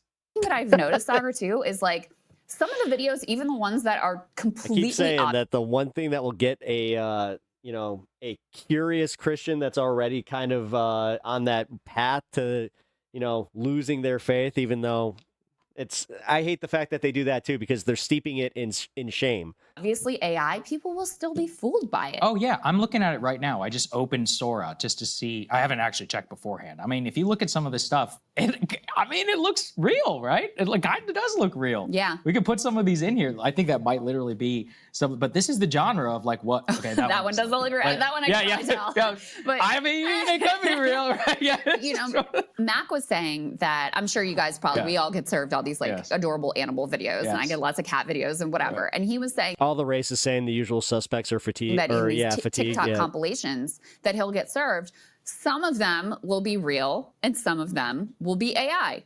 And so it's So that's what the weird caller called in on the show I was watching. Was that was that Parker? Because I think I watched that one. all mixed in together. I checked And in on Parker's debate, and he was talking specifically about some AI videos. it becomes impossible to tell reality from complete fiction. And so now we're at a point where, I mean, not that Fox News so has the far for the AI highest of thing, yeah. standards here, but they have a massive audience. They're incredibly influential, continue to be in the conservative space. And they're just getting wholesale taken in by some garbage AI videos Look, that you can probably see took this. like Well, that's breaking the first rule of gaining wisdom. Fear of God is where wisdom starts. So if you are not respectful and look at it seeking fault, you have muted the power, like being driven by a car and exhausting the pipe. But respect came for political discussions. Oh, hell yeah. 10 minutes to create. You could see this happening a million times, right? Look at anybody. And willing to have either. And this is part of the problem with confirmation bias, and part of why it's so important, to hear it from here. Like, if you're left, right, whatever, if it's too good to be true, it almost certainly is now at this point. This is a problem on Twitter, by the way, with their verification policy, where anybody can just buy a blue check. There is literal fake news BS that pervades all of Twitter, and apparently a huge number of these accounts. Gee, it's almost like having regulations was a good thing on some of this shit, but you guys were just like, yeah, let's do this anarcho-libertarian fucking bullshit and just, woohoo, free markets prevail, baby. Are from abroad because the payouts, I guess, are like meaningful enough for them. But as a side note, anybody who spends their life trolling for Twitter payouts, you are a stone cold loser. The amount of money that I have made off Twitter in the last year would not be enough to turn the lights on in the studio for like 3 days. Like, just so you're all aware of like with the and you've amount got of money. a big account. It's like fine. I mean, it's like a couple 100,000 followers. That's a lot of people. Sure, yeah. No, it's a lot of people as compared to like, that dipshit that we watch in Portland. But it's not like, I'm not only have millions of followers or whatever. But the point is I literally went to go look. It's like less in a month than what you would make in YouTube. That's not just like I experienced. I had a little bit of a different experience. My family wasn't actively opposing me and like trying to use the religion to keep me grounded in their bullshit. From a day. So anybody out there, you're wasting your time. Faith conflict. You should just spend your time on YouTube. I didn't really catch the faith conflict as much. Like wherever else. Podcasts. Familial conflict, definitely. That's a much higher ROI platform. But the point is around this is with AI, if it's limitless in terms of the friction to create these types of videos and to get the amount of views, whatever, then that money starts to add up in the aggregate. And if you have an entire God, now that they're talking about this, it keeps reminding me. By the way, you guys can support the stream by hitting the like button, subscribing if you haven't already over on YouTube, and becoming a member over on Twitch.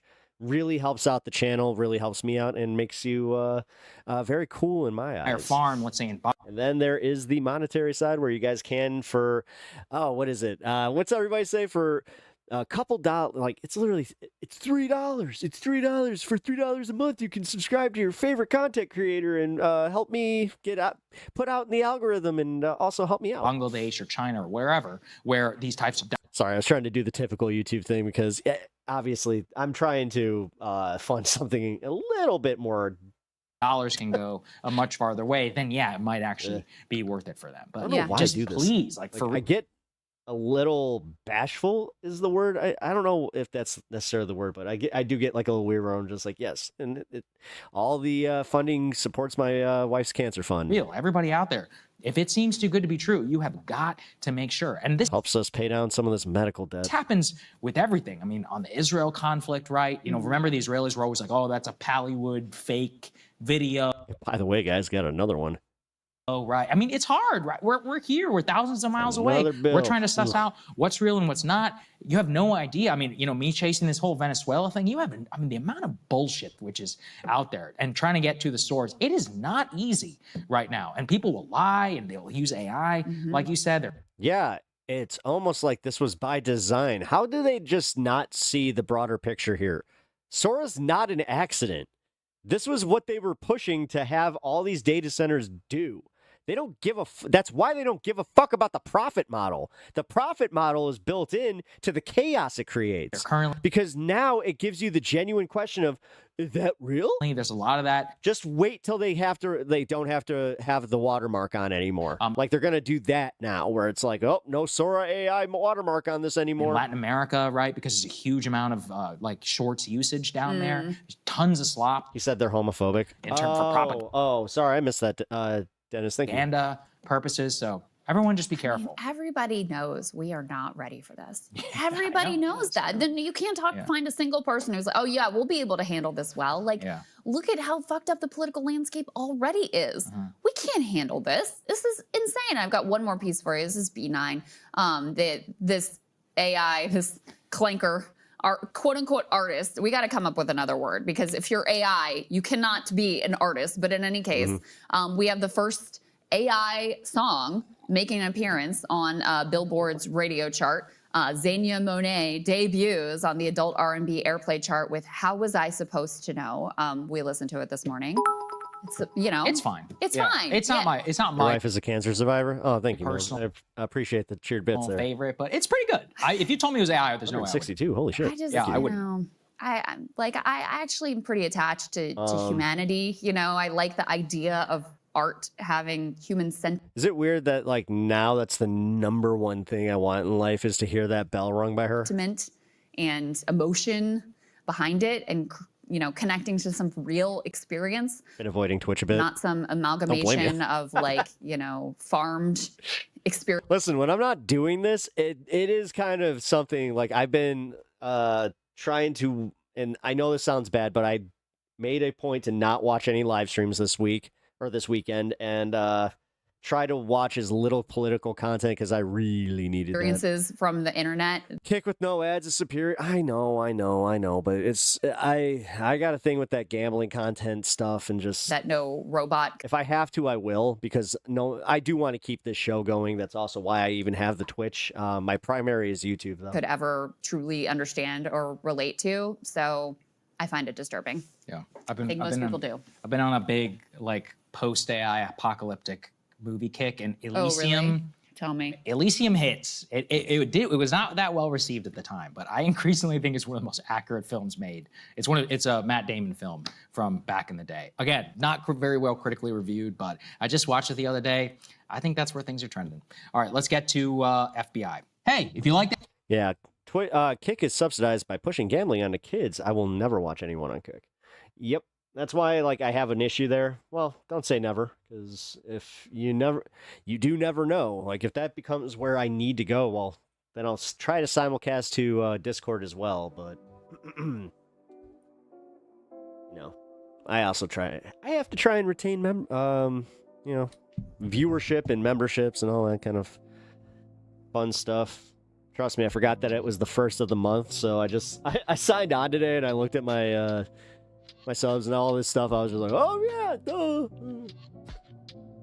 We have a casino man as president. Yes, we do. Isn't it ridiculous? Isn't it just so much fun?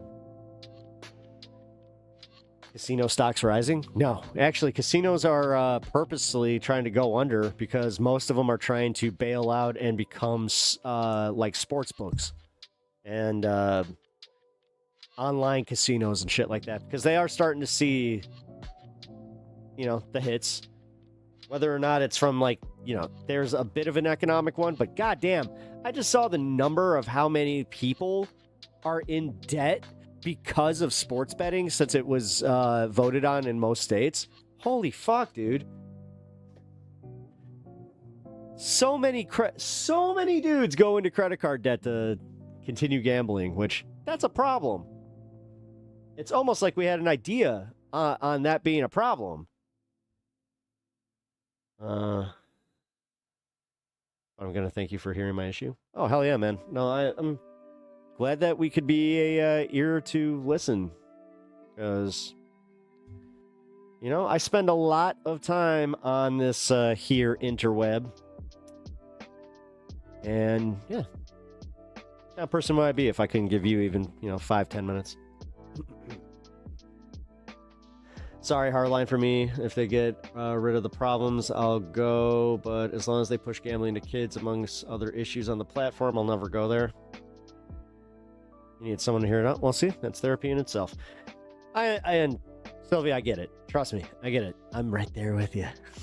I don't have Kick on I literally don't have Kick on any of my platforms. My phone or whatever the fuck. I don't follow anybody on Kick. But, like, after I saw what happened to Adrian Vixen, like, I kind of get it.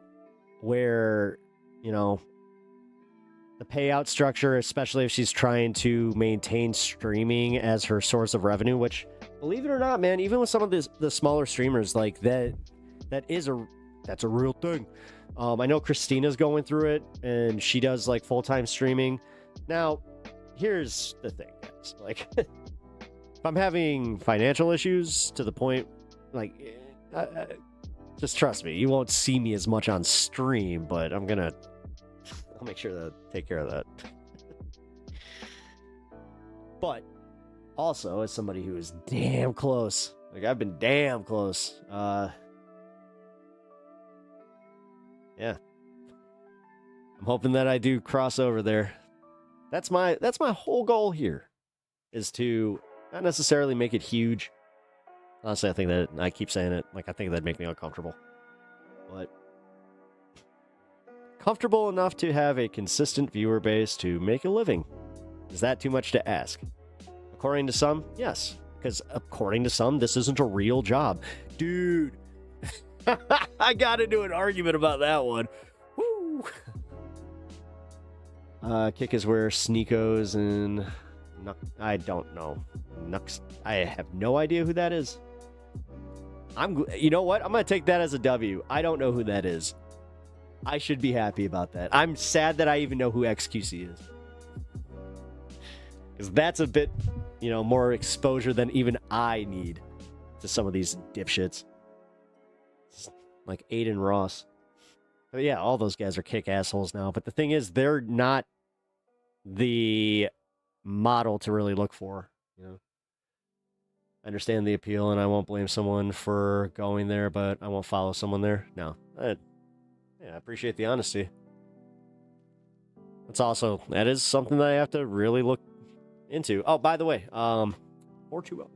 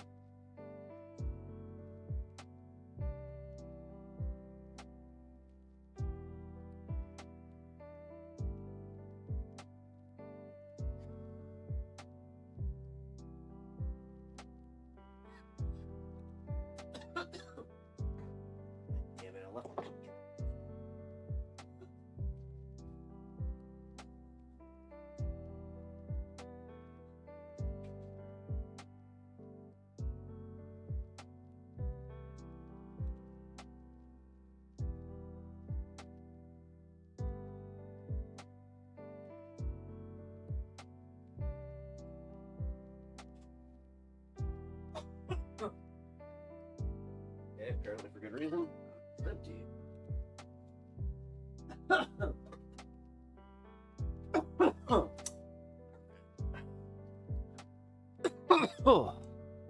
Whew, that was a good one. I love free speech element. No ads is the cherry on top. Sorry, guys. That's literally outside of, community support, which is the main way I make money on these platforms is, memberships, donations, and then ad revenue. But I'm not getting paid out by, the actual people who play the ads. So for anybody that doesn't know how it works, it's like if you see an ad for something you don't agree with, that's all on Google. They have a very, set in stone way of doing things. All right. We're officially in the fun half. Let's do this. Your resistance to gambling is admirable. I hate gambling. I always lost, and I've kind of gone through this. I think my dad, he didn't have a problem, but he had a minor problem. So, I don't know. It targets the most vulnerable people. Also, oh, you know what? Fuck it. Since we're talking about this and we're in the fun half, let's just do it. I kind of teased this CoffeeZilla thing. I did already see this, by the way. Speaking of, there's speaking of gambling addicts, I have a compilation of gambling addicts losing all their money rage compilation. Maybe we'll play that one later. Where is it? CoffeeZilla, where are you at? Was there? That's the one I'm watching after this.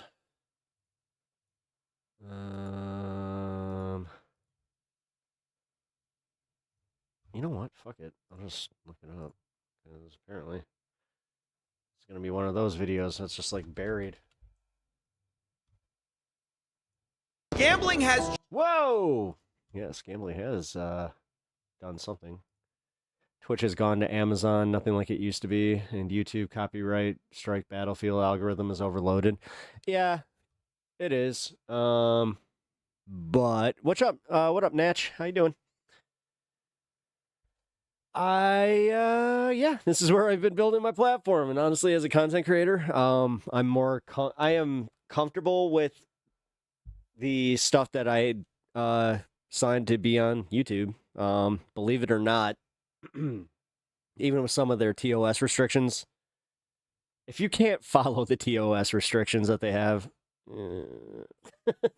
then fine, go to Kick. But changed. It used to be you'd lose your money on slots in Vegas, but today, not only can you do that, you can also bet on your favorite sports team, on the opening coin toss, on this individual pitch, or on all three in a parlay. You can do it from your phone, your tablet, your Apple Watch. You don't just have to gamble on sports, you can gamble on esports, on video this is so overwhelming. game items, on slots with those items. You can do it in Roblox or on regular slots. Sylvie, you were kind of hinting at, they are marketing to kids. So the second that a kid hits that age where they have their own credit card, they want them doing these parlays and all this bullshit. On meme stocks, gamble with calls, gamble on earning calls, gamble on calls with earning calls. You can gamble on political events, world events. You can bet if Zelensky's going to wear a suit before July, if Jerome Powell's going to say inflation 50 or 60 times in September. And you don't just... Yeah, easy to follow them, but algorithm is combining, combing it for triggers to have hide. To gamble on that. You can gamble on crypto coins, Trump coin, Dogecoin, Fartcoin. You can gamble on the champion of Fartcoin coin. And you can... I will say that if you guys are interested in keeping up with my channel, YouTube notifications is the easiest way, or here, I will also drop the Discord link because, I do keep you guys posted on when I go live, just in case, because, like I said, I know what they're doing, but this is also going to sound weird.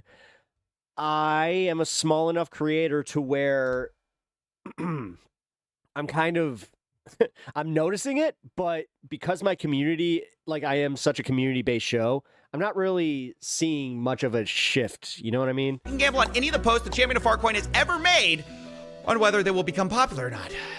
And if... Now, I have been told that by certain people that it's this is also why my community rules, is because they've reached out to me and just told me, hey, I'm not going to be around for a little bit because of X reason or Y. none of that's your cup of tea, you can also just gamble directly within your banking app. I've only had one person get a hold of me to tell me why they were quitting my channel. On a game of roulette, like a gentleman. And don't even get me started on the ads. If you turn on sports, esports, podcasts, not even my favorite political show is safe. Shout out to Prize Picks, the best app to fire on sports in the game. You will be bombarded with gambling ads by every famous person you've ever heard of. DraftKings. DraftKings Sportsbook. DraftKings Sportsbook. How fucking even Santino's like, ooh, did we get here? And is it a good thing that we're turning Some of every these spare guys moment even of know. our lives into a game of chance? I'm betting no.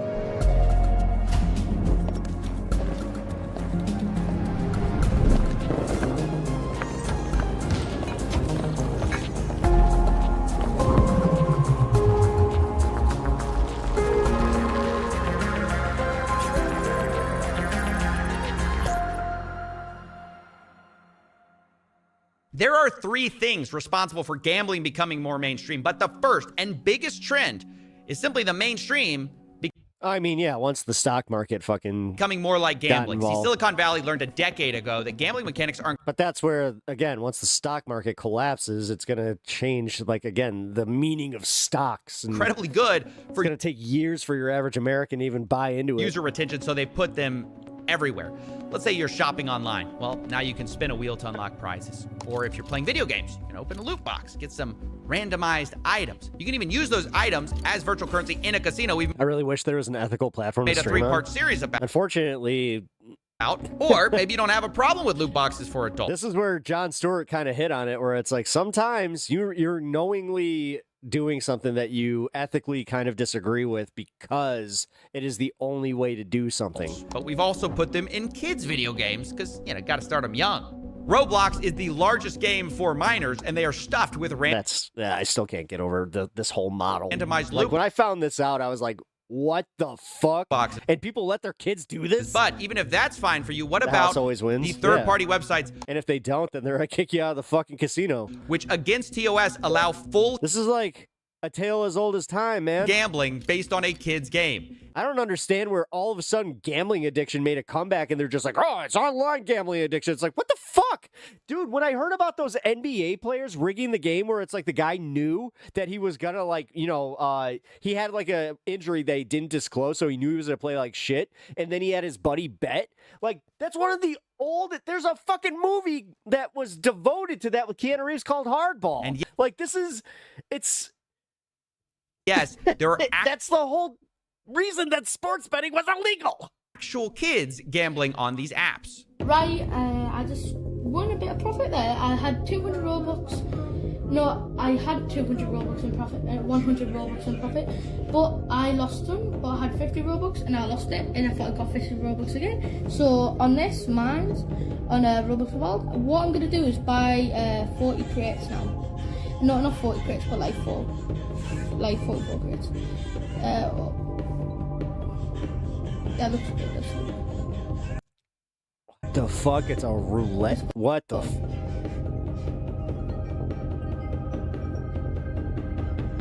Let's go. We're in profit. Let's go. It is absolutely disgusting to see That just like made me feel a little ill. that. And look, I spoke to an insider who worked on this website, They know what they're doing, and that kid is fully brain poisoned. Roblox Wild, before it got shut down. He shared data which claimed they made $5,000 a day, or roughly $2 million a year. Thankfully, what? This website got shut down, but third-party gambling sites still persist because copying casinos makes a ton of money. And that's why we've been putting it into everything, including our politics. Prediction markets are the answer to the question of what if we could YOLO on election results and world events. The biggest websites are Polymarket and Kalshi, which have exploded in popularity during the Oh shit, I just realized this is not monetized. Oh no. Oh no. Oh no. Oh no. Oh no. Oh no. So what's that? What do you use? What do you use? Oh shit. Okay, I gotta be on the lookout here. Oh, he might have already American used the clip. election We'll cycle. see. But it isn't just major events that attract This model completely ruined mobile gaming. bettors. Oh, yeah. I was recently asked to investigate whether this was a suit that Zelensky was wearing. Why? Well, the prediction market had bet $200 million in betting volume on this bet, and some of them were really mad that they decided, no, this is not a suit, my I fucking guess. God, we Whether live in you the think it is or dumbest not, timeline. Oh my God. the volume of betting this fucking hurts here is insane. And one reason for that is because these companies are exploiting fucking Christ. loopholes that allow betting even in states where normal gambling is illegal, because these companies say they're not a casino, so they don't fall under the same rules, which is why instead of having to be 21, you can now gamble at 18 on prediction markets. And while there have been addiction around every corner, legal challenges to this, yeah, and this is the thing that they're hiding from their parents. Like, when you say where are the parents, it's like they don't fucking know. Both not until they get a bill of the which it seems like these kids actually know how to get around. major companies, Kalshi and Polymarket, Jesus. have recently brought on the president. This isn't like a good thing. Like, man, you want to talk about ingenuity? They're finding the ingenuity to fucking steal from their parents and gamble. Son as an advisor, making it hard to see how they're gonna. This is bad, guys. To be meaningfully regulated. Meanwhile, this is where I always have to take my moment to say I'm so glad I don't have kids and don't plan on having them, because if I had children that lived in this world and I saw this shit, it would scare the fucking piss out of me, while man. all the major betting apps are busy launching their own and dude, good luck keeping it from them. Own prediction. What are you gonna do? Homeschool? Market copycats to get around the same weak rules that we still have regarding betting. And don't even get me started on the other loopholes that are out there. Have you ever heard of the TikTok of sports wagering? This is Cheddar. Yeah. We're building the TikTok of sports wagering. I saw that shit. Legal in 20 more states. I saw that shit before this. It's than DraftKings. Yeah. Accessible for 18 to They're 21. running ads on fucking marquee. Live, in-game, micro betting. Swipe to predict every moment, every play. I'm going to stop you right there. If you missed it, Cheddar is a new startup trying to combine DraftKings, TikTok, and Tinder features into one app. And one of the things they brag about is they're allowing 18 to 21-year-olds as a competitive edge. Guys, can you believe the untapped market of teenagers for gambling? Now, to be fair, Cheddar has not launched yet, but this is obviously the future we're heading towards, turning everything into a maximally addictive gambling product. It's sports wagering with the pace of a... Oh, shit. This is it. All right. And that's how they get around the 21-year-old age requirement. Here's how it basically works. Sweepstakes casinos claim that you don't actually need to purchase anything to play, so it's kind of not gambling. In fact, you can get free coins to access their games, but they also have a second currency which you can buy. Well, not buy. You get it for free when you buy the worthless coins. For example, their website says if you buy 100 Cheddar coins, you get 5 Jesus Christ. bonus Cheddar cash. And that's usually what you can gamble with and redeem for real money. I just realized that Coffee has over fucking 4 million people that watch this. This is actually how Stake US works. If you didn't know, Stake International is one of the world's largest casinos, but they aren't allowed here in the United States. So they have an American This is nothing new. arm, Oh, I which know. is a sweepstakes casino, which has gold coins and stake cash. One Redditor explains how the loophole really works. Quote, one stake cash is 1 USD. They only use gold coins because they need to say that you aren't gambling with real money to stay open in the US. Except, of course, you are actually gambling with real money. They just have a virtual currency workaround, which basically everyone has figured out. Oh, you want to buy some tokens? Some casinos are just kind of more honest about it than others. Cheddar's basically saying the quiet part out loud. They're going after 18 to 21-year-olds with TikTok, Tinder, sports betting at the pace of slots. And by the way, people are betting on their success. They're actually in a cohort of startups invested in by a Silicon Valley investment firm called A16Z. But if you think that's a bad idea, now let's talk about banks and gambling. I recently made a video on Yada, which was a fintech, which is a complicated story. We've done a ton of work on here and here. But basically, the original pitch was a no-lose lottery, which gamified savings. Lots of YouTubers worked with them, and they acted like a bank. What? At least at first. Until they switched their new business model to be about allowing you to gamble inside the app and lose money. Essentially becoming a casino within what is essentially a bank account. Now, I should actually note that Yada recently shut down the banking side and have fully focused on the sweepstakes casino part. I guess. Well, that's a relief, I guess. It's a more profitable business, but it's a sign of the times that everyone is moving their app more towards gambling, and finance is going the same way. On August 19, 2025, the investing app Robinhood announced they are bringing sports betting prediction markets to their app. In the announcement, the vice president of Robinhood claimed sports betting was a, quote, no-brainer, as we aim to make Robinhood a one-stop shop for all your investing and trading needs. AKA, we noticed people were leaving to other apps. We don't like that. We'd like you to never leave our app. Now, ironically, the very next day, FanDuel, a sports betting app, announced they were bringing stock market betting to their customers. But I will ask you about what some call the gamification of markets. Why this move?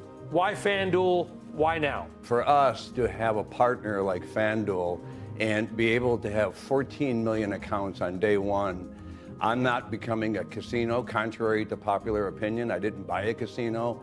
These are markets that will be offered to the general public, and we think is that seems a lot massively exciting. a lot better.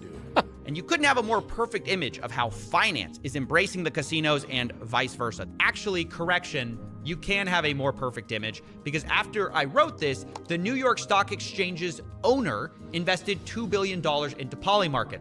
So actually, this is the perfect image of where we are. And a result is a lot of young people now see the stock market as kind of more like a betting market. The most popular group on Reddit is personal finance with... And this is why, honestly, like, I would definitely look into some different assets than the stock market, because it's only going to lead to its collapse.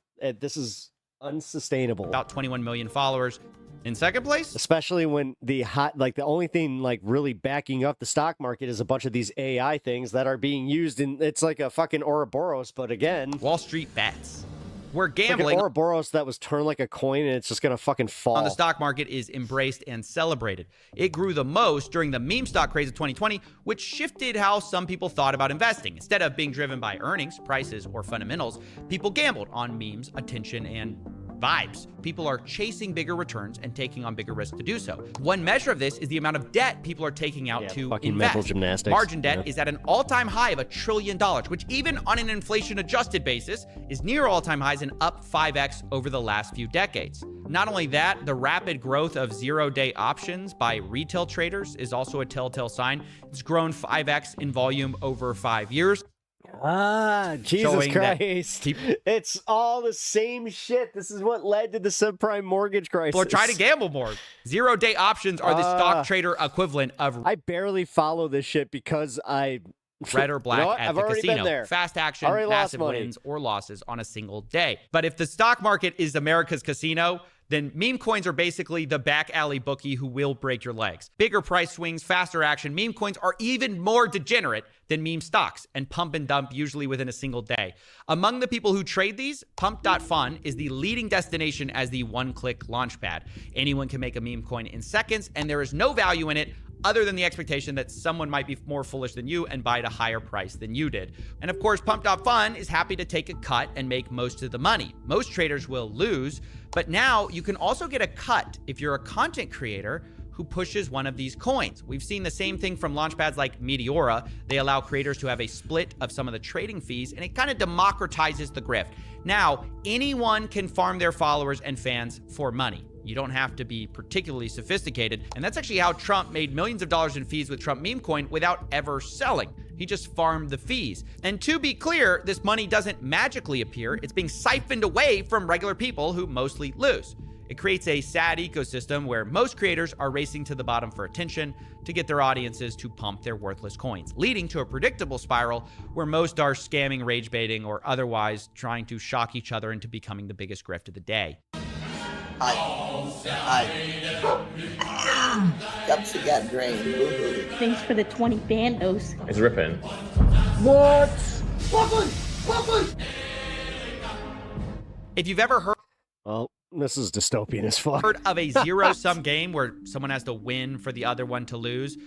Meme coins are negative sum because of all the trading fees. Most people, by definition, will lose. The real winner, of course, is Pump.Fun and people pushing it. According to one analysis, they've generated revenues of over $800 million for themselves, while almost none of the traders have made significant profits. According to one analysis, 0.4% of all traders will ever make over $10,000. So almost no one. Yeah, and literally look, no one. the reason we're going through all of this is to explain the many ways that gambling is no longer just about slots, cards, brick and mortar casinos.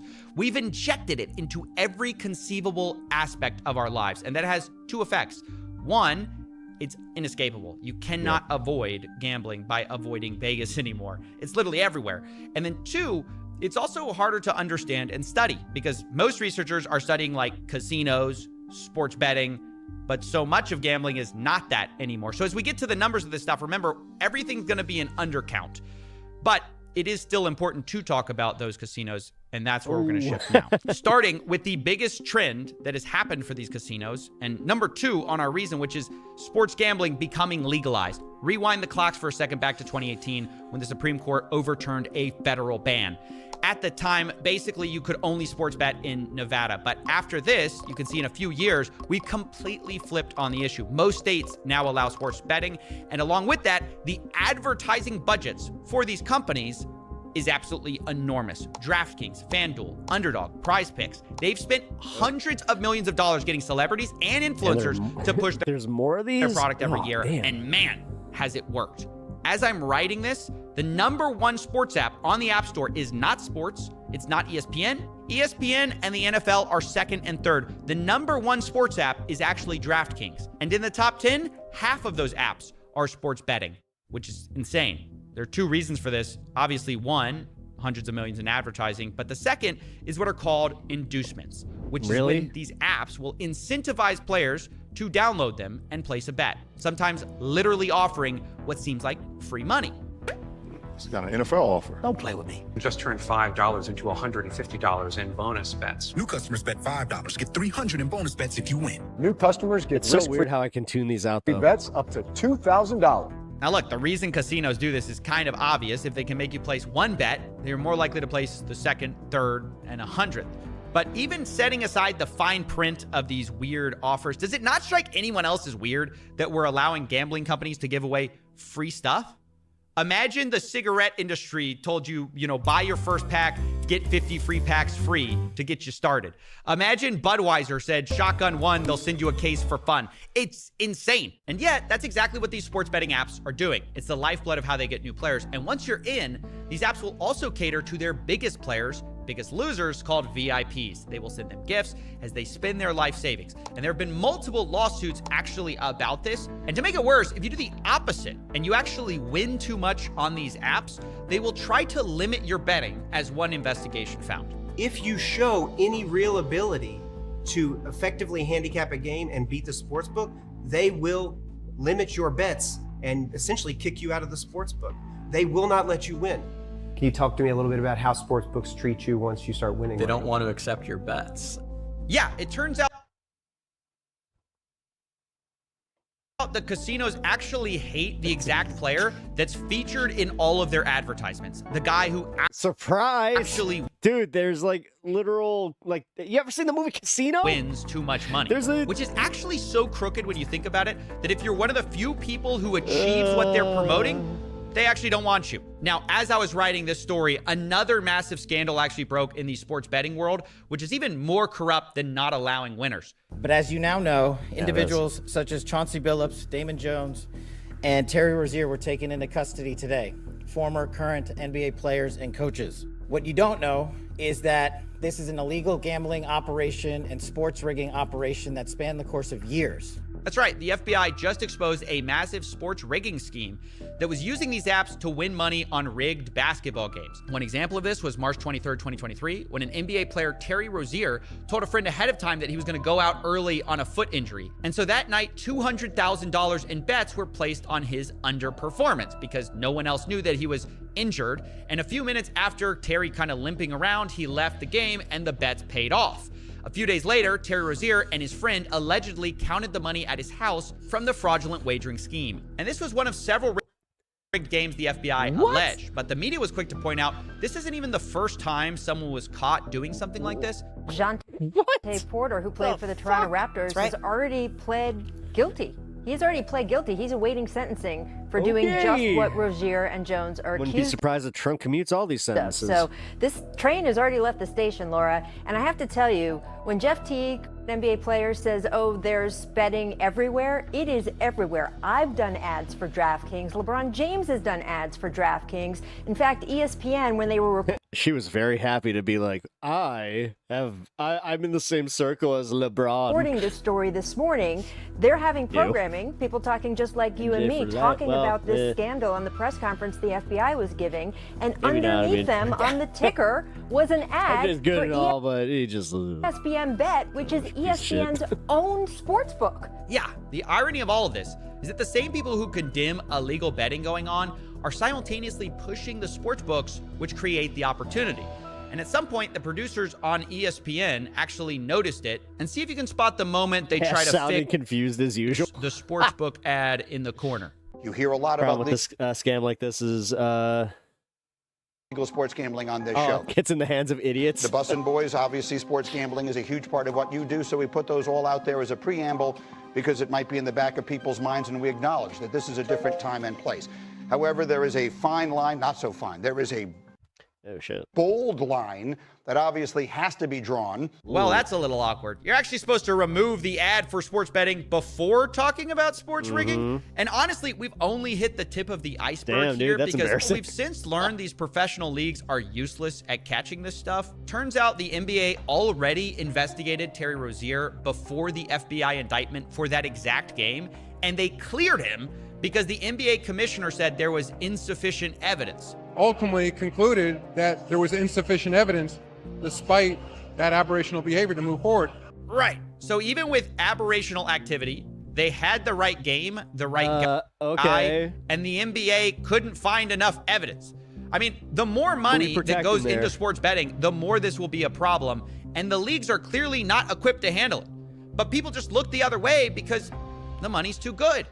And I want to now address the size of these betting markets because they're absolutely enormous in ways most people don't understand. And to get our heads around it, we're going to look at some survey numbers. One study estimates that 22% of all Americans and almost half of men my age have an online sports betting account. Another estimates that 1 in 4 people have placed a bet on sports and 1 in 5 have placed a bet in the last year. Like with all surveys, there's margins of error here, but the data mostly agrees. Sports betting is very widespread and extremely popular among I forgot something happened this weekend. I have a little story to tell you at the end of this. For the ones who get addicted, it's financially devastating. One recent study looked at Americans' finances before and after sports betting was legalized by their state. They found that bankruptcy rates rise approximately 10% after legalization. Another paper looked at financial stability, noting that for households that do bet, they spend on average about $720 a year sports betting. And the study found that for every dollar yeah, coffee. This is what I'm saying. Extra.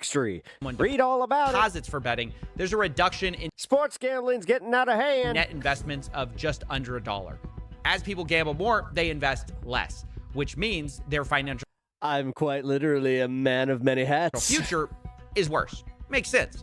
But this is especially true of problem gamblers or gambling addicts. To be clear, this is not something that affects all gamblers. Roughly 1% of the world population suffers from this. It's more common among people who bet regularly and bet online.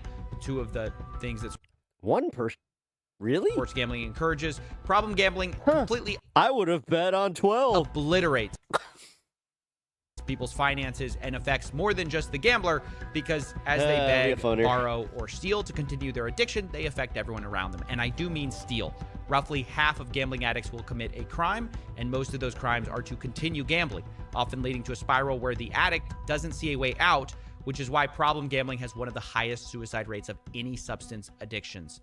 Full stop. I don't get it. You know none of this matters, right?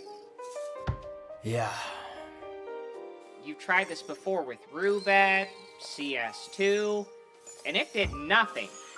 Yep. No, literally, I mean nothing. Absolute silence. All the moralizing, the anti-gambling. You're wasting your time. Yeah.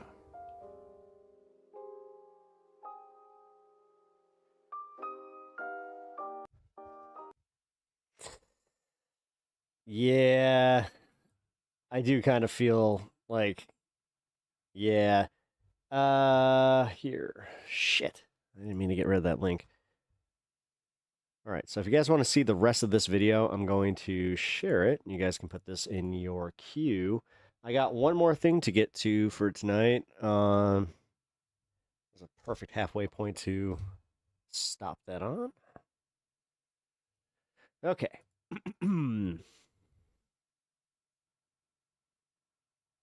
So, did you guys know that Taylor Lorenz and another girl like are mean girling about the Taylor Swift bubble bursting?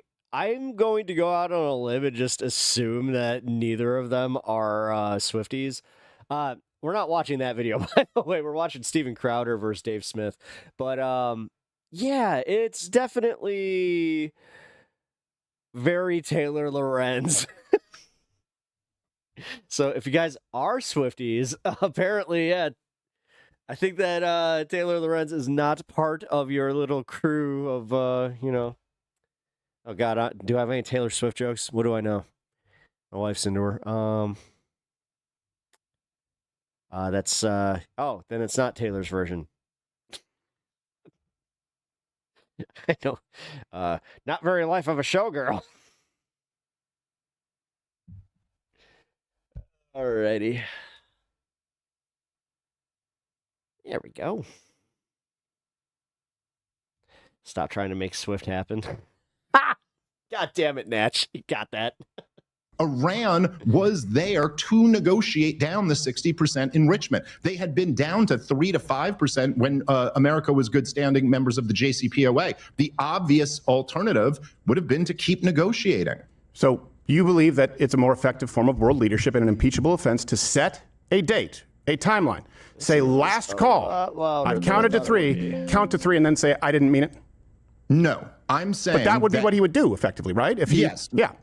I think that's silly. Oh, please welcome to the program. Oh, that was confusing. Very I funny was like, man. wait a minute, are we just going And for comedian. it? He is host of Part of the Problem, a funny podcast. Go and watch that, listen to that. Mr. Dave Smith. Mr. Smith, can you see me? Can you hear me, sir? I can indeed. Do you see and hear me? I do, and I'm angry because you seem to be aging at a much slower rate than the catcher's mitt in front of you. Is that true? Yeah, it is. You got that thick head of black hair, and it's like every day I wake up and I have a new wrinkle. So you and John Stossel, adrenochrome, we don't need to talk about it. Did you just tell me I have a thick head of hair? Do you have body dysmorphia? How do you see yourself? Do you see yourself as a bald man, Stephen? No, I don't see myself as a bald man. I just see your hair as luscious. And we don't need to talk about that right now. This is now... Stephen, you're not escaping the insinuation that you might have a little bit of... See, this is veering into... People want to... I don't know why I did that. They want to see blood, kid! Just admit it, dude. Live your truth. But look, Dave, did I miss anything as far as like... What is his deal? Like, he's not married. Why is he not just doing this? Why does he not just like be like, yeah, you know what? Fuck it. I'm into what I'm into. And oh, wait, is it because he grifted his entire life and like plugs are the upcoming shows? I know your podcast, your ex. What's the best place for people to go find you? No, all that stuff's good. ComicDaveSmith.com is my website if people want to go check that out. But all that was good. Okay. Well, and I'm very glad that we've had you on the show. I know you had some scheduling issues, and I just want to set the stage here for a little bit, and then I want to give you the floor. Look, I think here's the reason that you're on the show. For people who don't know, this goes back several months. I think that you and I agree on a whole lot more than. Wait, Sean, what up? We disagree, which is why I was this is the last thing you wanted to see. Surprised at some of your takes. For example, like I think on foreign aid, and you can correct me if I'm wrong. Oh, so would you rather watch Taylor Lorenz shit on Taylor Swift? On any of this, or you disagree? I don't think we should be providing foreign aid to anybody, Israel included. You're just like, touche. As well as all the surrounding nations. I think we fund all sides of this war. I think we do that a whole lot. Stop all of it. Let the chips fall where they may. I agree with you that no one should have secret nukes. I think that Israel's nukes are... So this is going to be a lot of the, okay, here's what we agree on, but... So secret that Dave Smith and Steven Crowder can talk about it on a podcast, but I don't think that anyone should be able to have some kind of a different protocol on nukes. AIPAC, I've said they should go screw themselves with a wire brush. I don't like any lobbying group that acts outside of America's interests. I think we would agree on most of that. And as I understand it, you're pro-life. You've talked about that. I know when we test called, you have a cute little guy about the same age as mine, and I think that fundamentally changes you. So all of these things, we'd be aligned. This is why I'm such a universe apart, where when I invited you on the show, where you called for impeaching President Trump. That's definitely a divergence, and I don't see how that's better for America or the movement if we agree on so much. Could you? The floor is yours, sir. Okay. Well, yeah, I think I certainly would agree with you on all the things that you outlined there. But I think I would go a bit further and say that not only am I very critical of the foreign aid to Israel or critical of AIPAC, but I'm also very critical of the neoconservatives who are essentially, a core constituency in the Israel lobby. I'm very critical of the Republican Party that essentially allowed the neocons to become the drivers of U.S. foreign policy in the George W. Bush administration, and many people who still have those same tendencies. I mean, the Mark Levins and Ted Cruz's and people like that, well, maybe not officially, technically neocons, certainly are in effect no different from them. And so in terms of, one of the things in terms of me calling for Trump's impeachment, one of the things that's interesting to me is that I got so many people as a response to that who essentially, were saying Ben Shapiro and Josh Hammer and all these guys criticizing me. Look at him. He's betrayed Donald Trump. All the neocons, Mark Levin, the never Trumpers. The original 2016 never Trumpers. Like, I still remember that copy of National Review. I'm sure you do too. They all said, but no, look, to me, I don't have any loyalty to any politician because I'm a free man in the United States of America. Sure. Donald Trump launched a war of choice, a war of aggression on behalf of a foreign country while we were in the middle of negotiations with said country. I thought it was an unbelievably reckless decision. Thankfully, at least for now, it didn't turn into a catastrophe like many of the other conflicts have. And Trump deserves certainly a good portion of the credit for that. But no, I don't take that back at all. I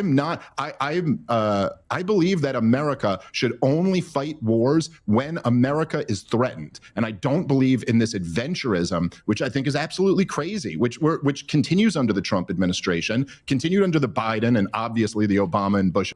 I have like a light agreement with them. Administrations. I'm against all of this stuff. So yeah, I was loudly in opposition. But keep talking, and I'm gonna be like, and I don't agree with either. To the Iran war. Okay. Trying. And I think that's fair. I think some of what you just said I agree with. I disagree with some of the premises, but it sounds like you're saying you still support the idea, or did at that point in time, the impeachment of Donald Trump. And this is where I think we diverge.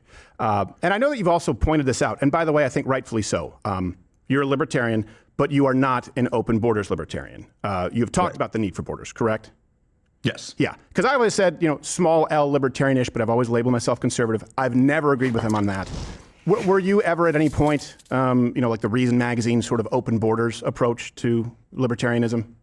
Yeah. I mean, I think like when I first became a libertarian, I was that was probably my default position, is like, just allow freedom of movement. The government shouldn't really be doing anything to nonviolent people. But it was actually libertarian thinkers who convinced me the other way, most notably Murray Rothbard and Hans Hermann Hoppe. And essentially, I just got convinced by their argument that it's not, in fact, the correct libertarian position. Like, it doesn't follow from libertarian principles that government property ought to be available to the entire world. In fact, what follows from libertarian principles is really more taxation is theft, that the government robbed from the domestic population in order to fund and maintain government property, and therefore it should probably approximate what the domestic population would like to be done with it. Right.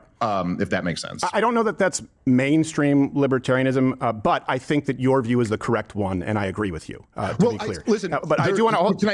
Can I just very quick just say that it is true that there are organizations like Cato and Reason and stuff like that that are more open borders. Yeah. But it's also true that Ron Paul, I think, is probably the most mainstream libertarian ever, and he completely agrees with, border restrictions. So it's debatable what the mainstream libertarian position is. Okay, but I think yours is correct in that. And I just, because a lot of people see libertarians, and of course they see the foolishness that they see on a national platform of open borders, a lot of libertarians, and go, like, you're not that. I also want to be clear, too, to be as charitable as... So he's a fake libertarian. As possible. Because, like, I don't know, man, that whole, like, personal liberty thing kind of extends to all that. I hate the word, but just to be as sincere as possible, there are people out there, and I know that you've appeared at TPUSA, and Charlie Kirk talked about this. There are people out there who hate Jews. I do not consider, and for anyone watching in chat, I do not consider you amongst them at all, to be clear. So I don't want this to turn into Jewsburg. I don't think that's the case. I think there are those people, and because I invited you, Candace Owens, some other people on the show, you're the only one who had the balls to show up, which I appreciate. I don't want people lumping you in that category. I think you have... Gee, it's almost like, I don't know, you did do this thing where Candace Owens and, like, that whole crowd hates you. Legitimate grievances. It's kind of fun to watch. Like, he just told on himself right there. With the government of Israel, and that does not make somebody anti-Semitic. I just say this because I want to cut off at the past people going, he hates Jews. There are people going, he's a shill for the Jews. It's like, well, okay, none of those things. You're not a libertarian, you're just a closeted Republican. True. Yeah. Going back to the impeachment, that was the original question. So you stand by it. Here's the thing. Being real world conservative, right wing, small L libertarian, what mechanism would you have in place? Small L libertarian. Jesus, we're mincing this. For that. And how is that better for America? Because obviously, even if we get to a mechanism, you'd lame duck the most effective president of our lifetime. I think it's hard to argue the most anti-war president of our lifetime. What? Motherfuckers out here saying that shit while they're bombing Venezuelans? And he's like, yeah, you know what? They're drug boats. It's like, no, dude, due process. What's that? And you'd end up with... Also, maritime law. Fucking Christ. 4 years of like a Biden or a Gavin Newsom or a Whitmer. That's how it plays out in the real world. You okay with it? I'm not. That's where I disagree. Well, I think, first of all, J.D. Vance would become the president if Donald Trump was removed. But again, more hawkish than Trump, though, so it doesn't fix the problem. Yeah, I don't know. I don't know about that. And I don't know if I agree with you that, I mean, look. No, he's only hawkish because MAGA's breathing down his neck. Yeah, if you're comparing Donald Trump to Obama and George W. Bush and Joe Biden, like, yes, okay. I don't think he has principles. That's the problem with fucking J.D. Vance. Like, the funniest part is they would learn that in real time. He's preferable to them, but again, I'm just making the point. Rumble gonna have I think dude, Rumble is just like such a who gives a shit platform. What the fuck? I think this is an important difference. That's where I think we separate. I am comparing him to all presidents before him and the alternatives. And even if J.D. Vance becomes president, yeah, I know it goes through the lineage Vance, and then I believe with Johnson, Rubio.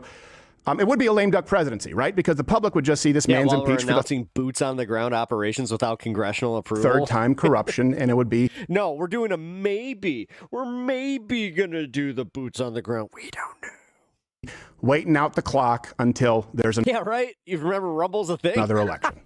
Well, I mean, first of all, the first two times Donald Trump was impeached, he was impeached for complete nonsense. And so it would be a little bit different to have a president impeached for launching an illegal war. That is a very different thing. But I think the more important point here is that, look, obviously there's no mechanism for me to have Donald Trump impeached. I'm not a member of Congress who's introducing articles of impeachment. I'm a commentator who was on record supporting Donald Trump in 2024. And so when the war first broke out, what I was doing was saying in the loudest possible way that there's a huge group of people here who supported you, who are not only upset about this, but are repudiating everything about you, are criticizing you in the strongest possible language. Now, I am one of, in terms of like the Trump base of influential support, I'm one of the smaller members who was criticizing him. I mean, he had Steve Bannon and Tucker Carlson and Candace Owens and even Charlie Kirk, who didn't exactly criticize him, but certainly was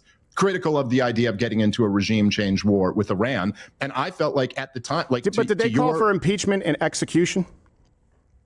Did I call for execution? You have. You said that Donald Trump should be buried beneath the prison for war crimes. Oh, yeah, he is. Okay. Well, that's a separate thing. But what I called for in this case was... Wait a minute. He said, what now? Did they do anything Okay. This took a turn. Well, hold on. Let me... And the way he was just like, wait, what? Oh, yeah. Dave, you intend to filibuster, and I want to stick to this just because... Wait, Dave, hold the fuck... This is outside of that. I don't think we have that big of a disagreement. If this was a left-wing guest, this would be hilarious. But Well, I don't think I'm filibustering. I was just trying to finish my point. Okay, so I think you've already described, answer right, the mechanism. The mechanism No, you just got what you wanted out of it, you ninwit. in place would be Nitwit. Nimwit? Nitwit. Congress, correct? I'm not saying that you do it yourself, Dave. I tried to insult him, but I couldn't even get the insult right. But like you said, But hey, it's a classic insult. you were using an influential platform. There were some other people, and largely the left, who were calling for impeachment. So I think that still you stand by it. Silly or foolish person. Yes, that does encapsulate you. I mean, look at him. Just look at him. But the real world fallout of that is far worse for the United States and for the Keep America, Make America Great, America First movement. And that's where I think we diverge. And when I see you saying that, first off, it gives me pause. And I only see you just mentioned those people, and the left calling for his impeachment. And you say, well, yeah, he's better than these other presidents. Okay, so what would be better if you're calling for the impeachment? And it could be facetious, the execution of Donald Trump. That seems pretty extreme, and it seems like a big difference. I mean, again, I mean, you can say I'm filibustering, but let me explain my position here. Is that the point I was making was that so many of Donald Trump's most important, and there's really never been a moment in my lifetime like that before. There's really never been, I can't think of any time where George W. Bush did something and Sean Hannity and Bill O'Reilly were just like, that's it. We're done supporting him. And Obama never lost Rachel Maddow or something like that. And I think the fact that so many of us stood up against that was, in terms of, like, to your point, in terms of the real world, what can we actually do? I think that was the most effective thing that we could do at that point, was just to make it very clear that if you do get us into another catastrophic war here, you're going to lose a huge portion of your support. This is the only incentive that politicians respond to. Okay. Now, in terms of your point about me Can saying I address that? Yeah, sure. Go ahead. So, and I know that you and I think we both share a hatred, a fundamental hatred of mischaracterizations. Hopefully, you don't think that I've Until you need to use them. done that. Wait a minute. Here, I've asked these questions fairly. I think that's a mischaracterization. Sam Cedar, what a fucking nightmare. I think it was at large of Donald Trump from you. I think to say that he should be impeached based on a betrayal, when we probably don't have a president with a more clear track record on any issue than Donald Trump on Iran. If I said Israel, I meant to say Iran, where he said they can't get nukes. That famous escalator ride down, immediately said, and if I'm president, Iran won't get nukes. And before that, on X, saying Iran cannot get a nuke, 60 days talking, negotiating. They weren't playing ball. Time is up. You can disagree with it. But to suggest that that's a betrayal, I would say that it's the exact opposite. People maybe need to do the research on the candidate who they're supporting, in your case, endorsing, electing. He was very consistent about that. No, I disagree completely. And I think that Donald... He's not recovered from that. It really seems like he hasn't. Trump also bragged about not getting us in any new wars and bragged about ending wars, many of which he didn't end. But no, I mean, look, there's a major difference between just saying Iran won't get nukes, which could mean anything, and saying I will launch a war against Iran if they enrich up to 60% and are still willing to negotiate down the enrichment. I'm sorry, those are just very different things. Well, you called for his impeachment before he launched the strike, and we're not at war. But Dave, you've been talking. Hold on a second. Man. You always do this where you say, let me finish a sentence, but then you address a point and then scattershot about different points. No. I'm really glad that Dave's at least going to call him out on this bullshit. I always do this on the exact point that you just asked me about, Stephen. You're claiming I'm filibustering. You're interrupting every time I speak. No, I'm not, Dave. I want to address that one point. No, I'm not, Dave. Whoa. And then we'll go back. I just say? We're not at war. You called for his impeachment before the strike.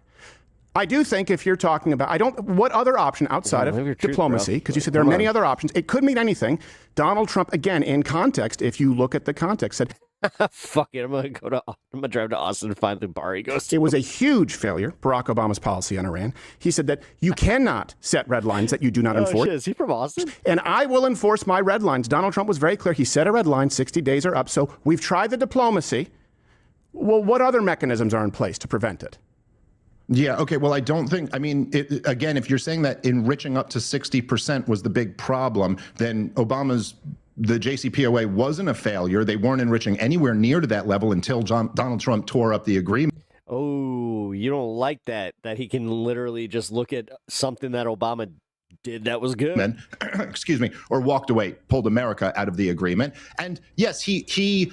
Oh, that's what I wanted to tell you guys. I finally had it happen. So I had a cart that was clogged, and it was so clogged that I heard like a bubble, and all of a sudden the thing just exploded. I had freaking sticky glass shards in my hair. I might even still have some. Arbitrarily set a timeline of 60 days, but there were meetings scheduled for the next day or 2 days later after when Israel first struck them and Donald Trump walked away. So the alternative was obviously to keep negotiating. Look, Iran was there to negotiate down the 60% enrichment. They had been down to 3 to 5% when be careful. America was good standing. I mean, I did wash my I washed my hair today and tried to get it out as best I could. Of the JCPOA, the obvious alternative would have been to keep that sucked. Negotiating. So you believe that it's a more effective form of world leadership and an impeachable offense to set also scary as fuck when it happens. A date, like the thing just went timeline. Say last call. I've counted to 3. Count to 3, and then say I didn't mean it. No, I'm saying. But that would be what he would do, effectively, right? If he, yes. Yeah. I think that's silly for a president to do that. Right. But that's not what I said. But you think what you said is silly. Okay. But what I'm saying. No, he did say, we're 60 days up. Was Iran negotiating? Did Iran come to the negotiating table? Did Iran allow inspections? Finish whenever you want to, and then I'll try to. Oh, I asked you that. Were the 60 days up? Did Donald Trump count to 3? He's getting really pissed. Yeah. So he should continue negotiating after he sets a red line. Yeah, well, he would. Well, no, Stephen. It's a little bit more. It's a little bit more than 1 cent. Okay. It's a little bit more than 1 centimeter deep. Okay. Please enlighten me as shallow as I am. Dude, it's like you just. I know.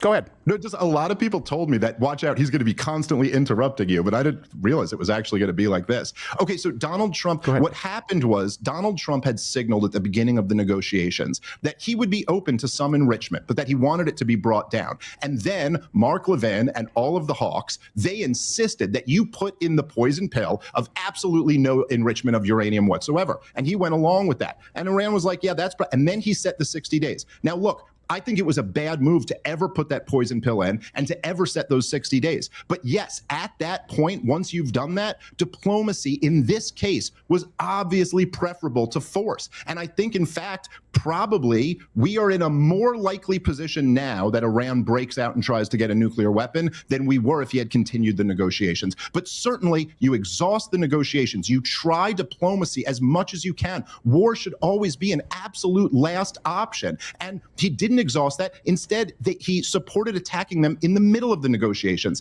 That is dishonorable. It is unethical, and it's bad leadership. Yeah, I don't think it's dishonorable. I don't think it's unethical, and He didn't listen to a damn thing he said. I think it's bad leadership. I think it would be bad leadership to allow a country to completely flagrantly disregard their own agreements, to not honor their word, to have international oversight committees that you cite, Dave, as the gold standard, saying, yeah, they're only a few weeks away from this kind of dangerous uranium enrichment, and then to say, you know what, let's continue diplomacy. So here's my question to you. Because you said impeach, you said war crimes, and it sounds to me like there's no president in our lifetime who you wouldn't bury beneath the prison for war crimes. Can you name one? No, I think every president in my lifetime has been a war criminal. That's right. Okay, so every president in your lifetime has been a war criminal. Impeach Donald Trump beneath the prison. It's part of being a world empire, yeah. Yeah. I don't think Donald Trump is a neocon. As a matter of fact, I think he's the least neocon of all the presidents that we've had. We might just have a disagreement on that, but I definitely think he's a neocon. Well, you said your gripe was with neocons and your criticism of Donald Trump. I have criticisms of Donald Trump. Though. H-1Bs, big one. I went in hard on that, for crying out loud. When you talk about the Epstein debacle, I almost feel bad for Smith. Unveiling that. Pam Bondi shouldn't have a job. The only reason that I think that I've told you guys that the only reason I can sympathize with him a little bit more is because I've watched the Legion of Skanks since like the first episode. So Dave, Jay, and Lewis have, they've always been kind of a presence in my life. And when I found out what Dave's politics were, because he started getting more and more political as the shows went, and I remember he was on I think it was The Bonfire, he came on and he started talking politics, and Jay just like shut him down.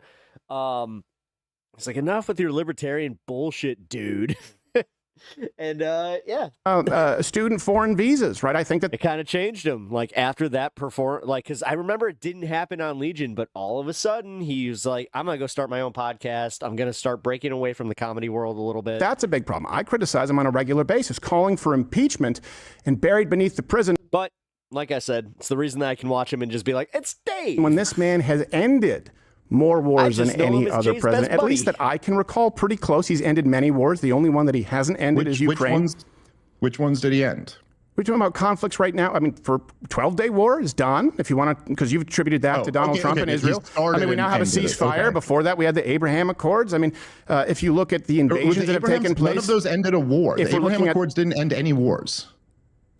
So if we're looking at the other examples in the past where you look at invasions from Russia when they got froggy, obviously they tend to favor Democrat administrations. I think he's been very non-interventionist, not an isolationist. And I think that Thailand, Cambodia is one that comes to mind. India, Pakistan.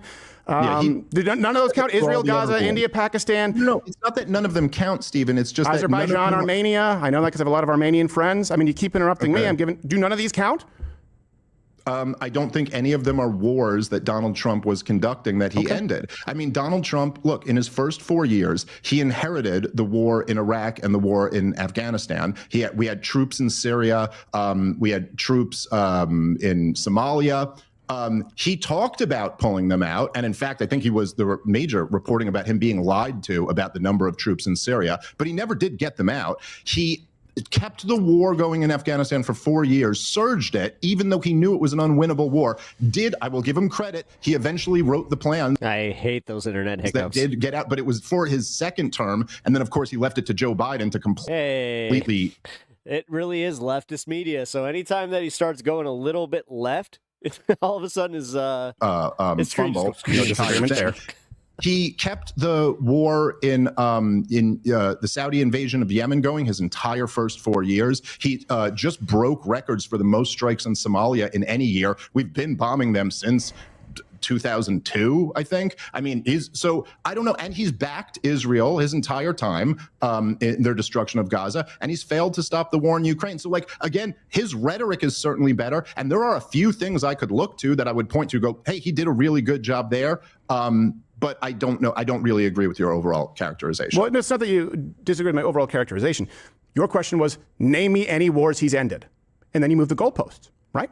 No, you didn't answer. You had the 12-day war, and then you tried to do some fucking weird bullshit with the Russia-Ukraine stuff, then brought up India, Pakistan, which he didn't end. No. When I said wars he's ended, I didn't mean like he picked up a phone call and then a conflict like between two other parties. I'm saying wars that America's been involved in. So diplomacy doesn't count there. Or fighting. So none of those would count. No, I'm not saying it doesn't count. I'm saying it's not exactly a war he ended. Well, I want to have this conversation in good faith. And if you say, name me any wars he's ended, and I go, okay, Thailand, Cambodia, Israel, Gaza, ceasefire, Armenia, Azerbaijan, you could argue, hold on a second. You could argue that Yemen, really a proxy war with Iran, which kind of brings us back to the initial point. It's certainly more than other presidents. So picking up the phone and engaging in diplomacy, which I thought you would be supportive of, he's done it more than other presidents. And I would say he's set apart pretty significantly, which is why I don't want to impeach him. I don't think that would make America stronger, more effective. I think it would make us weaker. That's really the crux of this. I think he's better than other presidents. I think he's the most effective president of our lifetime. And I don't think it's an impeachable offense. He asked me which wars did he end. I just gave you a list. Do those count? Well, it's again not okay. Look, if you're talking about the war between Israel, if you can call it a war, Israel's destruction of Gaza, yes, after funding and facilitating the whole thing for his entire second term of his presidency, he's gotten a very loosely holding together ceasefire as of right now. So yes, as I've said on my show and said publicly, I give him credit for that. That part was better. The funding it for the his entire presidency, which you seem to agree with, that part was wrong. I agree with the funding of it, you're saying? No, I said which you already said. Oh, yeah, I agree with you. Yes. You agree with me on that. I'm just making, I agree with you. So okay. You and I share that same common ground, but I just think it's important. Okay. Dave, you said interrupting. I've got a timer clock going. I don't think you're going to like the way it looks. Okay. All right, so I was listing the other examples of Donald Trump being a... He really is. He's starting to not like him more and more. Non-interventionist in comparison to Biden, for example. Even just using your example there, talk about funding the war, Israel, Gaza. Ceasefire's pretty... This is why he wants so badly to just be like, this is why no one likes you. Damn quick into Donald Trump's presidency. And I'm not saying it's perfect. I think it's better than no ceasefire. I think picking up the phone and ending conflicts is better than not, but we still find ourselves at the intersect of impeachment. And so, let's move on, you stand by it. I believe that the impeachment, which you called for before the surgical strike on Iranian enrichment facilities, was based on him starting another illegal baseless war, right? That would be the reason for it? Yeah, sure. A war of choice, a war of aggression, an illegal war. The Constitution is very clear. You need Congress to declare a war. Every single war since World War II has been illegal. And there was absolutely no need to launch those strikes. They pose no threat to us. Okay. So that's where I would disagree, but I also understand that you're consistent, and I do appreciate it. You think that every war since World War II is illegal, every military strike, and every president is a war criminal who should... Well, it's because, yeah, there's a whole declaration of war situation. ...be executed. Yeah. I don't think that's realistic. And if you look at the War Powers Act... But all the stuff you were listing are either things that he had no hand in ending or didn't end. ...delegates the authority exclusively to the president to make that kind of a call, and they have the right to withdraw. Yeah, well, I mean, look, to be clear, I'm not arguing that that's realistic, but in the same sense that, like, you might say there should be no abortions. And I could respond to you and say, hey, that's not realistic. And that is true. It's not realistic that at any point soon in the United States of America, there'll be no abortions. But that's what's right. And so I'm just staking out my claim of what I believe is right. Right. Okay. So you mean morally you would like to see him impeached? I mean, morally, I think it's immoral to launch wars of aggression and choice is what I mean. Okay. So, but then you said that that would be unconstitutional in an illegal war. Obviously, the Supreme Court disagrees. Obviously, every other president who was far more hawkish disagrees. And obviously, even right now, when you're talking about Democrats who love, I wish you and I, come on, you got to agree with this. I wish you and I had a passion for anything as much as these people have a passion for trying to impeach your political theater against Donald Trump. And that didn't really even gain any steam. Because no one, aside from Dave Smith and a few other people, think this was World War III or an unconstitutional strike. When did I say? No, a lot of people did. When did I say it was World War III, Stephen? No, a lot of people thought that that was going to be the start of World War III. You talked about escalating this again back on social media, saying this could lead us into World War III. That's why you wanted to impeach it. Please show my specific quote about World War III and what I said. I will find it and I can provide it publicly. No, because I hear a lot of people saying this to me, but I don't remember saying it. So okay. When did I say? You didn't World think War it was going III? to escalate global conflict? Oh, I was concerned about escalation, but that's a very different thing than saying this is going to lead to World War III. Okay, well, I'll rephrase then, because you did say you didn't call for it. I'm like, well, burying beneath the prison is execution, right? I don't want to do the wordplay thing. If you didn't say World War III, I apologize. It would be other people. I'll clarify that. No. I'm not listen, I'm not saying you are lying. I'm just pointing out I don't think I said that. Well, can we agree that they're trying so hard not to fucking get to the point where you don't like each other? That was a tenor and tone for a lot of people calling for impeaching Donald. Except I think Dave already doesn't like Trump. Escalation, global conflict. Right. Yeah, there were a lot of people concerned about that. Yes, sure. Exactly. Is that where we are?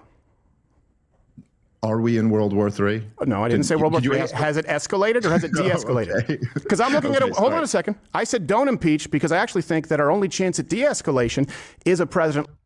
He literally just threatened Mexico today, but like Trump. And this was 6 days ago. I think at this point he wasn't impeached. I think another Venezuelan ship, unbelievable or boat. Not ship. Surgical strike, agree or disagree with it, was conducted with no collateral damage, with planes out over the ocean before they woke up in the morning, and no one even said a word. That's why they couldn't retaliate, because they have no way to. I think the 12-day war ended. I think we have a ceasefire agreement in Israel and Gaza, and I think we're better off. I think objectively there's been de-escalation as opposed to escalation, and I don't think that's by accident. And I think if we impeach him and we follow that doctrine, I think we end up in a much worse place. I think that we would be in a much better place if Donald Trump had simply moved to cutting off all foreign aid to Israel and supporting this war and not attacked Iran in the first place. But yes, it is absolutely. It is. Okay, but that's a pretty big deal. So it is absolutely true that after we dropped those bunker busters on the Iranian nuclear sites, and then they responded with, the kind of a typical Iranian response where they just wanted to save face, but really wanted to make sure that they didn't escalate the situation at all and gave advanced warning before they sent those missiles back. Donald Trump took that off-ramp immediately and did de-escalate things after that. And I think it's great that he did that. Again, the whole thing never needed to be started to begin with, but we'll see. We're kind of in halftime of this war now, and we'll see where this goes.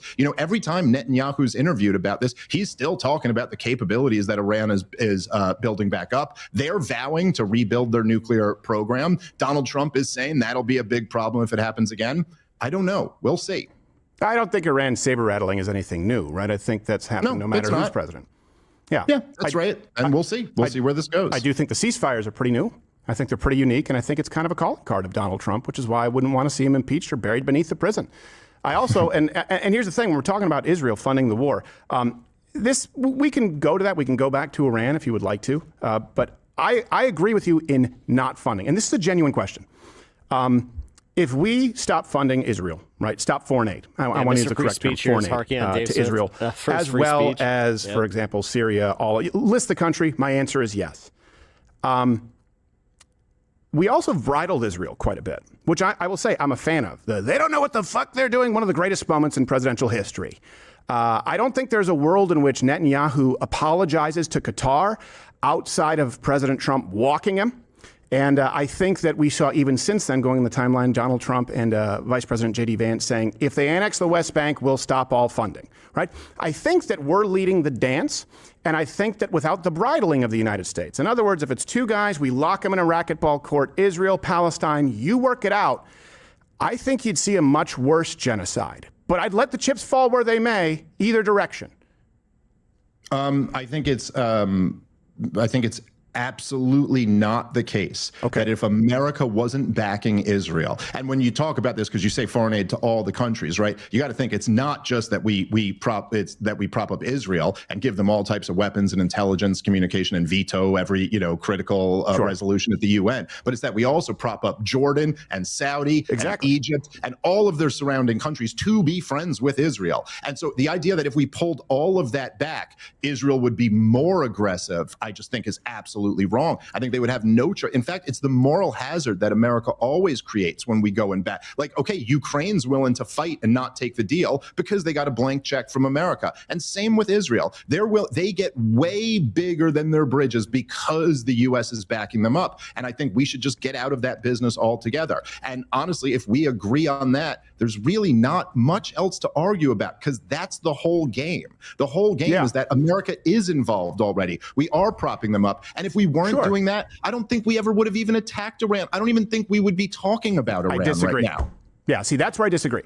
And that's where I disagree. And by the way, the same people you talk about, Saudi Arabia, and by the way, my answer is yes, right? Just to be clear. And just so you know, I'll get accused of being anti-Semitic for that position. I said it to Ben Shapiro on the show in 2015. I said, let's just stop funding all of it. Because if you add it up collectively, not just the nations who align with Israel, but the nations who would probably like to wipe Israel out, they technically come out ahead because we spread money around, and I think it's foolish. We would agree on that. I forgot that he made enemies with them, too. But Saudi Arabia is an interesting example, because when we're talking about Iran, I don't care if Israel sees Iran as a threat. I care if Iran is a potential threat to the United States. Obviously, the fact that they're run by a death cult who chant death to America isn't enough to go on. I'm not saying that.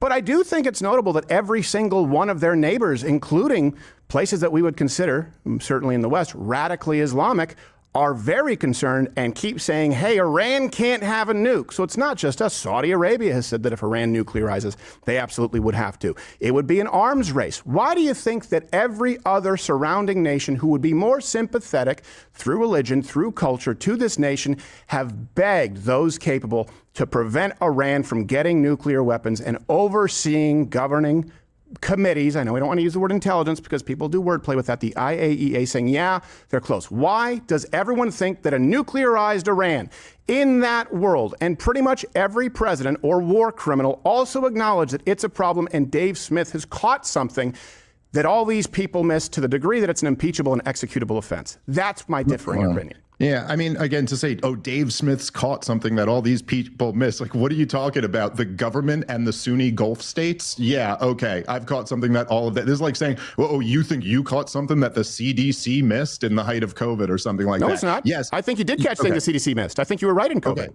Okay, I think I'm right on this too. I think that obviously the radical Sunni states hate the radical Shiite state because they are regional rivals. And, you know, by the way, it was a bunch of Egyptians and Saudis and Al-Qaeda who was backed by Saudi Arabia who came and knocked our towers down. It wasn't any radical Shiites. That's our beef. That's the reason we supposedly launched this whole war on terrorism, was to get the radical Sunnis. Now, of course, our priority has to be getting the radical Shiites. And your buddy Ben Shapiro actually kind of admitted why on his show when why do you mischaracterize, Dave? Why do you do that? He's not my buddy. I said I talked to him about that, and I presented. I guess that's true. You guys, well, I didn't mean to mischaracterize. You were talking about having talked to him.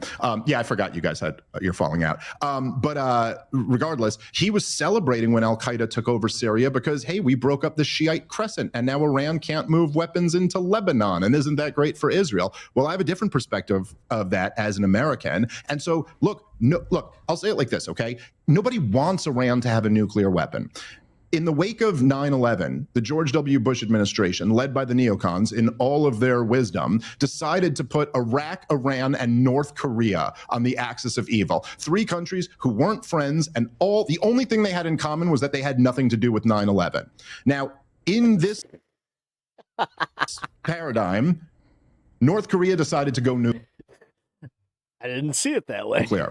They developed nuclear weapons, and we've really never bothered them since. Gaddafi tried to denuclearize and de-weaponize and got rid of his chemical weapons program. We went and overthrew him and let him get sodomized to death. Iran tried to play in the middle, and they went, hey, we're letting you know that we've mastered the fuel cycle. We're enriching uranium, but we're only going to do it up to the level that we're legally allowed to. It was a standoff. It was, hey, don't attack us and we won't make nukes. But if you attack us, we could make nukes. Right. That was always the whole game. And I understand that you're saying it's posturing. Yeah, always. Okay. Of course. How many nations have gotten to the point of 60% enriched uranium and not built a nuclear bomb? Okay, maybe that's. How many have done that? I don't think any, but there's a lot of nuclear threshold states. Okay, well, Stephen, let me ask you a question. Well, hold on. Doesn't that matter, though? And then the same gold standard. Hold on. The same gold standard that you cite, the IAEA, who, by the way, were correct in saying that Iraq did not have nuclear weapons, say, yeah, they're about 3 weeks away, which may sound extreme, but call it 3 months away. So 0 nations have done that. That doesn't sound like posturing to me. Okay, so let me ask you a question, Stephen. Why didn't they just make a nuke? Why didn't they go? Davis questioning the life choices that led to this stupid conversation. 90%, they could have. Everyone knows they could have. Why didn't they? Does everyone know they could have? Yes. Or does everyone know that they were on the path to doing so, and so it's better to cut it off at the pass now than once they have the deliverables? Hold on, but you're not answering my question. Yeah. Why are they hanging out at 60%? Why aren't they just making a nuke? They've mastered the fuel cycle. They have the enrichment. They could do it. Yeah. Why are they not? Hello, darkness. Well, they're not just hanging out at 60%, and they're also looking into delivery mechanisms, which I know you've also talked about and said they don't have the capability to do, right? And ICBMs, what would be necessary? So this brings us to the fundamental question. When would it be acceptable to intervene? Assuming that you agree with me that a nuclear Iran is not a good thing, for the same reason that Israel shouldn't have secret nukes. Yeah. You set a timeline. The rest of the world saying this is dangerous. The same gold standards you cite say they're past it. Iran not allowing you into the military bases. Where at this point you've now counted to 3. What should be done? Well, what point is it appropriate to step in and say, no, you're too close to nukes? Yeah, I don't think really it's ever appropriate. Yo, Jeff, what up? Appropriate to launch a war of aggression because a country developed nuclear weapons. I mean, look, the Soviet Union under Joseph Stalin developed nuclear weapons. We didn't launch a war over it. We watched Mao Zedong develop nuclear weapons. We didn't launch a war over it. These are the worst men who have ever existed in the history of the world. And so, no, I don't think that. In honor of you being here, that's something you launch a war over. I do think you do whatever is in your power diplomatically to try to prevent that. Because sure, the nuclear weapons in general are horrible, and we don't want more people getting them. Right. But I don't believe in launching wars of aggression. And I also think it's completely incompatible with Christianity. Right. Yeah. And that also sounds like a liberal argument where people say, hey, you can't be pro-life and also be pro-death penalty. I'm pro-life, I'm pro-death penalty, and I do think that a surgical strike in which no collateral damage, I do think is appropriate. As to the degree as to when the intervention is appropriate, but I'm not a complete isolationist, so we do have a disagreement there. And I think that Donald Trump has been very good for America, and I want him to continue being there, and hopefully the lineage continue, whether it's Vance or whoever else. I think we're better off than having a Gavin Newsom. But you mentioned something that I do find interesting. You mentioned something that, yes, and to go to your point, how has a nuclear China, nuclear Russia benefited? You do know that when you debate, you have to let the guest eventually speak. Just thought. Anything. And wouldn't we want to avoid Iran getting to that point? Because you said diplomacy doesn't work. Do you agree that diplomacy doesn't work with some of these nations? And yeah, well, again, okay, so let me just say a couple things real quick to what you just said. Number one, the liberal thing of you're pro-life, but you're for the death penalty, that's really dumb. Because obviously the death penalty is targeting one person who's been convicted of a crime. So now if you start to get into innocent people dying in there, now they've got a much stronger argument. Just saying that. Well, and that's the thing. Statistically, a bunch of these people have been innocent. That's why the death penalty has its issues. How many innocent people died in Iran? I don't know the exact number, but several. And several Israelis and Iranians died in that war. No, from the strike, from the United States. From the bunker buster strikes. I thought that cup actually fell. There were no casualties on that. Just for like a half second. But it was still a war that America was backing, and people did die in the war, regardless. But you said you can't be Christian and support that. That's what I somebody's just dropping cups. Supported. That's what I didn't want to impeach Donald Trump over. Is that fair? No, what I said is that you can't be. I think you can't be Christian and support a war of aggression. That's what I'm saying. But you wouldn't characterize this as a war of aggression in Iran. So to be clear, we agree, not a war of aggression. No, I didn't say that. I would characterize it as a war of aggression. Absolutely. Iran didn't. Okay, well, I'm a Christian and I support it.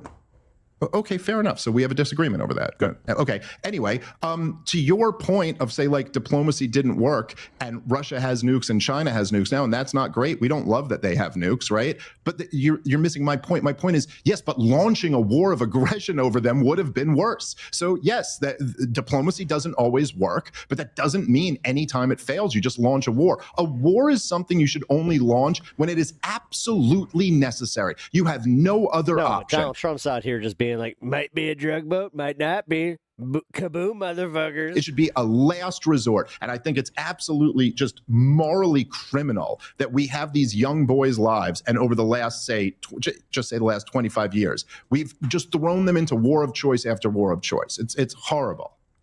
And I think that if any boots were put on the ground or it was a war of aggression in Iran as opposed to a surgical strike with no collateral damage, you'd have a strong case. Okay. Well, I don't know. I mean, if anyone ever did that to us, we'd certainly consider it a war. Certainly seems like an act of war to me when you start bombing a sovereign country. So I think I have a pretty strong case as it is. Yeah, no, I don't think it's the same. But then again, I don't think that there's a moral equivalency between the United States, Donald Trump's action, and Iran's. And I think that Iran enriching uranium and not honoring their own agreements makes them responsible. What agreement were they not honoring? Well, just take the JCPOA, and I was going to think JCPenney in my head. Take it, add time and money, right? They've never played ball. You can say that they have, but they haven't, and that's why everybody was concerned. That defeated okay. Well, but what agreement? Is it not aggressive to enrich uranium and to move to that point? I'm just asking what agreement they were not honoring. Every deal that Iran has ever made. Trump threw out the deal. No. Crowder, this is where you're fucking really stupid. No, they were members of the non-proliferation. Yeah, this is the one time because like you would actually kind of have to go like, yeah, Obama did something right, but we know how that goes. Treaty in good standing, and in fact, the JCPOA allowed for them to, if America left, to up enrichment. They were only bound in the deal if America was still part of it to not raise their enrichment, and so that's what they did when we got out of it. Yeah. I think honestly, that's how deals work. It's almost like you love this thing where it's like, nope. We made the deal. We need to keep them. We need to hold them to it. The JCPOA had a lot. Even though we reneged on our side, it's kind of like that whole ceasefire thing. A lot of flaws, mostly the sunset provisions. And I think it would have been totally reasonable and good for Donald Trump to get in there and even say, we're tearing this up and or making a new deal, or we're fixing these sunset provisions. But a new deal. I got to make a new deal. I have so many new deals. Technically, I have way more new deals than FDR, you know. Truth is that all you guys who are find it. Loser was in a wheelchair. So aggressive that Iran was enriching up to 60%. They weren't until we pulled out of the JCPOA. That's a fact. Yeah. JCPenney. I pulled out of the JCPenney Accords, and you know what? Everybody seemed to be really mad at me. They've been consistently enriching. But I do think, look, I don't want to go around in circles on this, is you agree with Barack Obama's approach to Iran. I agree with Donald Trump's. Maybe that explains why you would want to impeach Trump. Yeah, I just find that to be like, yes, okay, I know. But that was his approach. Who'd you support in 2016, Steve, in the primary? Who were you for? Rubio? Actually, in the primary, to egg on my face, I was pro Carly Fiorina just because I loved watching her sandbag debates. No, I just love how everyone. And Donald Trump, hold on a second, Donald Trump was a Democrat, and then I supported him in the general election. I've supported him since. Right. But I'm saying you right now are supporting, correct me if I'm wrong, Barack Obama's approach to Iran, which Donald Trump opposed in his campaign. And you oppose Donald Trump. So that's, I mean, it is kind of a binary choice, right? Donald Trump campaigned on that. I mean, it's really not. And okay. Yes, I think Barack Obama's foreign.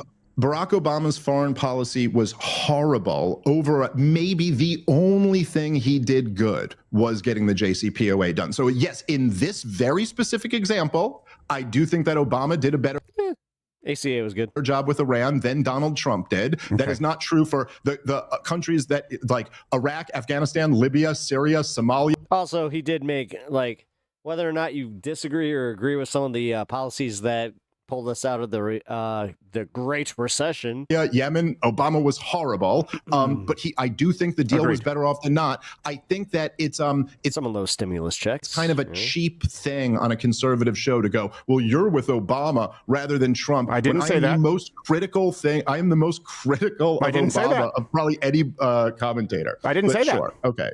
Yeah, I don't. You might be critical. You kind of framed it that way. Okay. Barack Obama's approach, JCPOA, working well with Donald Trump, said the Iran nuclear deal is a disaster, one of the worst ever, and I would pull out, and he did. By the way, Iran didn't enrich past 20% until Biden, right? So you have Barack Obama's approach, Donald Trump specifically criticizing it, campaigning on doing the opposite. And I didn't say you support Obama. I said it seems like in dealing with Iran, you would agree with Obama's approach and disagree with Donald Trump's. Is that a mischaracterization? I agree with I agree with Pat Buchanan and Ron Paul and all of the tradition of the right wingers who were smeared as unpatriotic by David Frum. I agree with Lou Rockwell and Ron Paul and Murray Rothbard and Pat Buchanan and the founders of our country. I take the George Washington foreign policy. So yes, in this case, when Donald Trump said the Iran deal was the worst deal ever, I think it was really stupid. It actually wasn't. And what you should have been appalled by of Obama's foreign policy was him toppling the government in Libya, him attempting to topple the government in Syria, him backing the Saudi invasion of Yemen, him continuing to bomb Iraq and Afghanistan his entire presidency. Libya, I do not agree with, but okay. See, killing innocent people for no reason at all. That's what I think is the only one still waiting for my Soros wrong check with Obama's foreign policy. Not my man's got 3 protests to fucking back pay for. The JCPOA. Okay. I think all of those things are wrong, and I also think his approach to the JCPOA. I think Donald Trump's approach this is just a difference. Wait a minute, you're telling me that this isn't the JCPenney catalog? I've been making all of my policy decisions based on the JCPenney catalog. Opinion has been more effective. I think there's a reason that they enriched past 20% only when Biden was president. I saw the chinos, and I was thinking, wait, chinos are making a comeback? All right. I think that force does matter, and I think that at a certain point you can't simply engage in diplomacy with certain people. And I agree with Donald Trump on what he campaigned on. It doesn't mean that I think you're immoral if you disagree. But Jesus Christ. Oh my God, wait a minute. Is he really doing this thing where he's like, yeah, what do you campaign on? Immigration. It's like, yeah, but he campaigned on that a little bit differently.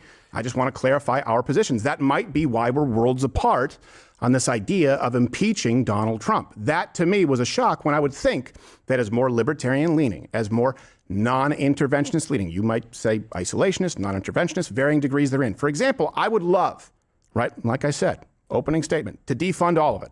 I also know that's not going to happen, right? I think we both agree there's probably not going to be a president in our lifetime who does that, right?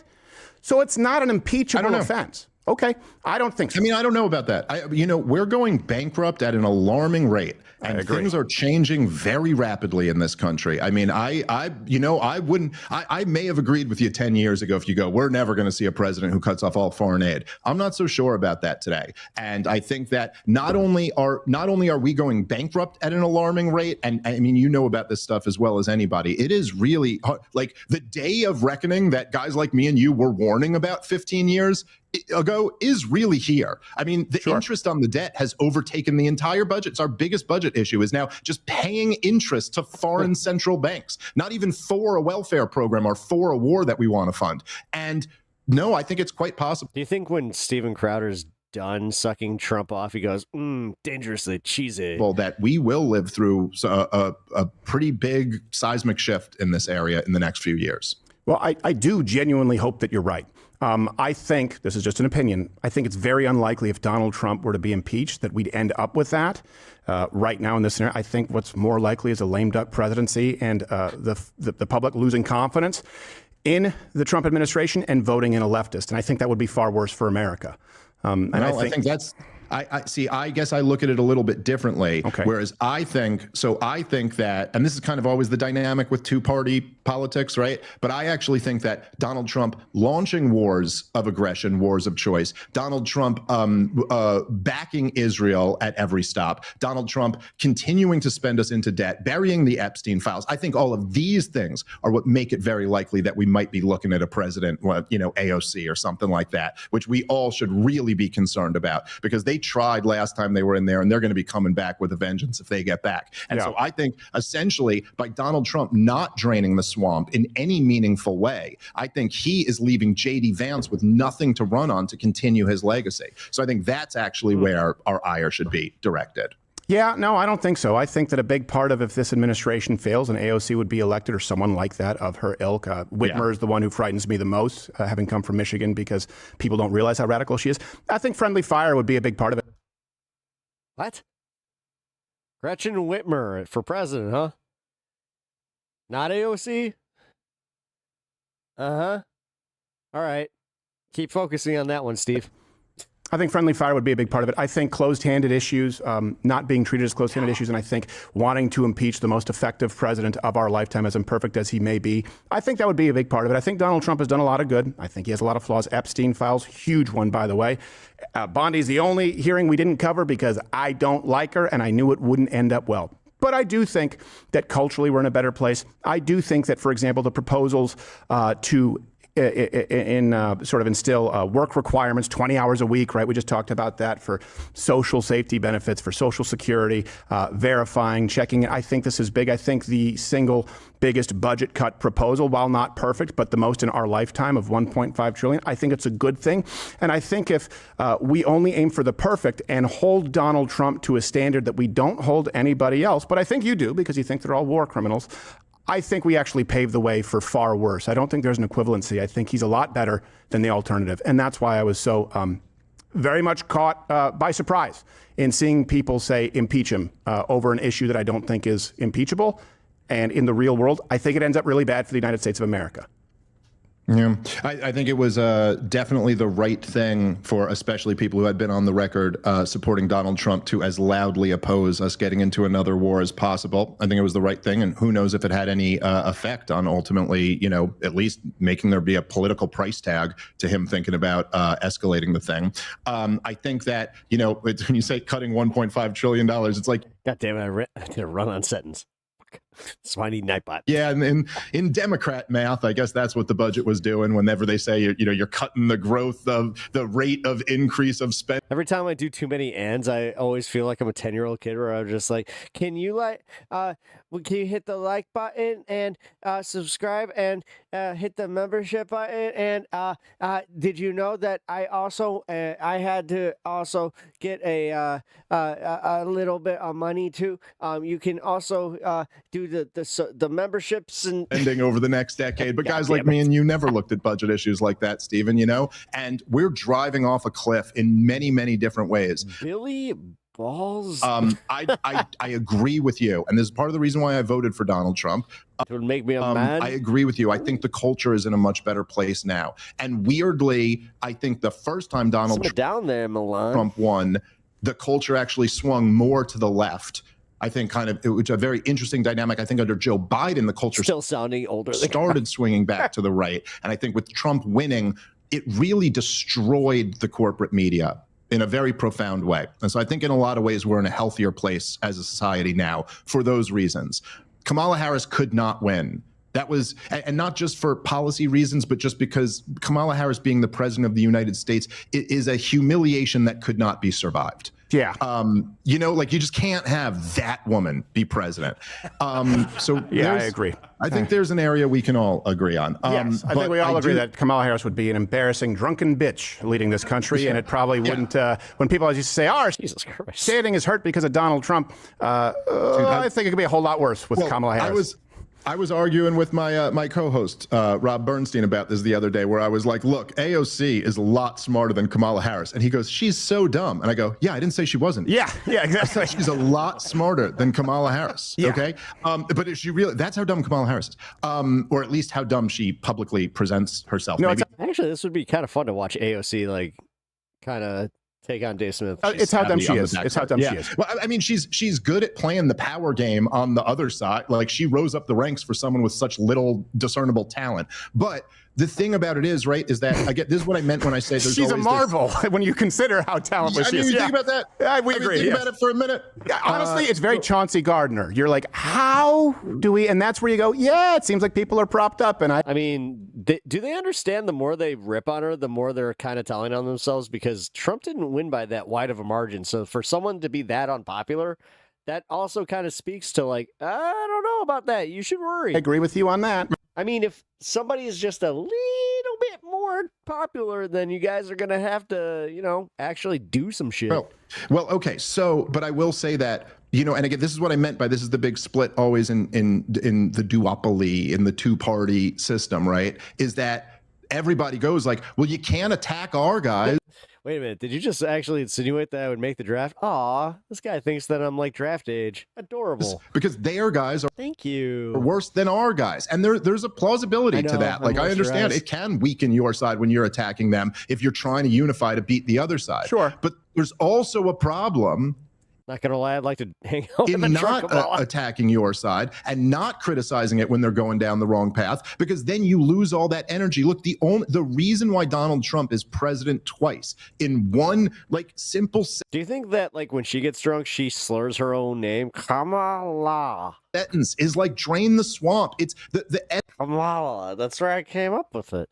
Is because I sometimes forget to say how to say my own name, so I say Kamala. Essence of Donald Trump's appeal was always, that these are a bunch of criminals in D.C. and we're going to get to the bottom of that. And I'm sorry, I don't see any even meaningful attempt to get to the bottom of that. The director of national intelligence 4 months ago said she has proof that Obama committed treason, and we're sending that over to the Justice Department. Does anyone here really think that Obama's going to be tried and convicted for treason? I don't buy it. No, I don't buy it. Not any more than I think I Schiff is going to be hauled out in cuffs. No, yeah, they're not going to drain the swamp. They're not going Thank you, Alirda. to do any of that.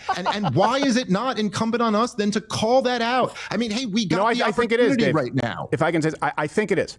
I think it is, and I think I would argue that I've done it correctly on issues like H-1B visas, on Epstein. I mean, for crying out loud. I don't know if you know this. We recreated Epstein's cell and did a live stream where I actively tried to hang myself and had several gauges, and it was not possible. We recreated it. We recreated the timeline. Oh, no. I was dressed up like Evil Knievel. I did not know that. Yeah, and I had a neck brace, so I was safe. We had nurses on staff. It's not possible. You all thought he was going there too. Been a pet cause of mine because we've done so much research.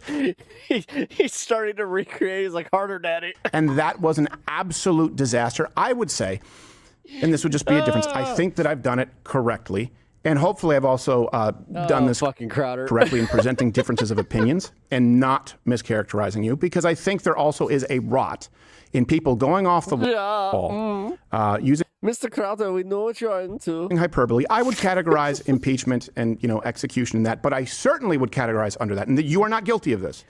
People saying if you... I just realized that guy never actually answered if that was offensive or not. Well, I'm going to take that as a no. You disagree with me, you're a shill for Israel. Or on the other side, people saying, hey, if you think we should defund Israel, as I do, that you're an anti-Semite. And that's why I think we need to have these conversations. I think I would say my opinion is there's a better way to criticize the administration while recognizing the good that they do and not really putting us in a position where we have to accept an alternative. I think impeachment comes close to that. Hey, can we, because I realize we've gone over, but I want to continue. Oh. Can we just open the floor to anything that's on your mind here if we go? Could I just respond to that, and then we could do whatever you want to? Yeah, okay, let's do that. But Tim Pool's going to be pissed because we haven't rated to him. But you know what? Fuck him. Wait, what are we doing? No, I said typically I'm supposed to end on the hour and send my audience to him and we go to premium. And he'll be like, why are the numbers not going up? But you know what? I'm doing... he needs Steven Crowder's shared numbers? Piss me off. Wait, sorry, obligatory. Wait, no, he's not, wait a minute, oh no, Tim, what are you doing? Why would you let him do that? Tim, you have the bigger audience, Tim. doing his show tomorrow, so I'm even. Cool. I'll hurt him today and do what I can to help him tomorrow. All right. Well, I just think that I mean, look, I think I'm doing it the right way, and I obviously, me and you would disagree on that because that's why you're doing it the way you're doing, and that's why I'm doing it the way I'm doing. But I would say, like, look, where I will really agree with you is that there's no question, right, that there is this knee-jerk reaction to, like, if anybody's supporting Israel now, to say, how many drinks does he get out of that little can? $7,000. I'm pretty sure that's a triple shot of espresso. You're a shill. And this is all kind of like low IQ stuff. I don't know. And then obviously there's the reaction to call everyone like a Jew hater or whatever, which is not true, especially for me. I happen to be Jewish. But regardless of that. By the way, you're circumcised, right? We had a bet before you came on air. It's completely unrelated, but. Yeah. Okay, so we have common ground there. Good for you. We are there. There you go. Although not a big believer in it myself, but well, I wasn't able to make the choice. Yeah, there you go. Well, so I would say this.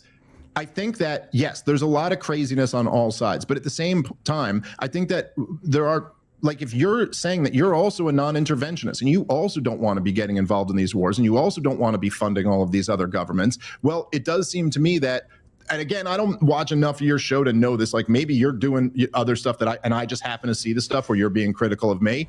But like, it seems to me like you're going out. We now have this big divide where finally there's like a non-interventionist right wing in this country. And there are these huge voices that are pushing in that direction. And it seems to me like you've been kind of going after all those guys rather than like, why not go after the Mark Levins and the Ben Shapiros who are clearly itching to get America into a even more entangled, the opposite of the policy you want? I can answer that. And then I do want to go to, I can answer that because you mentioned the falling out. By the way, I never had it with Ben Shapiro. I had it with Jeremy Boring. I stand by it. I think that I was right. I think owning people's name, image, and likeness forevermore, including their channels, is a problem. I think we've seen it play out. I disagree with Ben Shapiro on a whole lot. And the reason that I maintain a cordial relationship is so that I can disagree with him. I don't know that there are many people who tell Ben, I don't think we should be funding any of it. By the way, Jews can also be kind of annoying. Oh, fuck. So I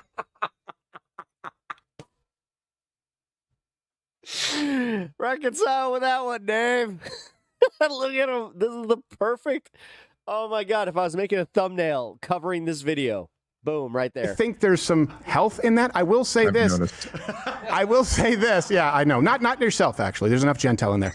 I will say that my attacking the left is about probably 20, 50 to 1. Even on this very issue, and like you said, you may not know this, I was asked on air if the United States should strike Iran, actually. Everyone here. And I was the one, I said, you know what? No.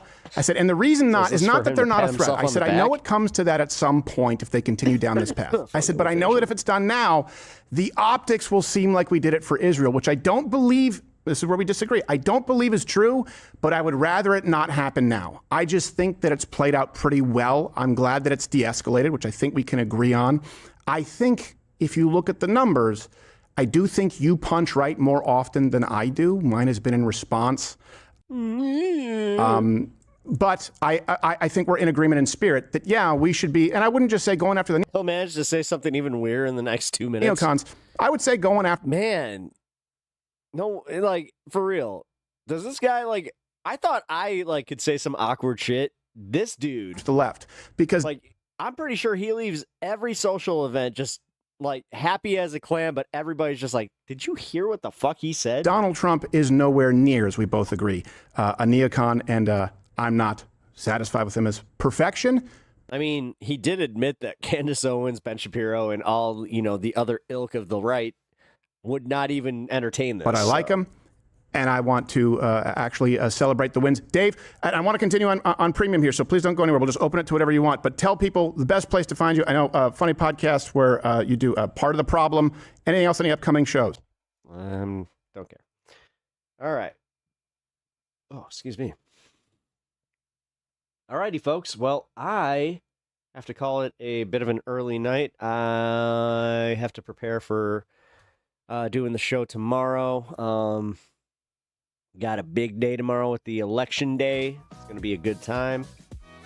Hopefully get everybody ready for that. I know that I'll close the show at least with a election story and try and keep up with some of the early turnout.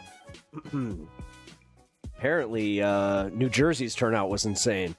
It was like 300,000 more Democrats have come out than Republicans, which is New Jersey one of these states where they can actually release the rolls a little bit early? It seems like that, but either way, guys, great show, Pep. Can't wait for tomorrow. It's going to be exciting. Hell yeah. No, I'm excited for it. It's going to be a good time.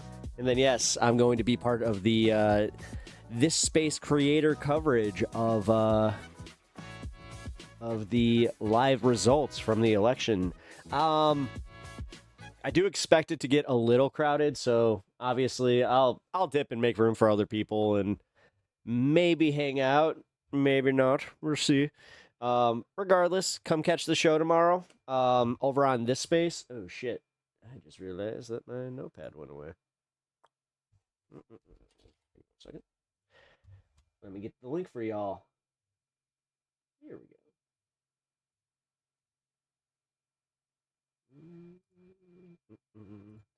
Also, leave a sub over on This Space. It's going to be a great time. So, hell yeah, New Jersey. Fuck yeah, Bloodstone. I kind of had a feeling that you might be represented in that, so that was exciting. But all right, y'all. I will catch you guys tomorrow. Y'all have a good night, and yeah, see you on This Space. And do I have my outro? Yes, I do. All right, bye. Wait, outro.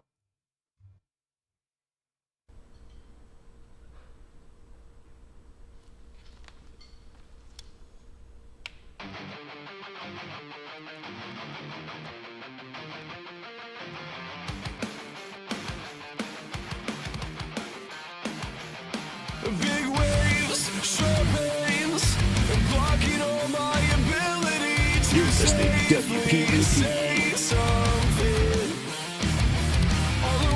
We'll grab by the TikToks afterwards. Never have to hide, just be living and it's take all for me. How did you find everything you need? Just tell me. How did you find it easy, but not me? How did you find everything you need? Just tell me. How did you find it easy, but not me?